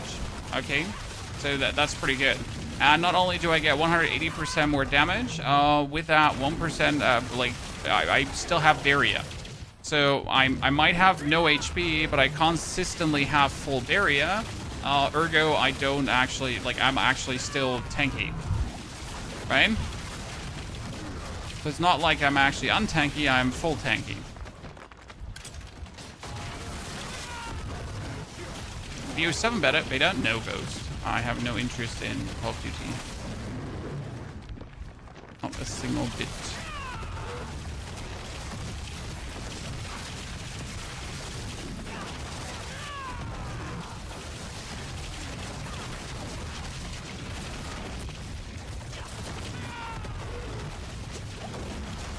Right now, the next game I'm looking forward to is Vampire's Bloodlines to a degree.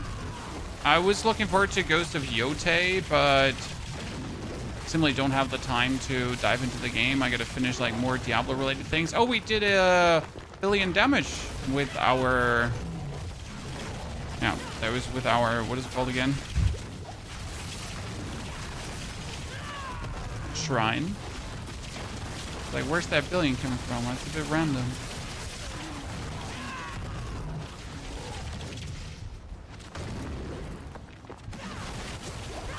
Get a treasure breach nightmare dungeon. I think I have gotten one once.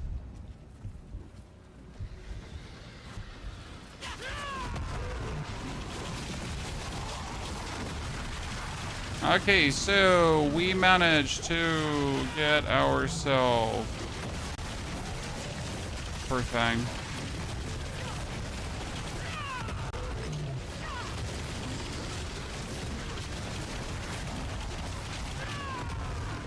Yeah. Okay, so Banishor's Talisman is obviously a damage boost, right? The only thing that I would have to do right now is I would have to increase my spirit cost somehow. No, not increase my spirit cost. I would have to get more spirit that I can deplete my spirit, that I can...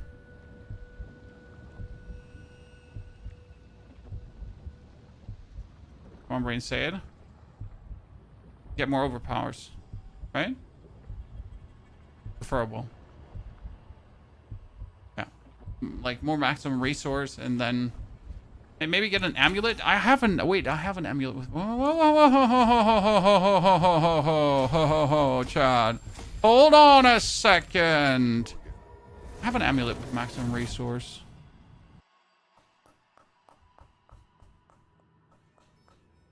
The more maximum resource you have, the more resource you consume, the more overpowers you get.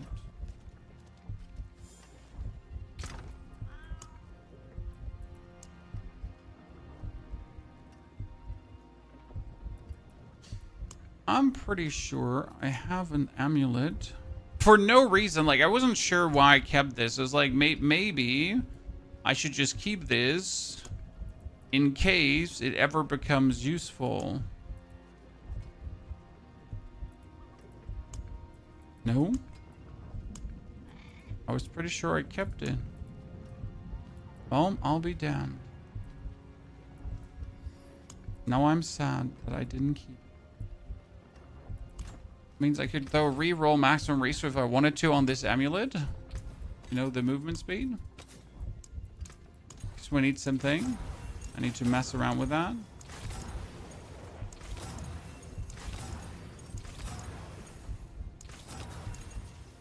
Maximum resource, 27.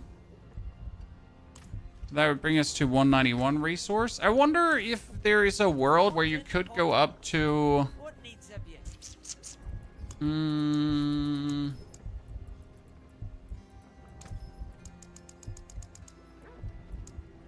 275 resource, if that is possible. We can go up to 216.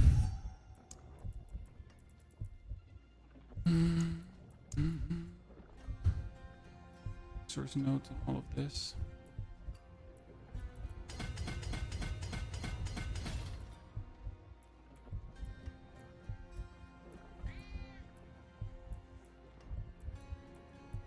County spirit.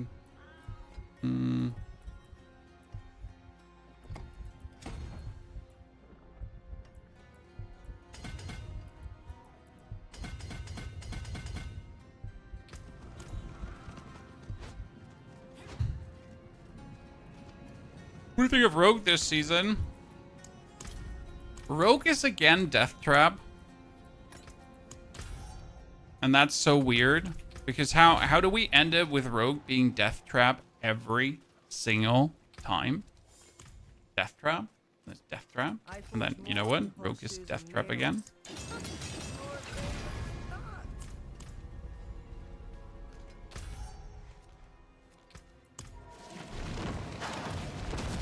Recurring this time is a taste day. We're playing a little bit around with the Spiritborn to see if we can find a build that makes us very happy.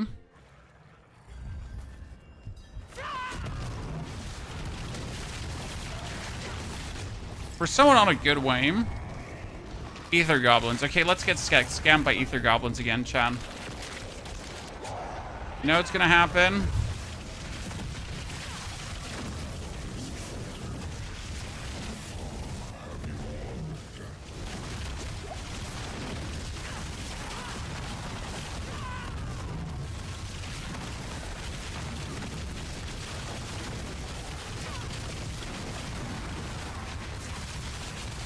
Oh, you're all standing already at the Soul Spire. Please, don't die. There's the mams.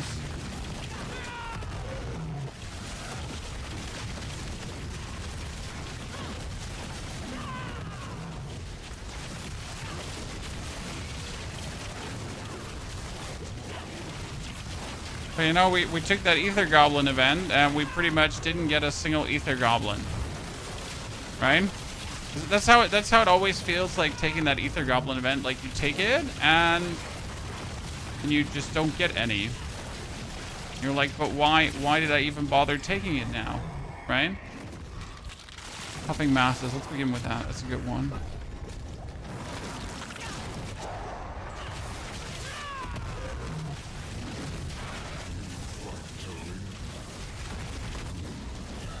Why did I exactly take that?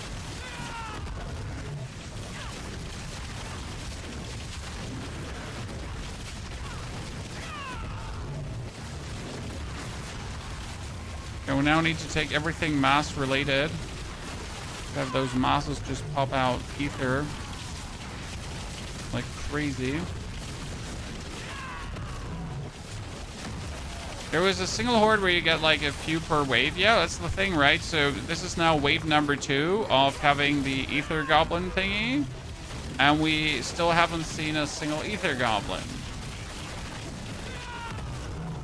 Because like, usually you want one of these boons, banes, to be worth it like really quick, right? And to profit from this. But if you're not profiting from it, then why even bother? There's the first Ether Goblin, by the way. We couldn't kill him. Okay, Hellborn can ambush you. I would have preferred an Etheric Mass one. But we have now in 3 waves gotten 1 Goblin. We need to pay attention to the amount of Goblins. I always have a few every round. I think if you have like an end stage build where you actually like, you know, you hit the whole screen, you trigger event after event after event.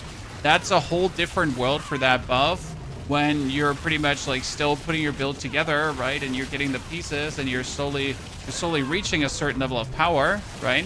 I think that those are like 2 different ways to look at it.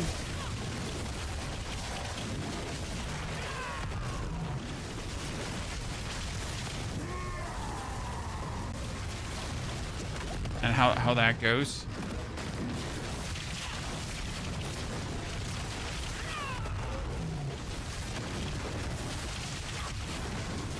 Like, obviously, if you're playing like a goddamn Cataclysm Druid, right, and you hit the whole screen at any given time, that makes sense. Okay, teaming Masses. Masses have a chance to spawn Ether Fiends. As much as I want to go for this, I need my Masses to have a chance to spawn Ether Fiends. Why? Because like the more I put into Masses, the more Ether comes out of Masses, and that's good.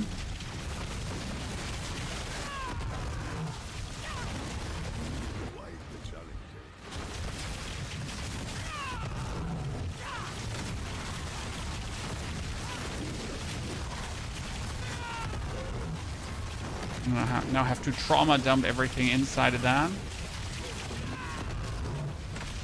Spiritborn is a hard class to start with. Yes, it is. You can just stop hitting that button.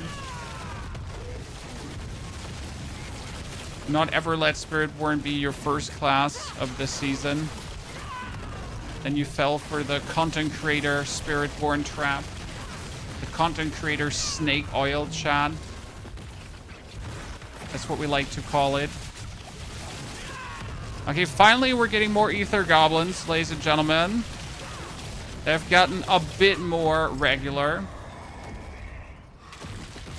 The normal events spawn faster. We want more Gobos. We want more everything.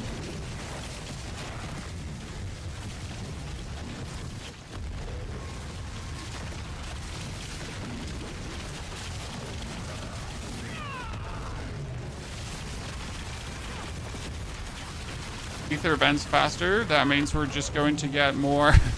I always call it more soul spires faster, right?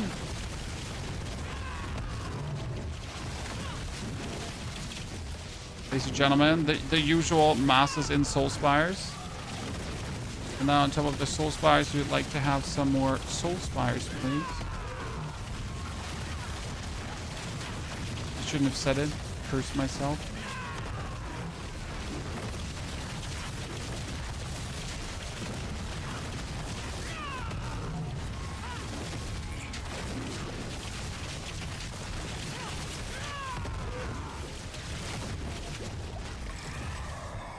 Okay, we're 270. That's not really impressive, right, Chad?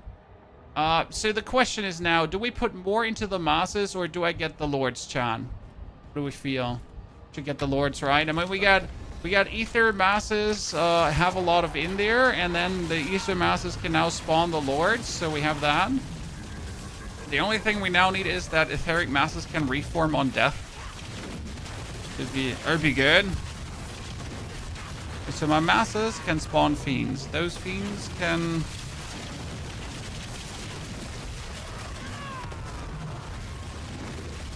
We're not doing the damage to deal with him, chat. There's another etheric mass. Give me more. There's more lords. Are we dealing damage to the one lord but not to the other lord? Explain it, chat.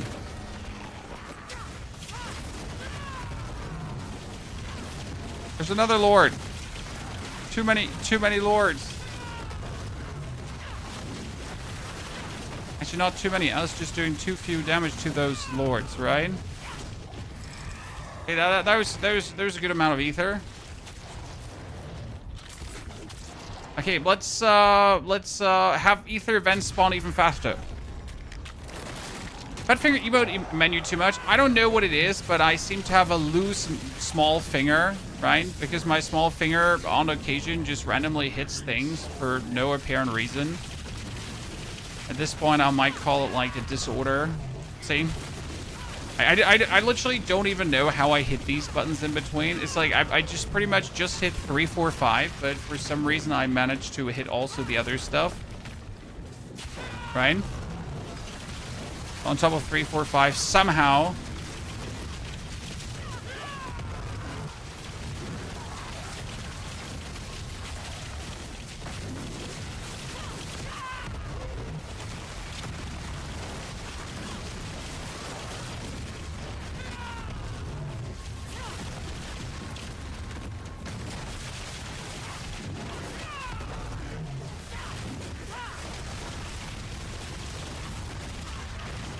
Okay, we're in this was the bat wave.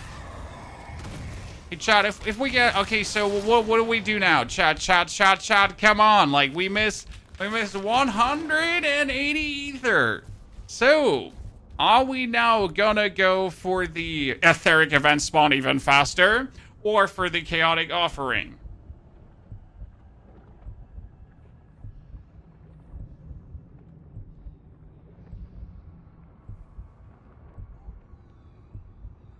Okay, you're so boring, chat.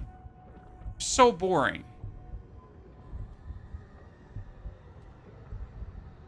Always chaos. See, that's the reason why I'm not taking it. Because you're all boring. You want my whole screen be plastered with lords.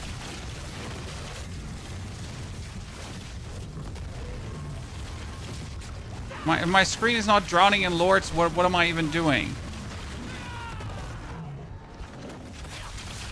That goblin is way too quick. He just went like from up there to the side in like a millisecond.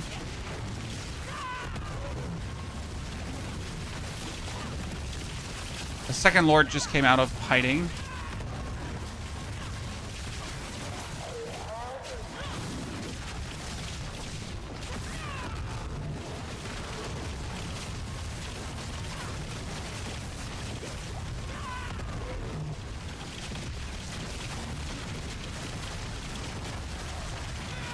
Didn't get enough etheric masses. Sadness, chat. Oh, there's another one. Destroy it now. Okay, what we got? Oh, we're close, cha. We're close. We're close. I mean, at least we, with the Banishwords Talisman, now boosted this, though, to a level where it can work. But it's still a bit sad because that's a 12 times 12 times 12 times masterworked item, right? And yet we're not even, like, completely obliterating things, right? Spires suck. It's really funny how they just keep sticking to the spires instead of just admitting, okay, we don't know, like, you know, we don't know how to make spires in any way not stink. Because we keep keeping them.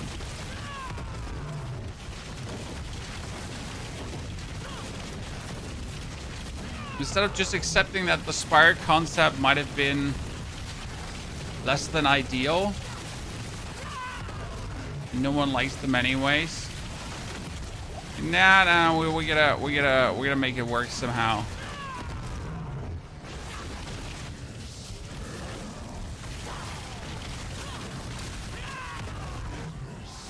We'll fiddle so long until it works. That was the last thing we do, right? Oh wow, what just happened to the guy? He just instantly died. I mean, like, he just literally, like, just died.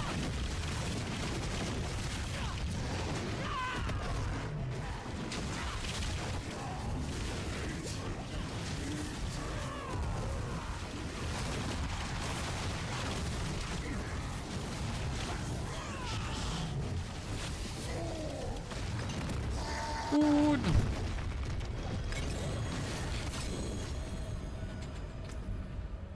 We still could get a better Yasin shell than we have right now.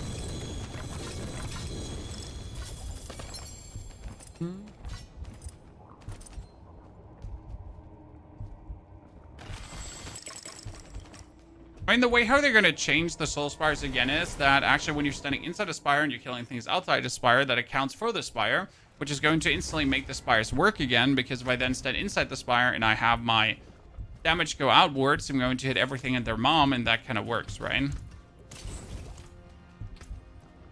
So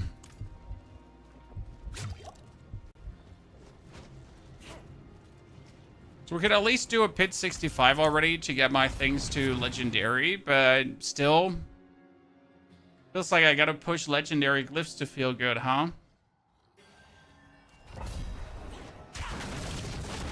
Once you have all the Chaos perks unlocked, is there a reason to fight Bartok? Bartok drops Chaos Armor from Torment 3 on guaranteed.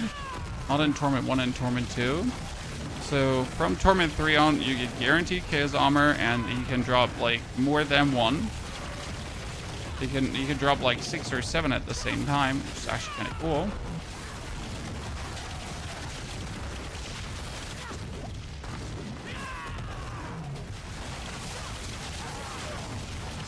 So what's the point? Loot. Massive loot. And then some more massive loot. That's always the point of everything in this game, right? More massive loot.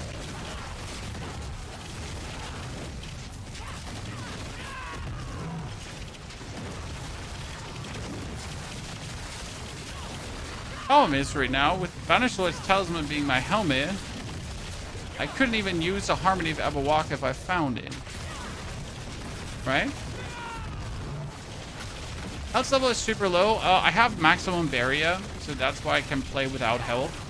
And when you summon your ultimate, it permanently replenishes barrier.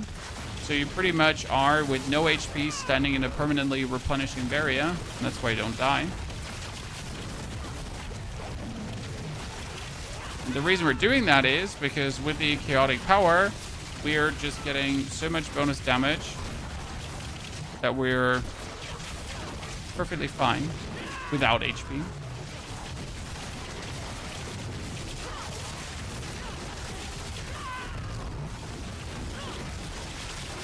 And we can pretty much just waltz into enemies and stand there. So it's definitely an advantage to the build, like, right, compared to the others. Like, I don't have to dish and dash around or anything. I just teleport myself into opponents and then I just live there and that's it. I mean, obviously, if you don't have your protector up, though, and if you don't have your... If you just approach a pack of mobs, right? The first thing you do is you need to put your protector up, because that's then instantly your barrier. Otherwise, you're going to approach a pack, like a mob pack with no HP. Which could end up, like, kind of unfortunate for you, right? Because you don't have HP.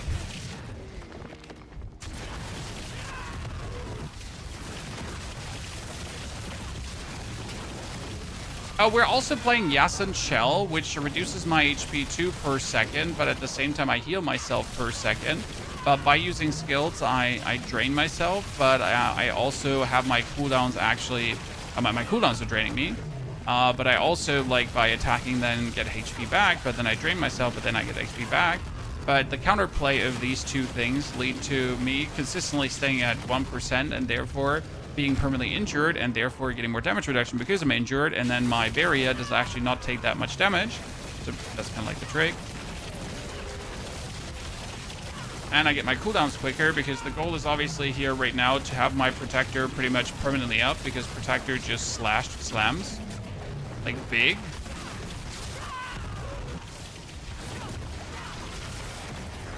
Right, what is this? Protector just massive damage.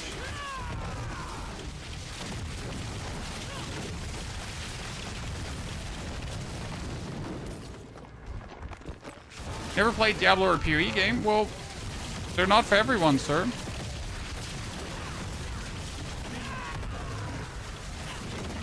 Power fantasy game.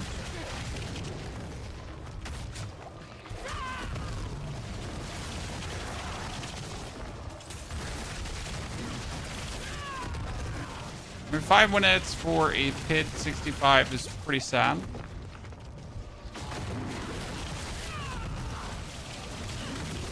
At this point, I'm not surprised.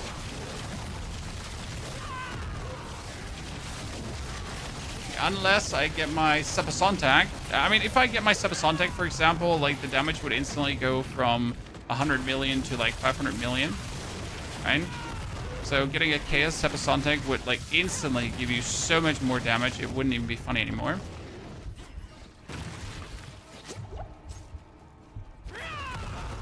In PoE, you have to trade. That's not true. You can completely play Soul Self on in PoE. Only that trading makes it simpler, but isn't it in every RPG?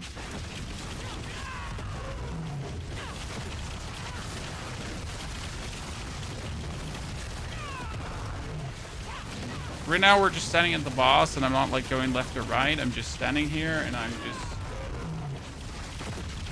throwing my cooldowns. We're doing a lot of damage, and if it's kind of funny. Should probably not stand though in the middle of like one of these poisonous pools of doom. They're not helpful for my HP.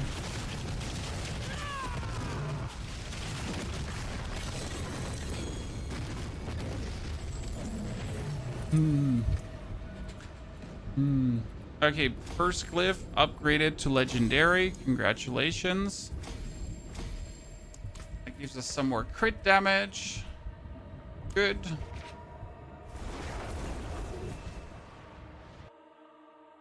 I should have went Evade Spiritborn. I went Evade Spiritborn until Torment 2, and then I would rather die than keep playing Evade Spiritborn. Now, I know that sounds quite harsh, right? Tony, you can't say things like that, but that's like how you feel because it's horrible to play certain things. Can I sing?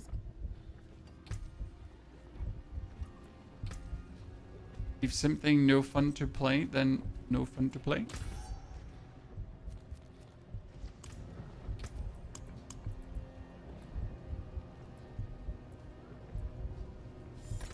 Or Frost Demise. Might be one of the best chaotic dungeons.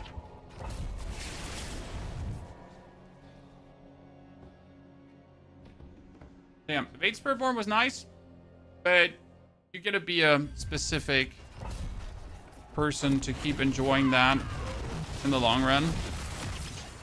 It's not bad, right? It's not like there's anything bad about Evade Spiritborn. It's just a very specific play style.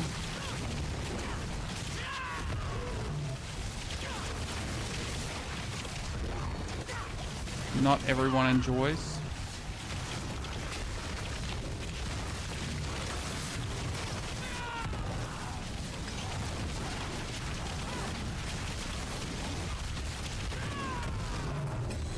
Oh, we did 7 billion again with the thingy.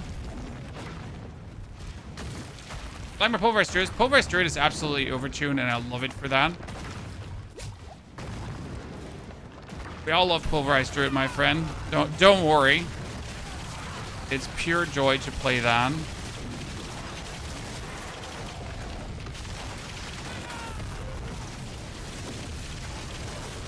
And I hope that they're not like making the mistake of hurting Druid in any way after the Chaos season. Because let's be fair, the real strength for Druid is mostly coming from the chaotic powers, right? I mean, Druid was strong. Pulverized was strong last season as well. Pulverized will also stay strong. But again, a lot of the power comes from the chaotic powers this season. So I hope they're not making the mistake of actually nerfing Druid in some way. Mana stays up because Ring of Midnight Suns. Ring of Midnight Suns, if you do crit recently, it just restores resource.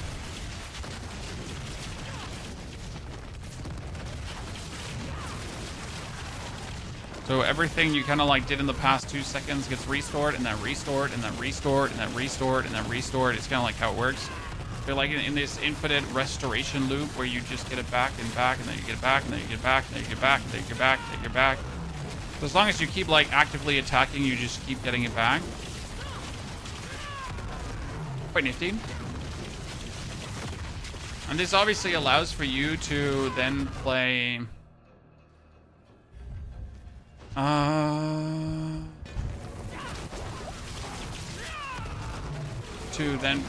the Vanishlo's Talisman, because if I'm consistently consuming my whole resource globe, then I'm also like consistently overpowering like crazy, right? That's the interesting part.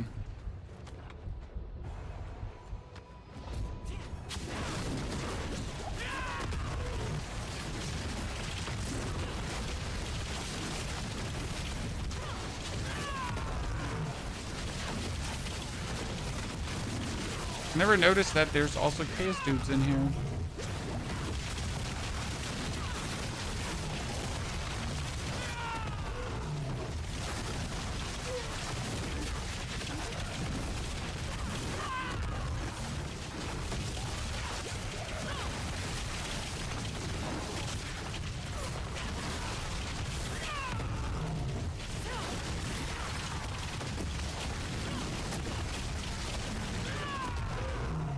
PoE2 is for the casual, Diablo is for the casual gamer, PoE2 for the hardcore gamer. You know what the funny part about that is? that like, you know, PoE2 often considers themselves the more hardcore gamer, but yet can't play the game without a build guide. You know? It's an interesting conundrum. No hate, I play both games, right?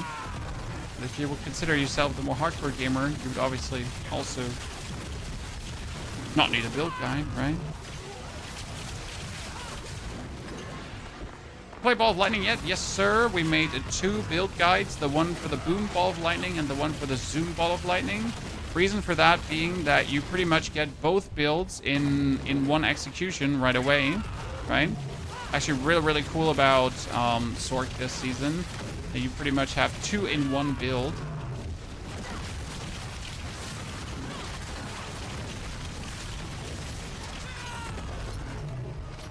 Well, the only thing I dislike right now is how slow I'm moving. Probably the only downside we have. I mean, obviously nothing that couldn't be fixed by more movement speed thingies, but still. And as long as enemies are there, I'm obviously moving fast, but the actual walking from point A to point B is slow. Right, if enemies are there, I'm dashing from enemy to enemy. 2 Infernal Compasses, you say? Well, don't mind if I do.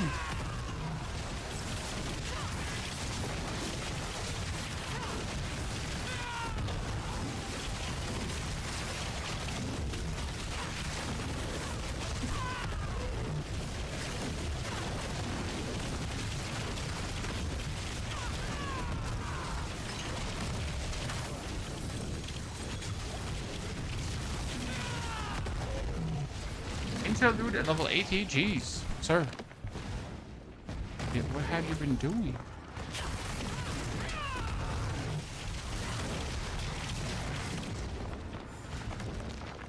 You need to unlock some uniques so you can get the chaos ones you want, or is it random? No, you like, so the case uniques, like you can get them at any point. Like you don't have to unlock any prerequisite. The only thing you should do is get Torment 3 first. Why Torment 3? Because in Torment 3, you're guaranteed to get case uniques from Bartek, right?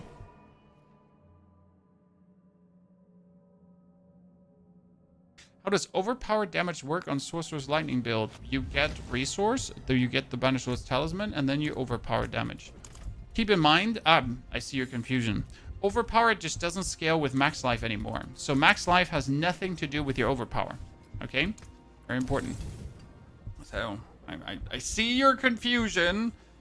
You probably assumed that that still anyhow works together, but it doesn't. Okay? They're two independent sources of whatsoever. Right? Overpower now only scales with actual additive overpower damage and multiplicative overpower bonuses. But overpower does not scale anymore over, like, just have more max life. I still miss it, to be honest. The reason they changed the formula is because overpower was obviously oppressive. Now, the strange part is, so they changed the formula because overpower was oppressive, right? And everyone just wanted to overpower damage.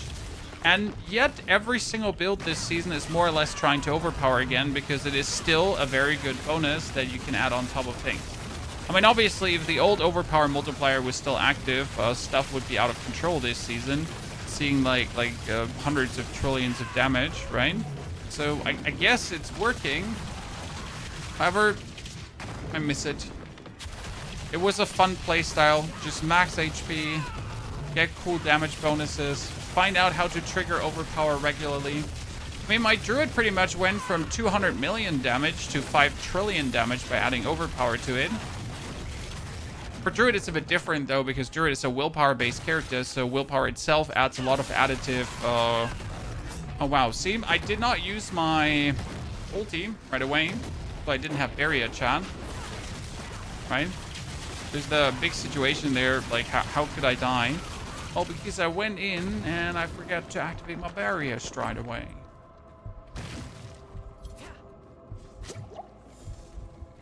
It's better overpower crit, both.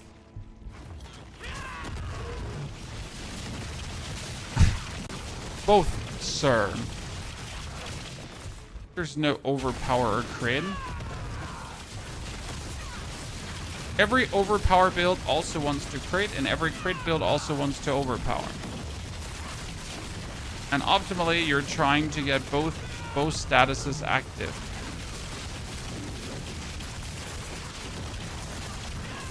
Because it's simply making you stronger. Okay. And optimally, you're going to try to somehow get to 275 resource that every hit is an overpower, right?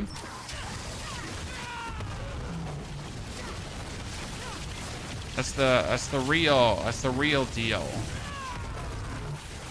That's when shit goes crazy.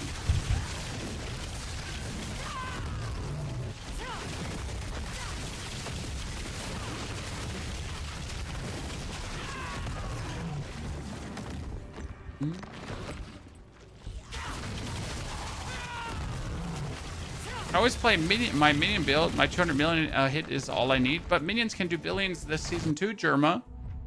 You just need to play minions, and then you need to give your skeletons a reeb, because they can get that over chaotic power. And that reeb is a basic skill, so everything basic skill related actually buffs it. So then you choose like aspect of the adaptability and things like that, right? And suddenly your skeletons who basically, haha, get the rip. Do no damage due to using then the basic skill, and due to you boosting basic skills like crazy, are absolutely out of control.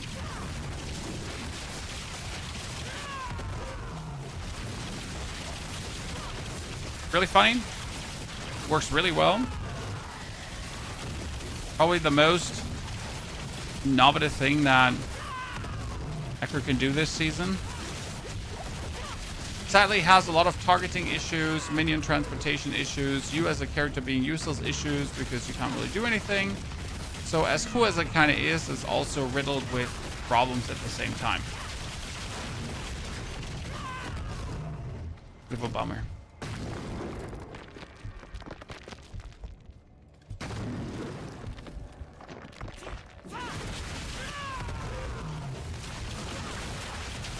But it's kind of cool.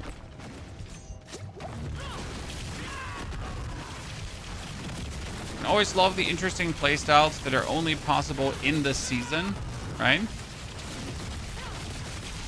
Because with seasonal powers,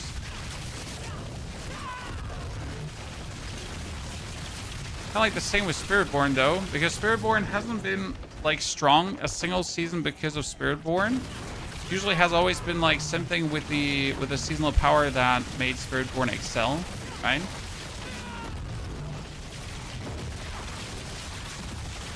Like the Spiritborn itself in a complete blank slate has always been subpar. Apart from first season where it was completely broken because, well, all the stuff was still overtuned. Right? This season powers are better than the last one. Well, the last one seasons were intriguing and they gave you visible power on top of your actual power. So like the disintegrate beam just giving you like the opportunity to kill a Torment 1 boss just with a disintegrate beam, right? I mean, last season you pretty much by the power of disintegrate could just waltz into Torment 1. You didn't actually have to have a powerful character or anything. That was interesting in itself, if you think about it. Now, this season's power obviously a bit more inclusive because instead of just giving you power like this, they do empower whatever you're doing, right? They work together with what you're doing. A little bit different.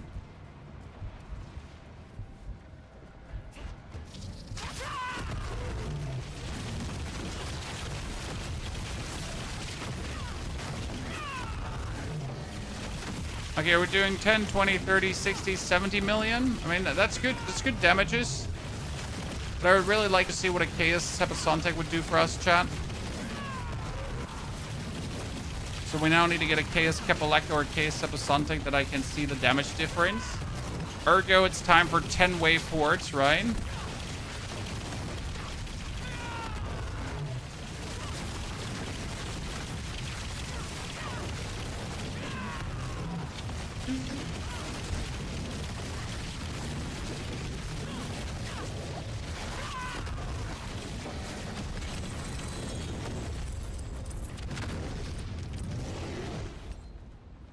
Is this a rate build you're using? No. There is a rate build you're using, but the rate build consistently makes your screen to go like, whoa, whoa, whoa, whoa, whoa. Like, they're such like, okay, so you want to see the very best build right now this season, chat, and how absolutely atrocious it is to play as a Spiritborn.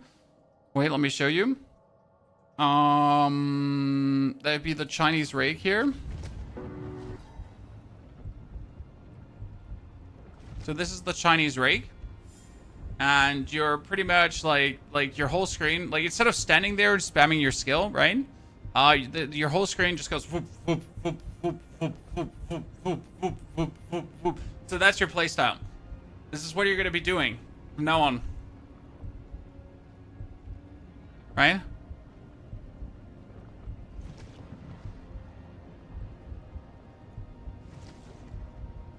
Yay. I'll be to the toilet. Right back, chat.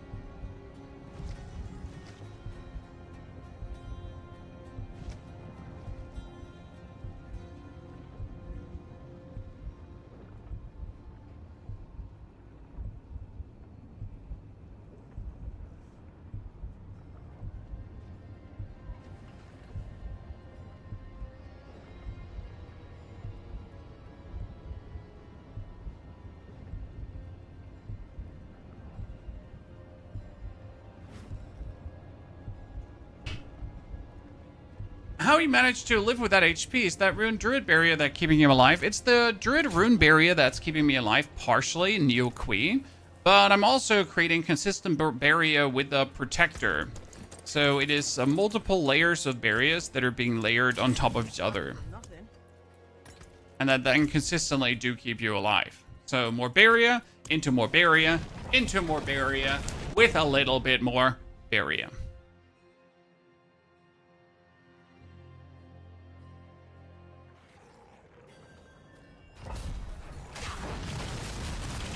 They pretty much put the Protector down, and he consistently barriers you up, right?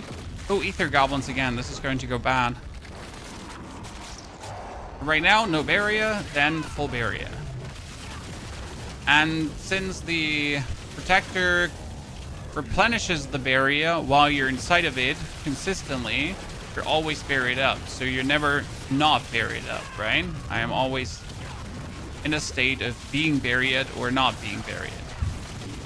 Problem is when you put down the Protector and then you gotta leave the area where you put the Protector down, and you pretty much end up not having a barrier because you just left that, and then you need to not take damage, and then you need to wait for your Quill rune to trigger, and then you get barrier. So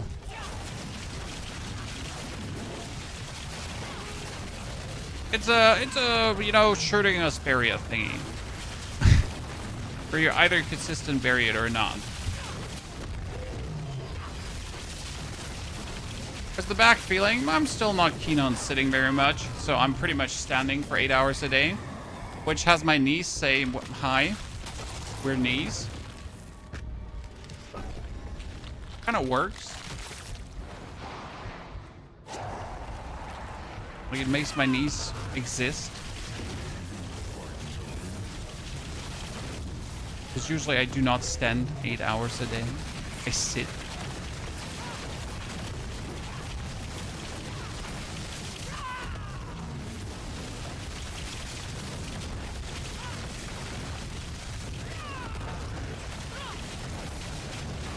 I wonder if, like, see, right now, how are we staying alive here? Well, that's because, again, we have, like, the barrier on top of the barrier on top of the barrier with the barrier with the barrier with the barrier with the barrier.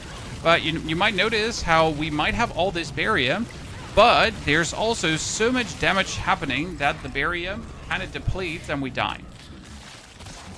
So that one specific wave, I cannot kill things fast enough. We end up in, like, the situation where my barrier gets overloaded.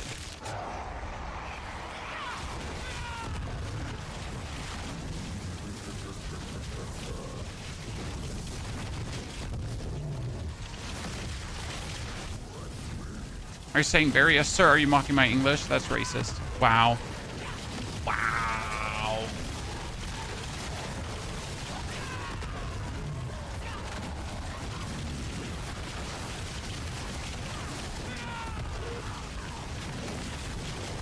Okay, we figured out that even despite, like, having, like, pumped up our damage, that barrier that the dude is having is still quite intense.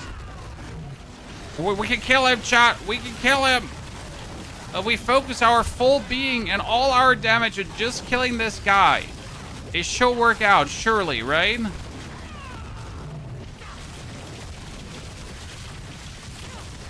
Come on, big crit. Do it. Oh, that was useless. Good job, chat.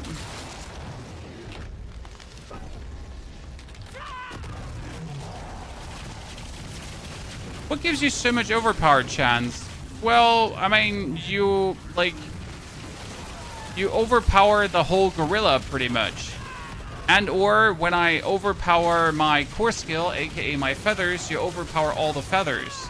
So it's not just like that I'm overpowering, like you're not overpowering one hit, you're overpowering one attack. And since my storm feathers are throwing out like 8 feathers, you just overpower 8 feathers, right? You see that many overpowers. You're also going to consider that I pretty much hold down my feather button, so I just permanently cast that, and my feathers, due to the Rod of Kapaleka, are just consistently depleting my resource. So you might notice how my full resource actually gets depleted. And since my resource just instantly gets depleted, you're getting the Like if you look at my skill bar, there's this number that goes up to 275 over and over and over again, and that really quick.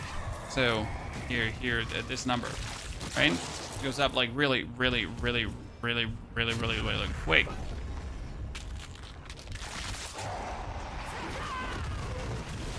So you're pretty much holding that down, and then you instantly charge it, and then instantly charge it, and instantly charge it. If I now had even more spirit, I could probably get to the point where we... So right now, I am not fully getting my spirit charged back.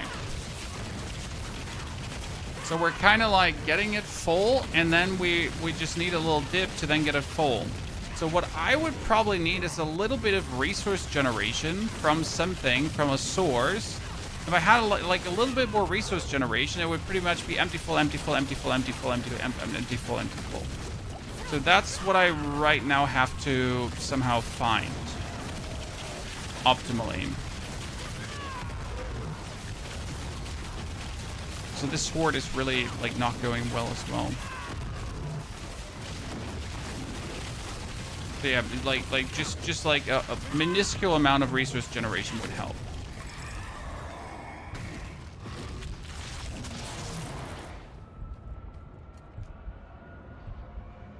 The build Summer Republic, no, this is not yet like put out because it's like it's pretty much just Frankenstein together.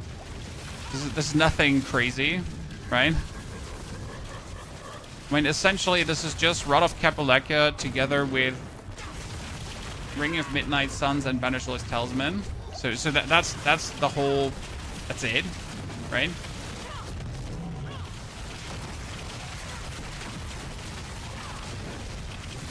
And we're currently trying to force out the real damage, and that would be by getting a Sepa Sontag or a Rod of Capuleka as Chaotic Armor.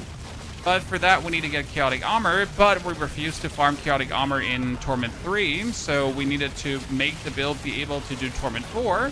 But now in Torment 4, we're just at the cusp of not doing just enough damage to have an easy time, because you notice we kill these things and we kind of like make progress, right? But it's not at the point where you're just automatically super simple farming that you would just blast through the Infernal Horde, right? So we're just not strong enough.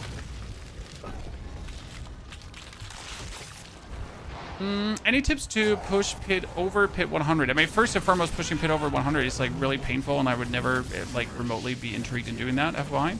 I just got the worst wave. It's over, Chan.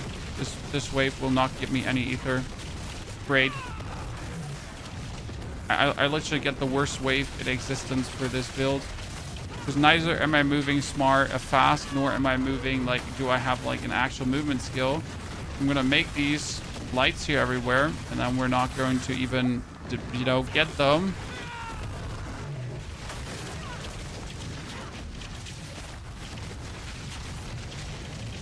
And the worst part is, if I don't have my gorilla,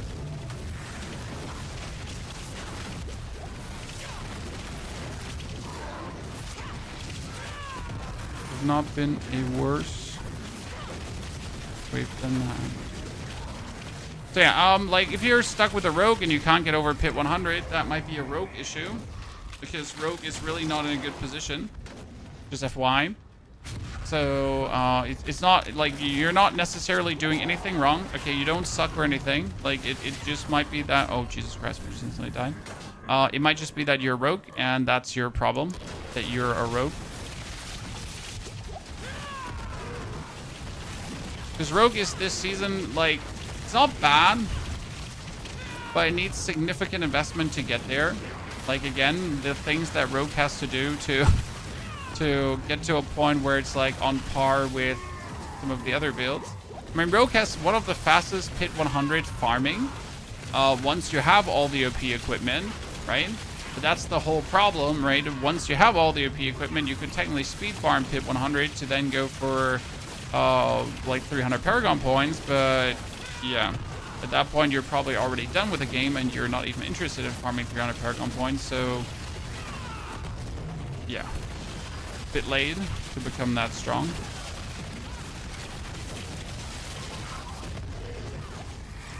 Right? Okay, so this is a horrible run, ladies and gentlemen. We're pretty much sitting not even at 666 ether with a 10-wave horde. Now, I'll be fair, we kind of fumbled those 2 chaotic waves, right? They were really shitty. And not being able to kill that chaotic butcher was also not the yellow from the act, how they like to say. But holy moly. It's a sad one.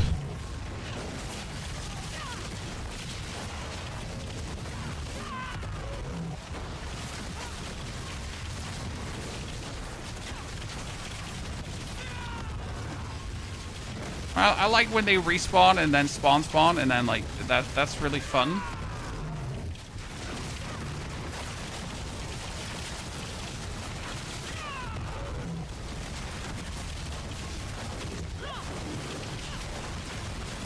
Gives me joy to see everything popping out of these etheric masses. If it then happened.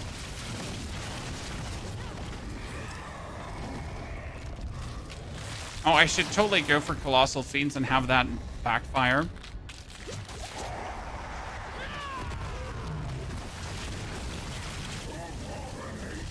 Is Barduk's Hells and Torment 4 the same as Tormented Bosses? He's like on par with a smaller layer boss, so something like Varshan or Grégoire. But not like Andariel, Duriel, or even Belial. He's on the weaker end of scale.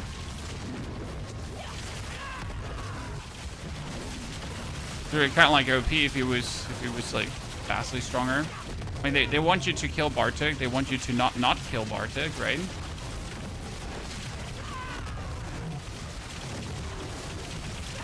You're supposed to murder him.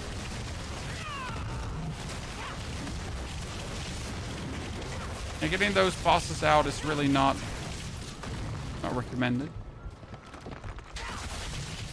Wait, minions are staying after the wave chat? Since when?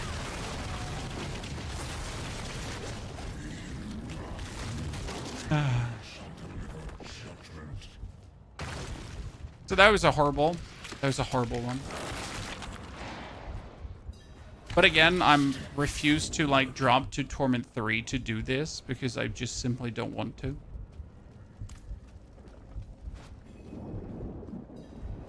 So guided set for what talent you're using. Cody, we're not there yet. For leveling, we have the guide already out on our mobilities. But again, we're not there where I want to be with this build. Give it into your hands. Right now, it's like, I know where I want to be goal-wise, but the question is rather, how do I get there progression-wise?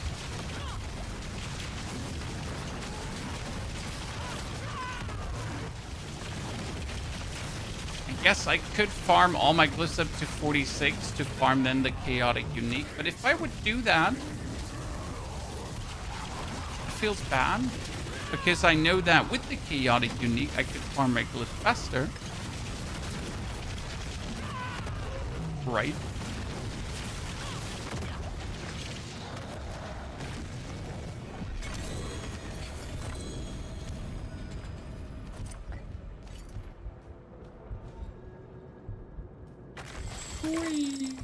I used my leveling guide all the way to Cody Torment 2. When will you update your Stormcrow build on Mobilytics? It is upgraded on Mobilytics. You just have the cached old version of the Planner Royal Denmark. I mean, it's literally updated. Literally updated.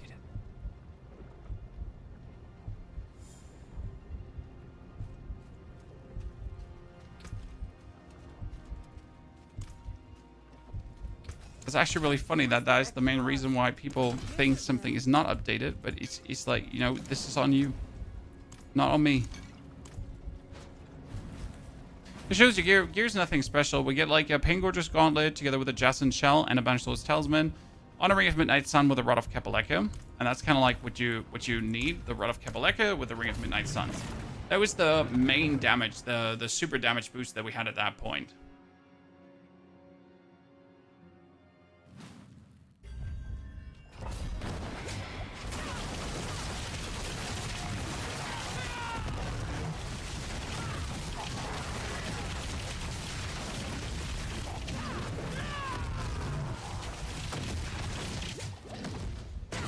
Because the Rod of Capaleka will pretty much drain your spirit empty to give you insane damage, and the Ring of Midnight Suns will replenish your vigor. And then you get this vigor replenishing loop of back and forth.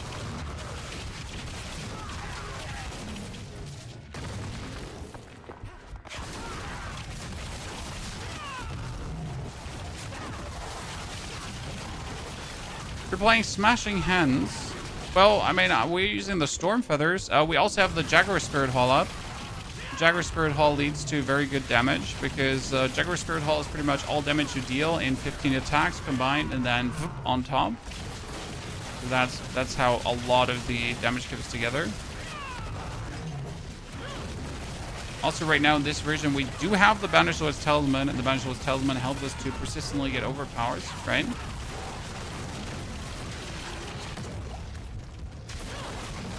Not sure if you have the Marred Guard Chaotic Power online with also the Bronze over Brains, or which one was it? That drains your life empty to give you more damage, because that's where 200% of our damage is coming from. Right? Could you give us a tier leveling build for Sword this season? What do you mean? We leveled with Chain Lightning and Hydra. 3 hours, 30 minutes to level 60. Then Chain Lightning and Hydra. Also for Oaken's Catalyst. Then I got Oaken's Catalyst and instantly swapped over to Zoom Ball of Lightning Sword.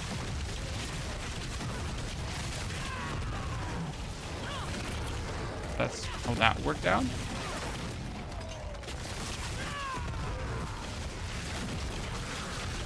Your Vigor stays at 0. Do you have the Ring of Midnight Suns? I mean, you need that, and you need the board Sapping.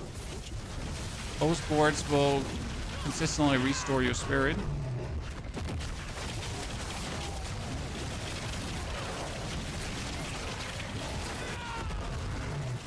Ring of Midnight Suns is needed.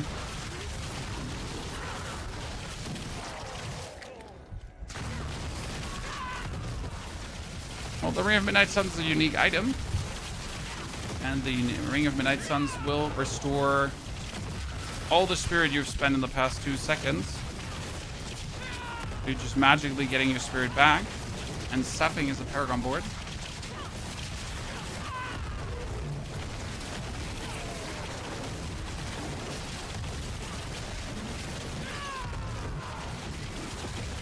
I'm putting so much effort in for so minimal outcome here.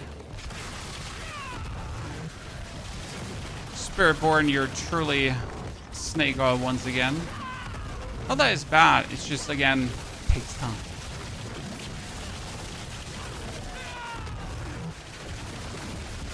Just takes a lot more to feel good. Oh, absolutely. And with a lot more, we mean like a lot more. Not like a little.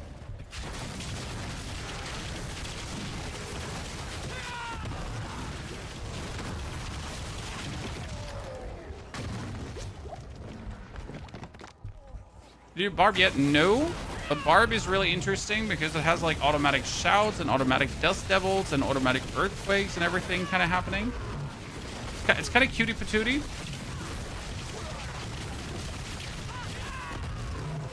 I was hoping for playing Bleed, but sadly Bleed does not seem to scale enough.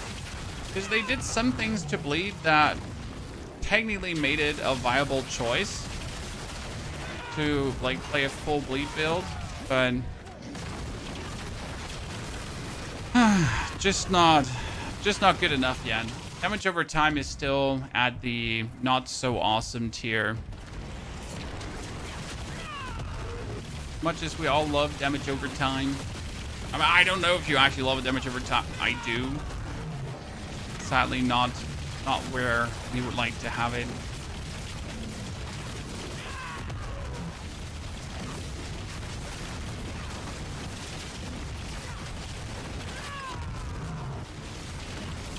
Jump out of his weirdness there.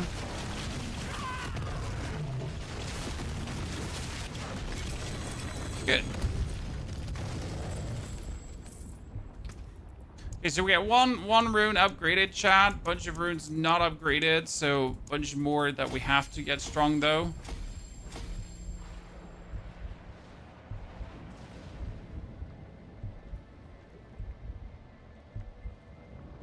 I'd love to play Incinerate again. I want to make a meteor sword that uses meteor and consistently overpowers.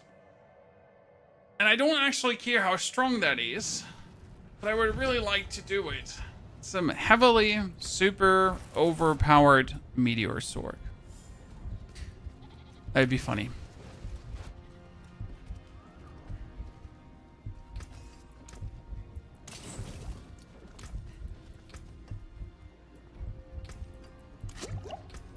Okay, let's take a peek here. Okay, we got all the vigor generation, right? It's good. Technically, I would want to have more points in that, but I don't have the points to spare to put more points in that. We get 17 ranks into Quill Volley, which is good. Using our vortex consistently.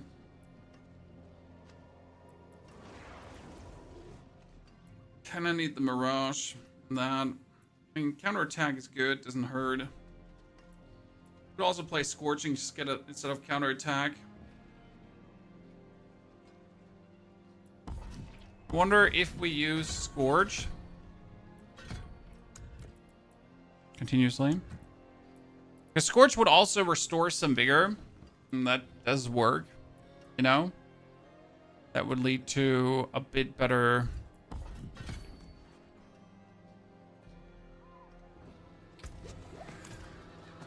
Let's see how that feels.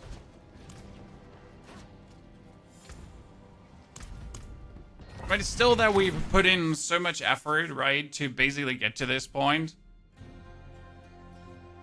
And yet Spiritborn is not feeling amazing enough.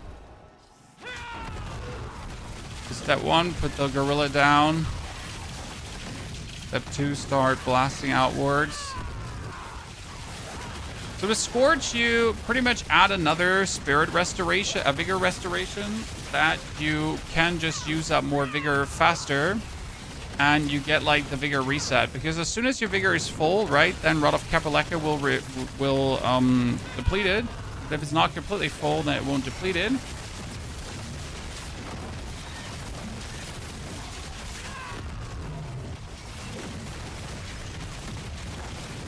But I would also add another key that you have to press, so that's that.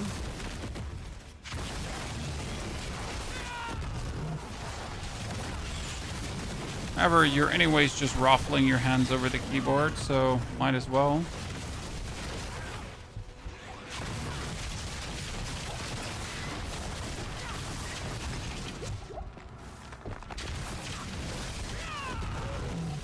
Meteor uses enlightenment, which you don't like. Well, that's unfortunate, I guess.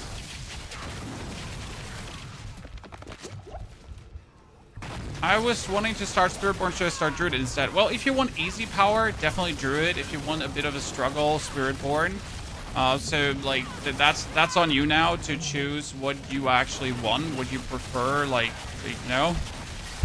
How you want your gameplay to be. Druid is definitely stronger than Spiritborn in terms of power curve. Spiritborn has a very good ceiling. The problem is that the average player will never reach the point where Spiritborn becomes stronger than Druid. Okay? So, yes, Spiritborn can become stronger than Druid. If you then have the perfect Masterworks, the perfect Greater Affix, the perfect everything, the perfect items, the perfect. Right? Whilst Druid is just with the shittiest equipment clearing Pit 100. And I wish I wasn't kidding you, but it is what it is.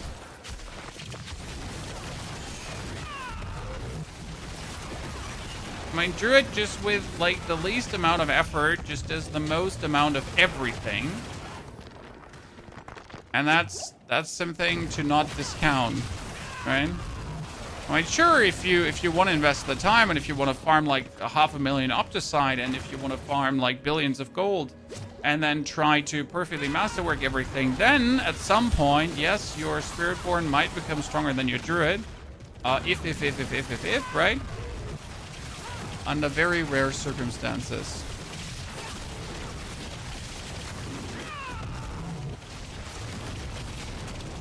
And that's something the average player will probably never get to.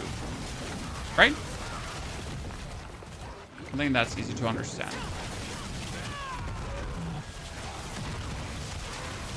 Like that Season 8 promise where everyone told you that Spiritborn is strong and they actually lied to you.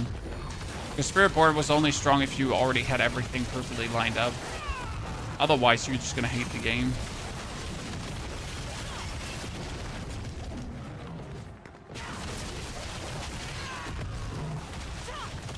Not interested in farming 250,000 up the side. Hey, that's the minimum, brother.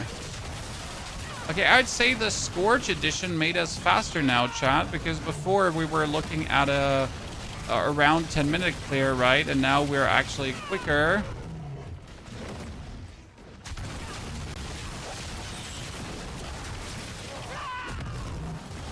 Because the Scourge is adding like a consistent boost to our vigor that then consistently is full. Actually interesting. Well, that helps. It has at least 5 builds that will go pit 90 easily. Yes, and the gameplay of these builds is also extremely easy. I mean, the Raven build is use Cataclysm, spam Raven, and then you could do some shenanigans to make it stronger, but it is essentially use Cataclysm, spam Raven, right? And there's a lot to be said about like the simplicity of the gameplay as well, right?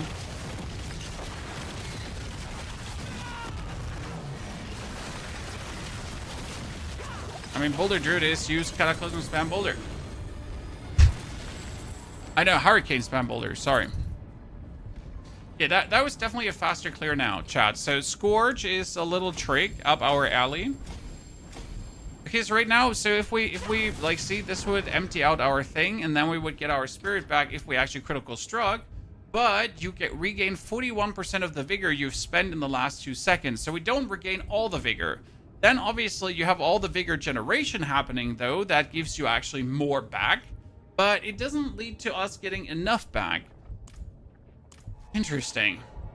I want a 50% Ring of Midnight Suns. Who's dropping Ring of Midnight Suns, Chan? Midnight Sun. Beast of Eyes and Ureval. Ureval. I have enough to kill one Ureval. Can we kill one Ureval in Torment 3rd? Let's see. Envina, good to see you there. Pleasure. Hope you're doing well. I haven't played Diablo 4 in a couple of seasons. Doesn't seem anything has changed. Well, then you're actually blind, sir. I hope you're okay.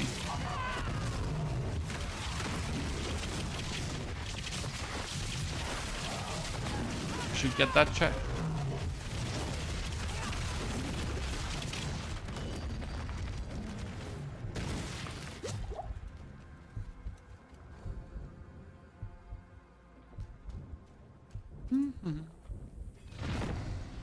Let's kill the Midnight Sun.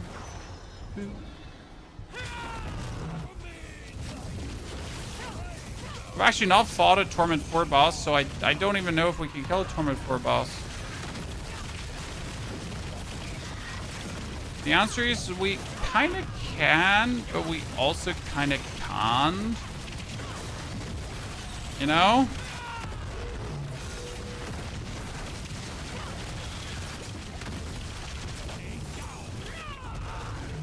I mean, a surprising amount of damage we're dealing. I'm generally like, you know.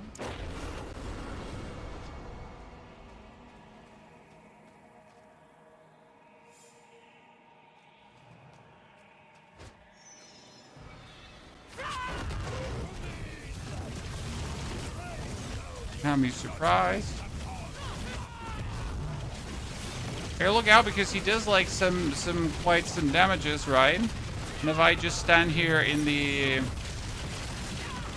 If I just stand in his attacks, right, I can soak up the damage. but I don't actually see his attacks. So I try to go out, but I don't know where his attacks are.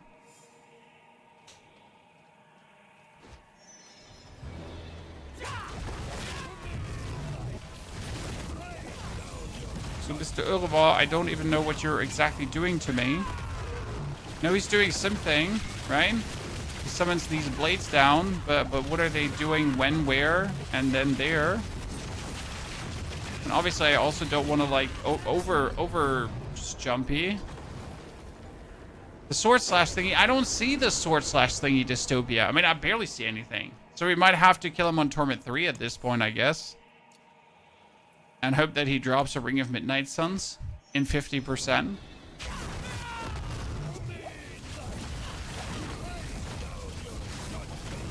We can definitely agree that the actual, like, Scourge gave us so much bonus damage. It's, like, really a surprise how much that ended up being. Oh, my Barrier is just really in a race here. Right?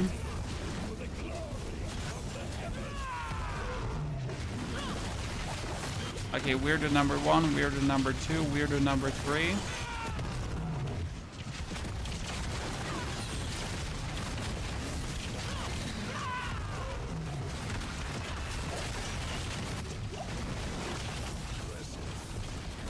It makes me wonder if you would be like better off having resource generation on one of your,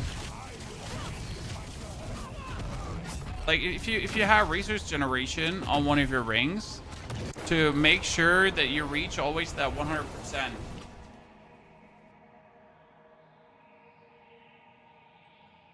There's some resource related stuff in, and there was any resource related stuff in here. Well, you could technically kick out the protector 27% here because the protector is like low enough to get yourself some random resource generation temper. I mean, optimally, I would just have like a, what is it called again? The chest piece with resource generation, because there's one. Right? I don't know. Does Sepasantak doesn't have resource generation?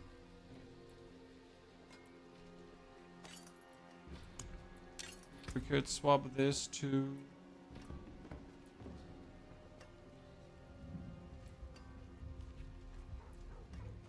you could get Vigorous, technically. Endurance was which one? I mean, you want to have Vigorous. That would actually work.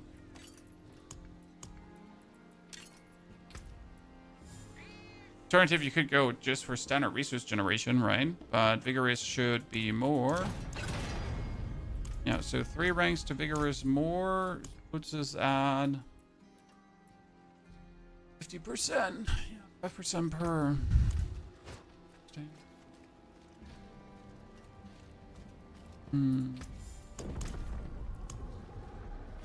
But if you had a Ring of Midnight Suns also, like, fully maxed out, then that Ring of Midnight Suns would give you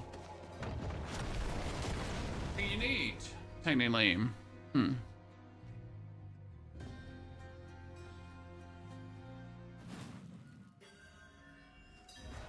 Vigor, Beast of Ice, and Urivar each. What game is this? This is Diablo 4, my friend.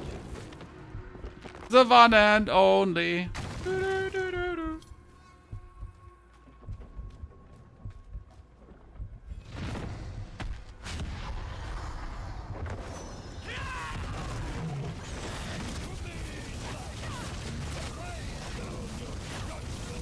In Torment 3, this is a bit different.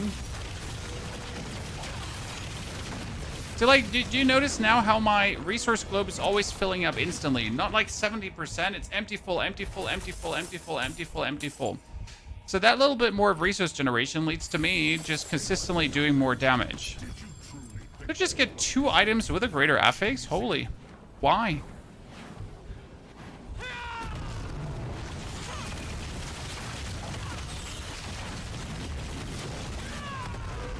They're like, seriously, why?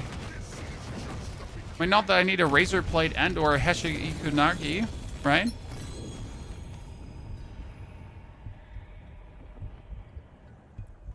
Even though you could play that item if you wanted to. Another chest armor. Oh, finally an Ahu rune. Do you even know how long I've been looking for that? Beautiful. That Ahu rune has been in the making for quite a while now. Ahu rune is based on lucky hit chance, and it makes so many builds stronger. That have like a decent amount of lucky hit. Even this build could work with Ahu. What I could try out is Ahu for the barium. Sort of Neo.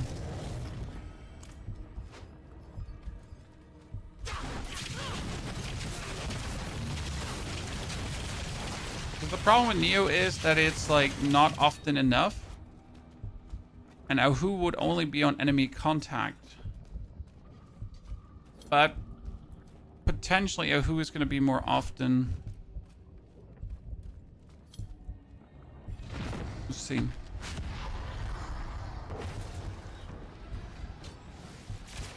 F response, you just open up a video on YouTube and here we are. Well, I mean, you know how it is.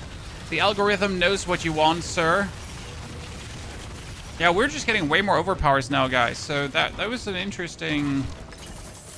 Huh. I wonder how much stronger that makes us with a resource generation.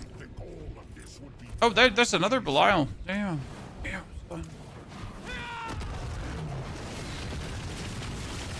I mean, look, but like, suddenly we're just smashing and dashing.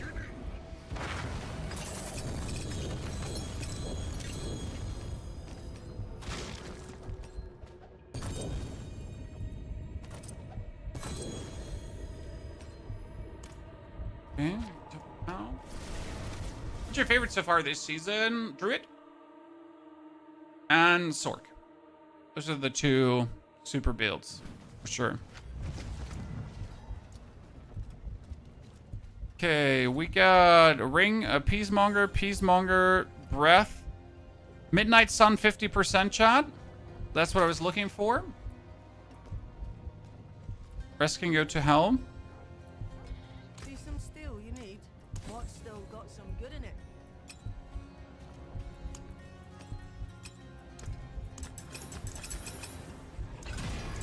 Yes.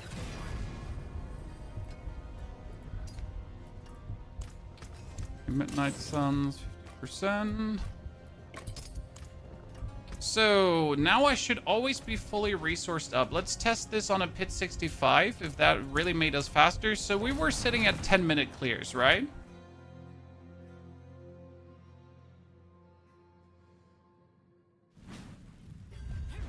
Which is obviously not particularly fast, but yeah, this is what we wanted to see.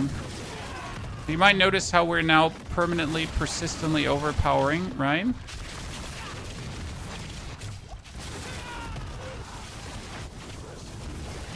That's exactly what we needed.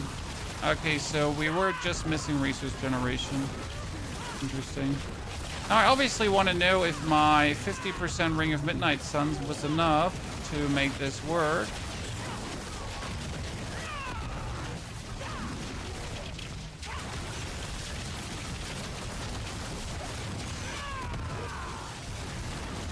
And, like, do you notice the big difference now? So we were taking...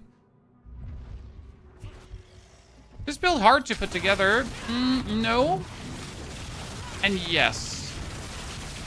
I would recommend you having like Duriel mats already because you need a certain weapon from Duriel and you need something from Gregoire. And without these two things, it's gonna feel like a little bit awkward. However, you can get really easily into Torment 1 with the absolute basic Evade Spiritborn. And then as you are with the Evade Spiritborn, you can then in Torment 1 pretty much make sure to get the 3 respective items that you want. And that allows you to go all the way into Torment 4, 3, 4 to farm what you're looking for.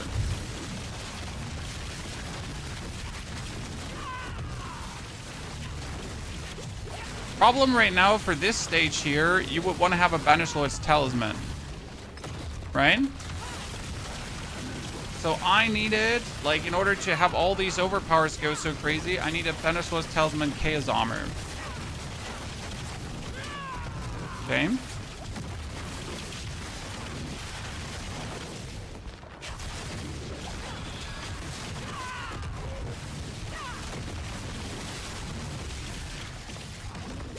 You know what? Instead of re-tempering, I could have also moved the skill points around, probably. Yeah. So there is no reason to actually do the temper.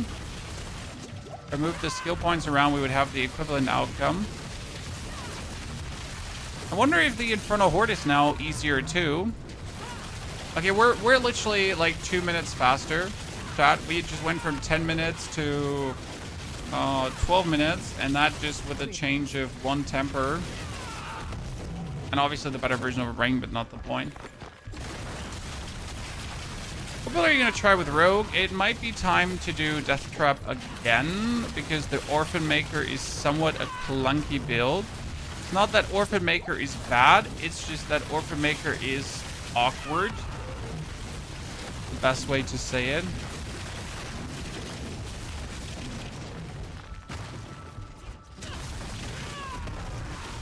If I want to play an awkward build, I can also play Spiritborn, right?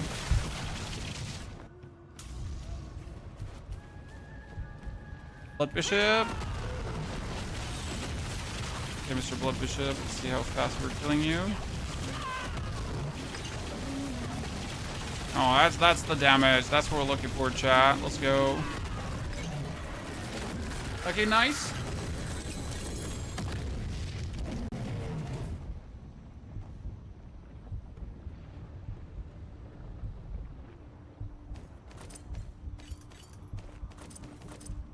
Okay, that was the missing piece of the puzzle. Let's jump into an Infernal Horde. And see if that missing piece of the puzzle works. What we could also try is, I think we should. I want to play Death Prep. Death Prep is amazing. It takes a lot of work, but the work is worth it. Can I remove...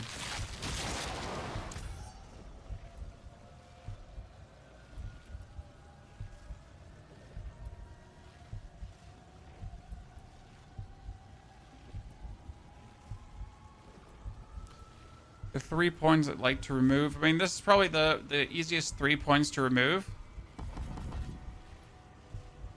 For...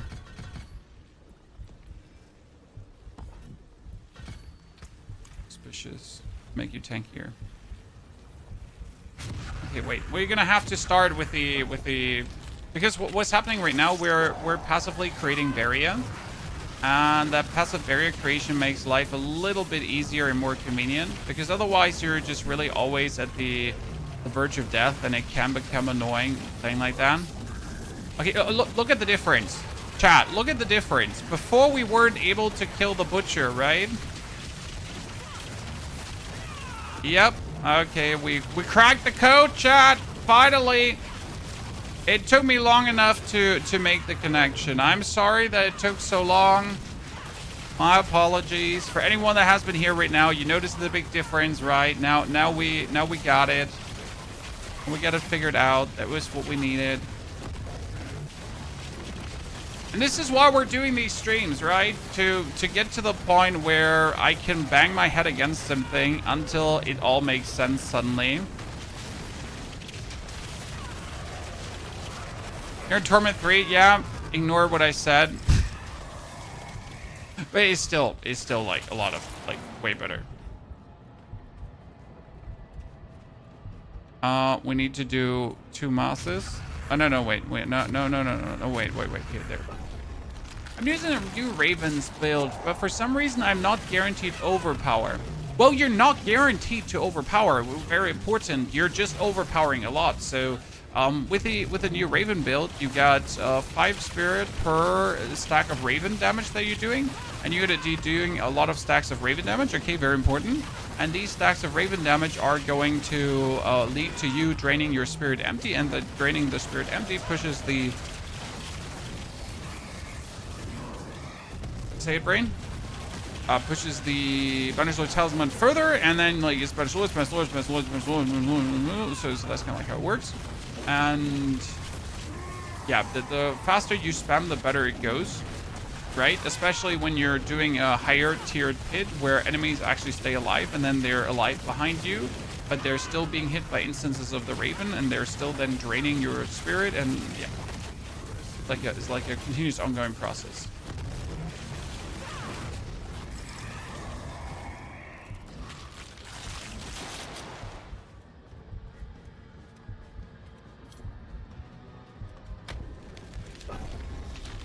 What's the spell that throws the arrows? It's called Quill Volley. And those are feathers.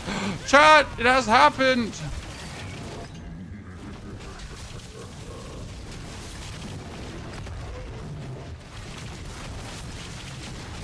Oh no! Children! Sorry, children, it's the Goblin event. You gotta use your key. But the funny part about the build is that I'm dashing to targets, right?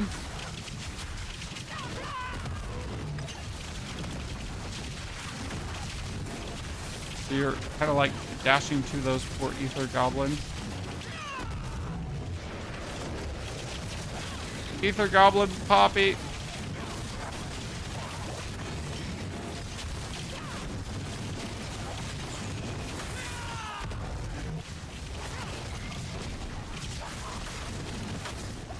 Okay, doorbell.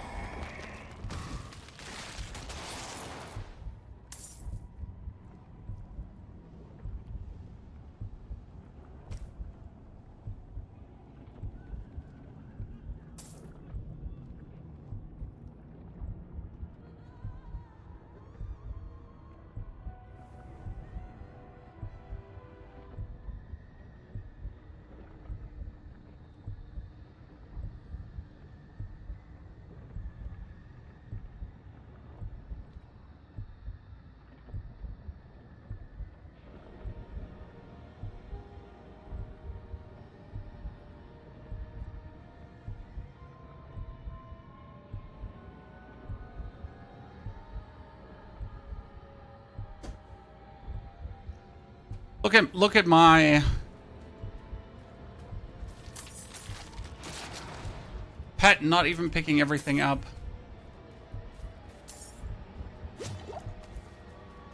God, I'm so slow in between. See how we're, by the way, always buried up now? Slight difference. What riches did the doorbell bring? A family. Doorbell brought a family.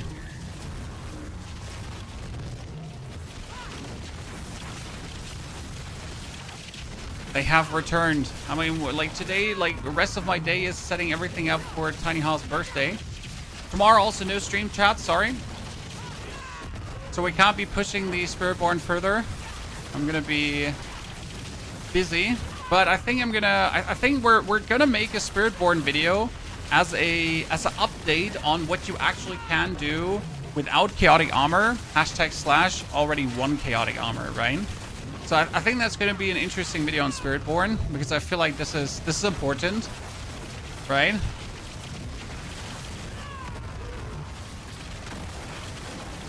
To make Dan before people get scammed by Spiritborn again, right? But we're gonna stop the Spiritborn scam. This can't be happening. They can't be getting away with this.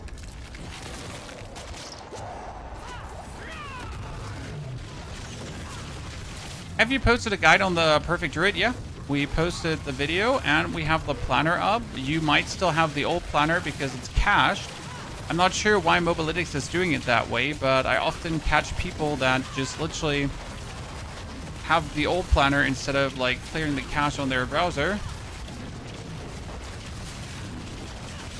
Get the swing put together. The swing is so heavy that I need another person.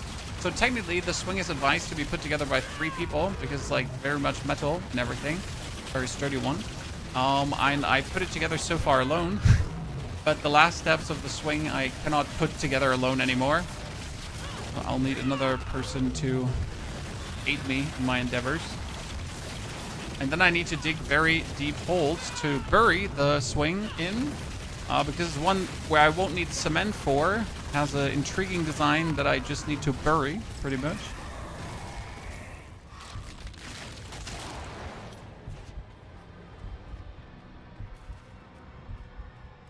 Okay, teaming masses to get more lords.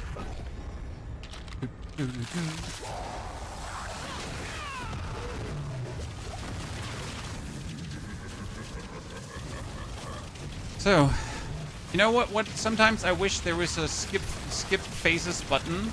So, like right now, I just want to get to Bartik, right? I don't want to even do the other phases anymore. Wait, can we just fast pass forward to Bartik, please?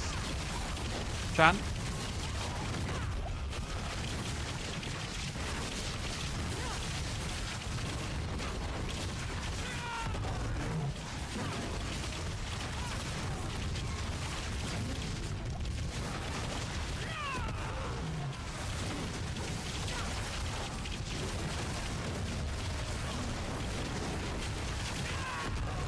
Poor guy. Good evening.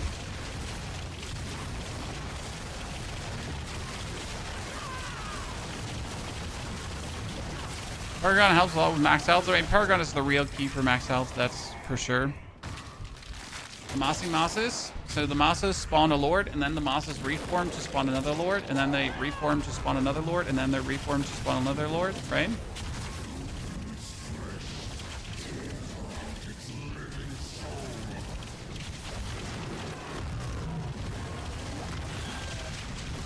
That's the fun part about when the Masses are massing.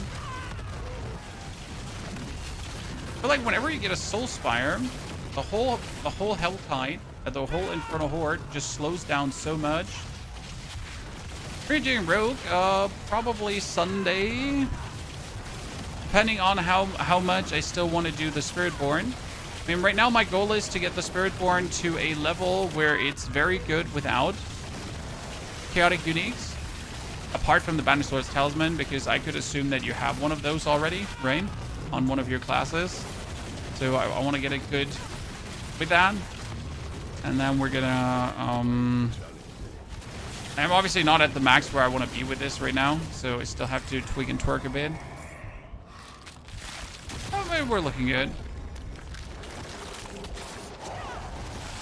So for Rogue, I gotta just decide if I really want to do the Death Trap again, or if that's too boring, or if I'm rather intrigued in doing the Barbarian with the auto shouts. I mean, let's not forget there's auto shout barb. It's kind of cool.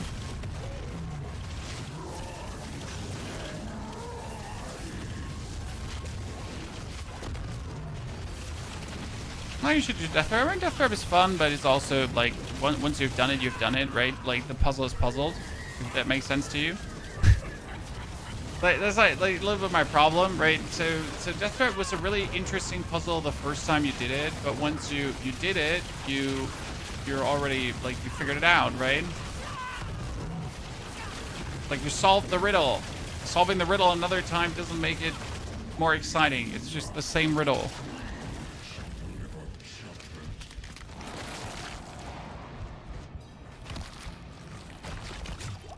Hello, Mr. Bartik in Torma 3.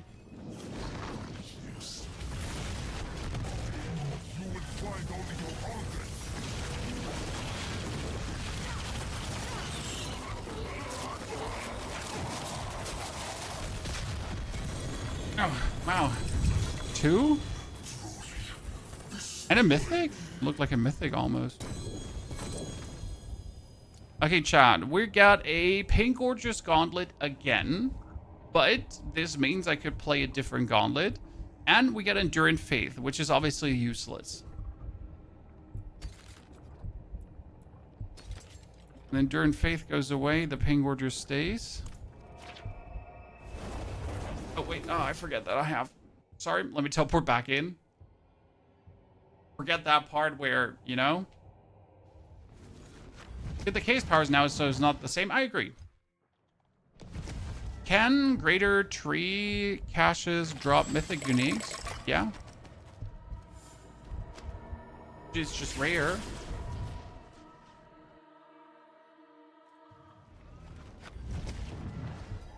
I mean, everything in the game can drop mythics, okay? Literally everything.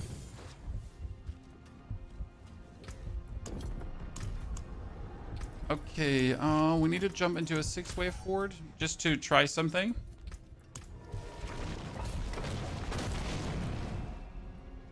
So I need to see how much is the damage now better since we're overpowering more.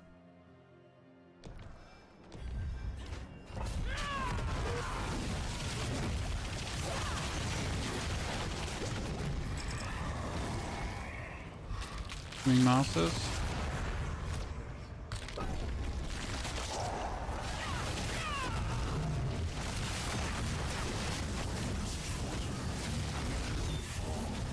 Yeah, but chat, the damage is also increased here. I would need to get a Burning Butcher to actually test this for real, right?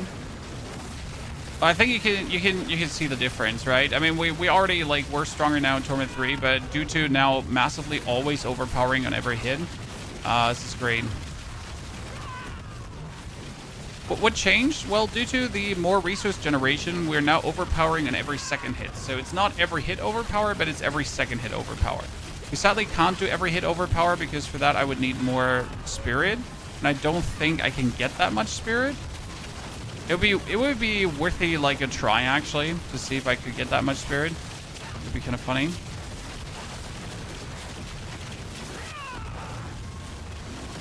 Are you losing health constantly? Chaotic perks. Chaotic perks are having me at the brink of death, but I have full area, so it doesn't matter. Okay. It only looks bad, but it's not bad.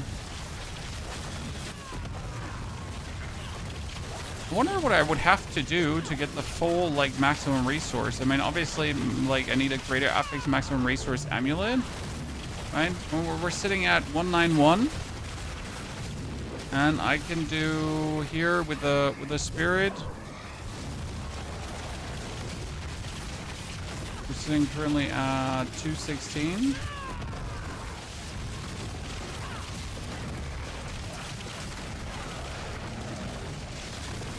Keep opening your emote wheel because my little finger is weirdly attached to my hand and keeps opening the emote wheel. I'm gonna rebind that key. Don't worry. Harlequin Crest help? Nope. Because you couldn't keep it, so I want to have a boss. I need a boss. I need something sturdy because I need to test something. I should actually just go into a Torment 4 boss now. Now let's finish this wave so I can just leave. Problem is that we are 216, right? So in order to now get more, I would really have to get to 200. I need another 16 more, and that's a whole ass item, right? With a greater affix to resource. So it might be that we just have every second attack and that's it. I mean, that's fine in my eyes, chat, right? If every second attack is an overpower. Don't get me wrong.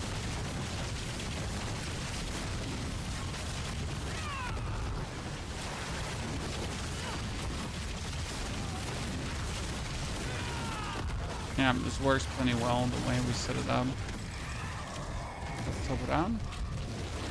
Most fun build this season, Ravens, so far. The Kratong, thing with the 91 centuries of support. Give a Tarn, thing with the 48 months. Welcome back to both of you, lads. Okay, we got a... we wanted to kill the Grégoire. Right? Not like you attack... Exactly. With the attack speed, it makes sense. It's just an interesting fantasy to say, hey, what if we could have 275 resource and really attack every attack, right? If it would just work.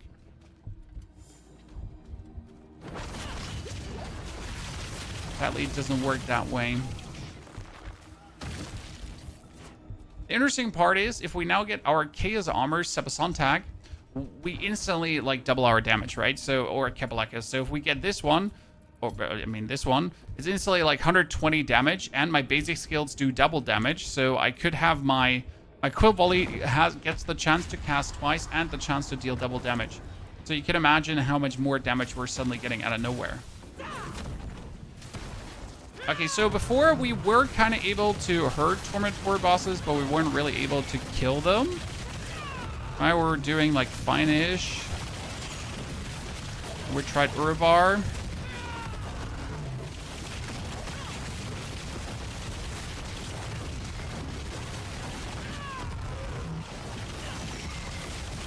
Our damage is definitely greater now.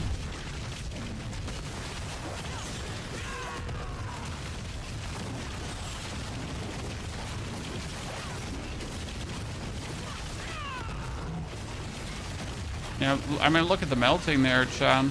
Mm-hmm.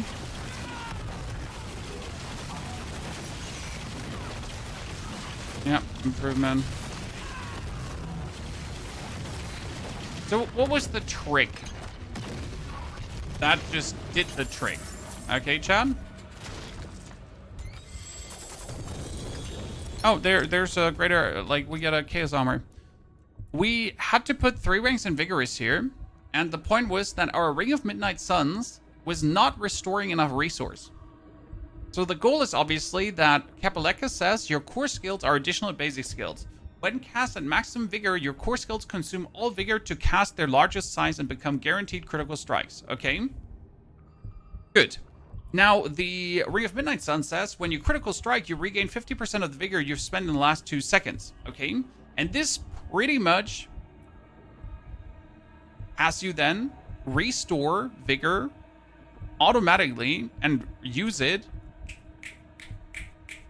like that. Right? Okay, this is Peacemonger Signet again. We're being robbed, Chad. Like, the amount of shitty things I've gotten is quite something. Okay, Chad. That was amazing. That was a good stream today, but we got a lot to do for my daughter's birthday. So we'll continue with this on Sunday, and you'll get a video that explains everything about the build and how to pretty much progress it into Torment 4, that you can then have a good time in Torment 4, because it feels a bit weird, but once you got it, it feels very good. Therefore, I'm done for tonight. Thank you for coming, watching, lurking, chatting. Don't forget to watch the update on the Druid video. It's fire. I'll see you all tomorrow. I'll see you all on... Yeah, whenever I see you, because I really don't know when I find time next to stream. Okay, latest Sunday. Until then, take care. Appreciate you all.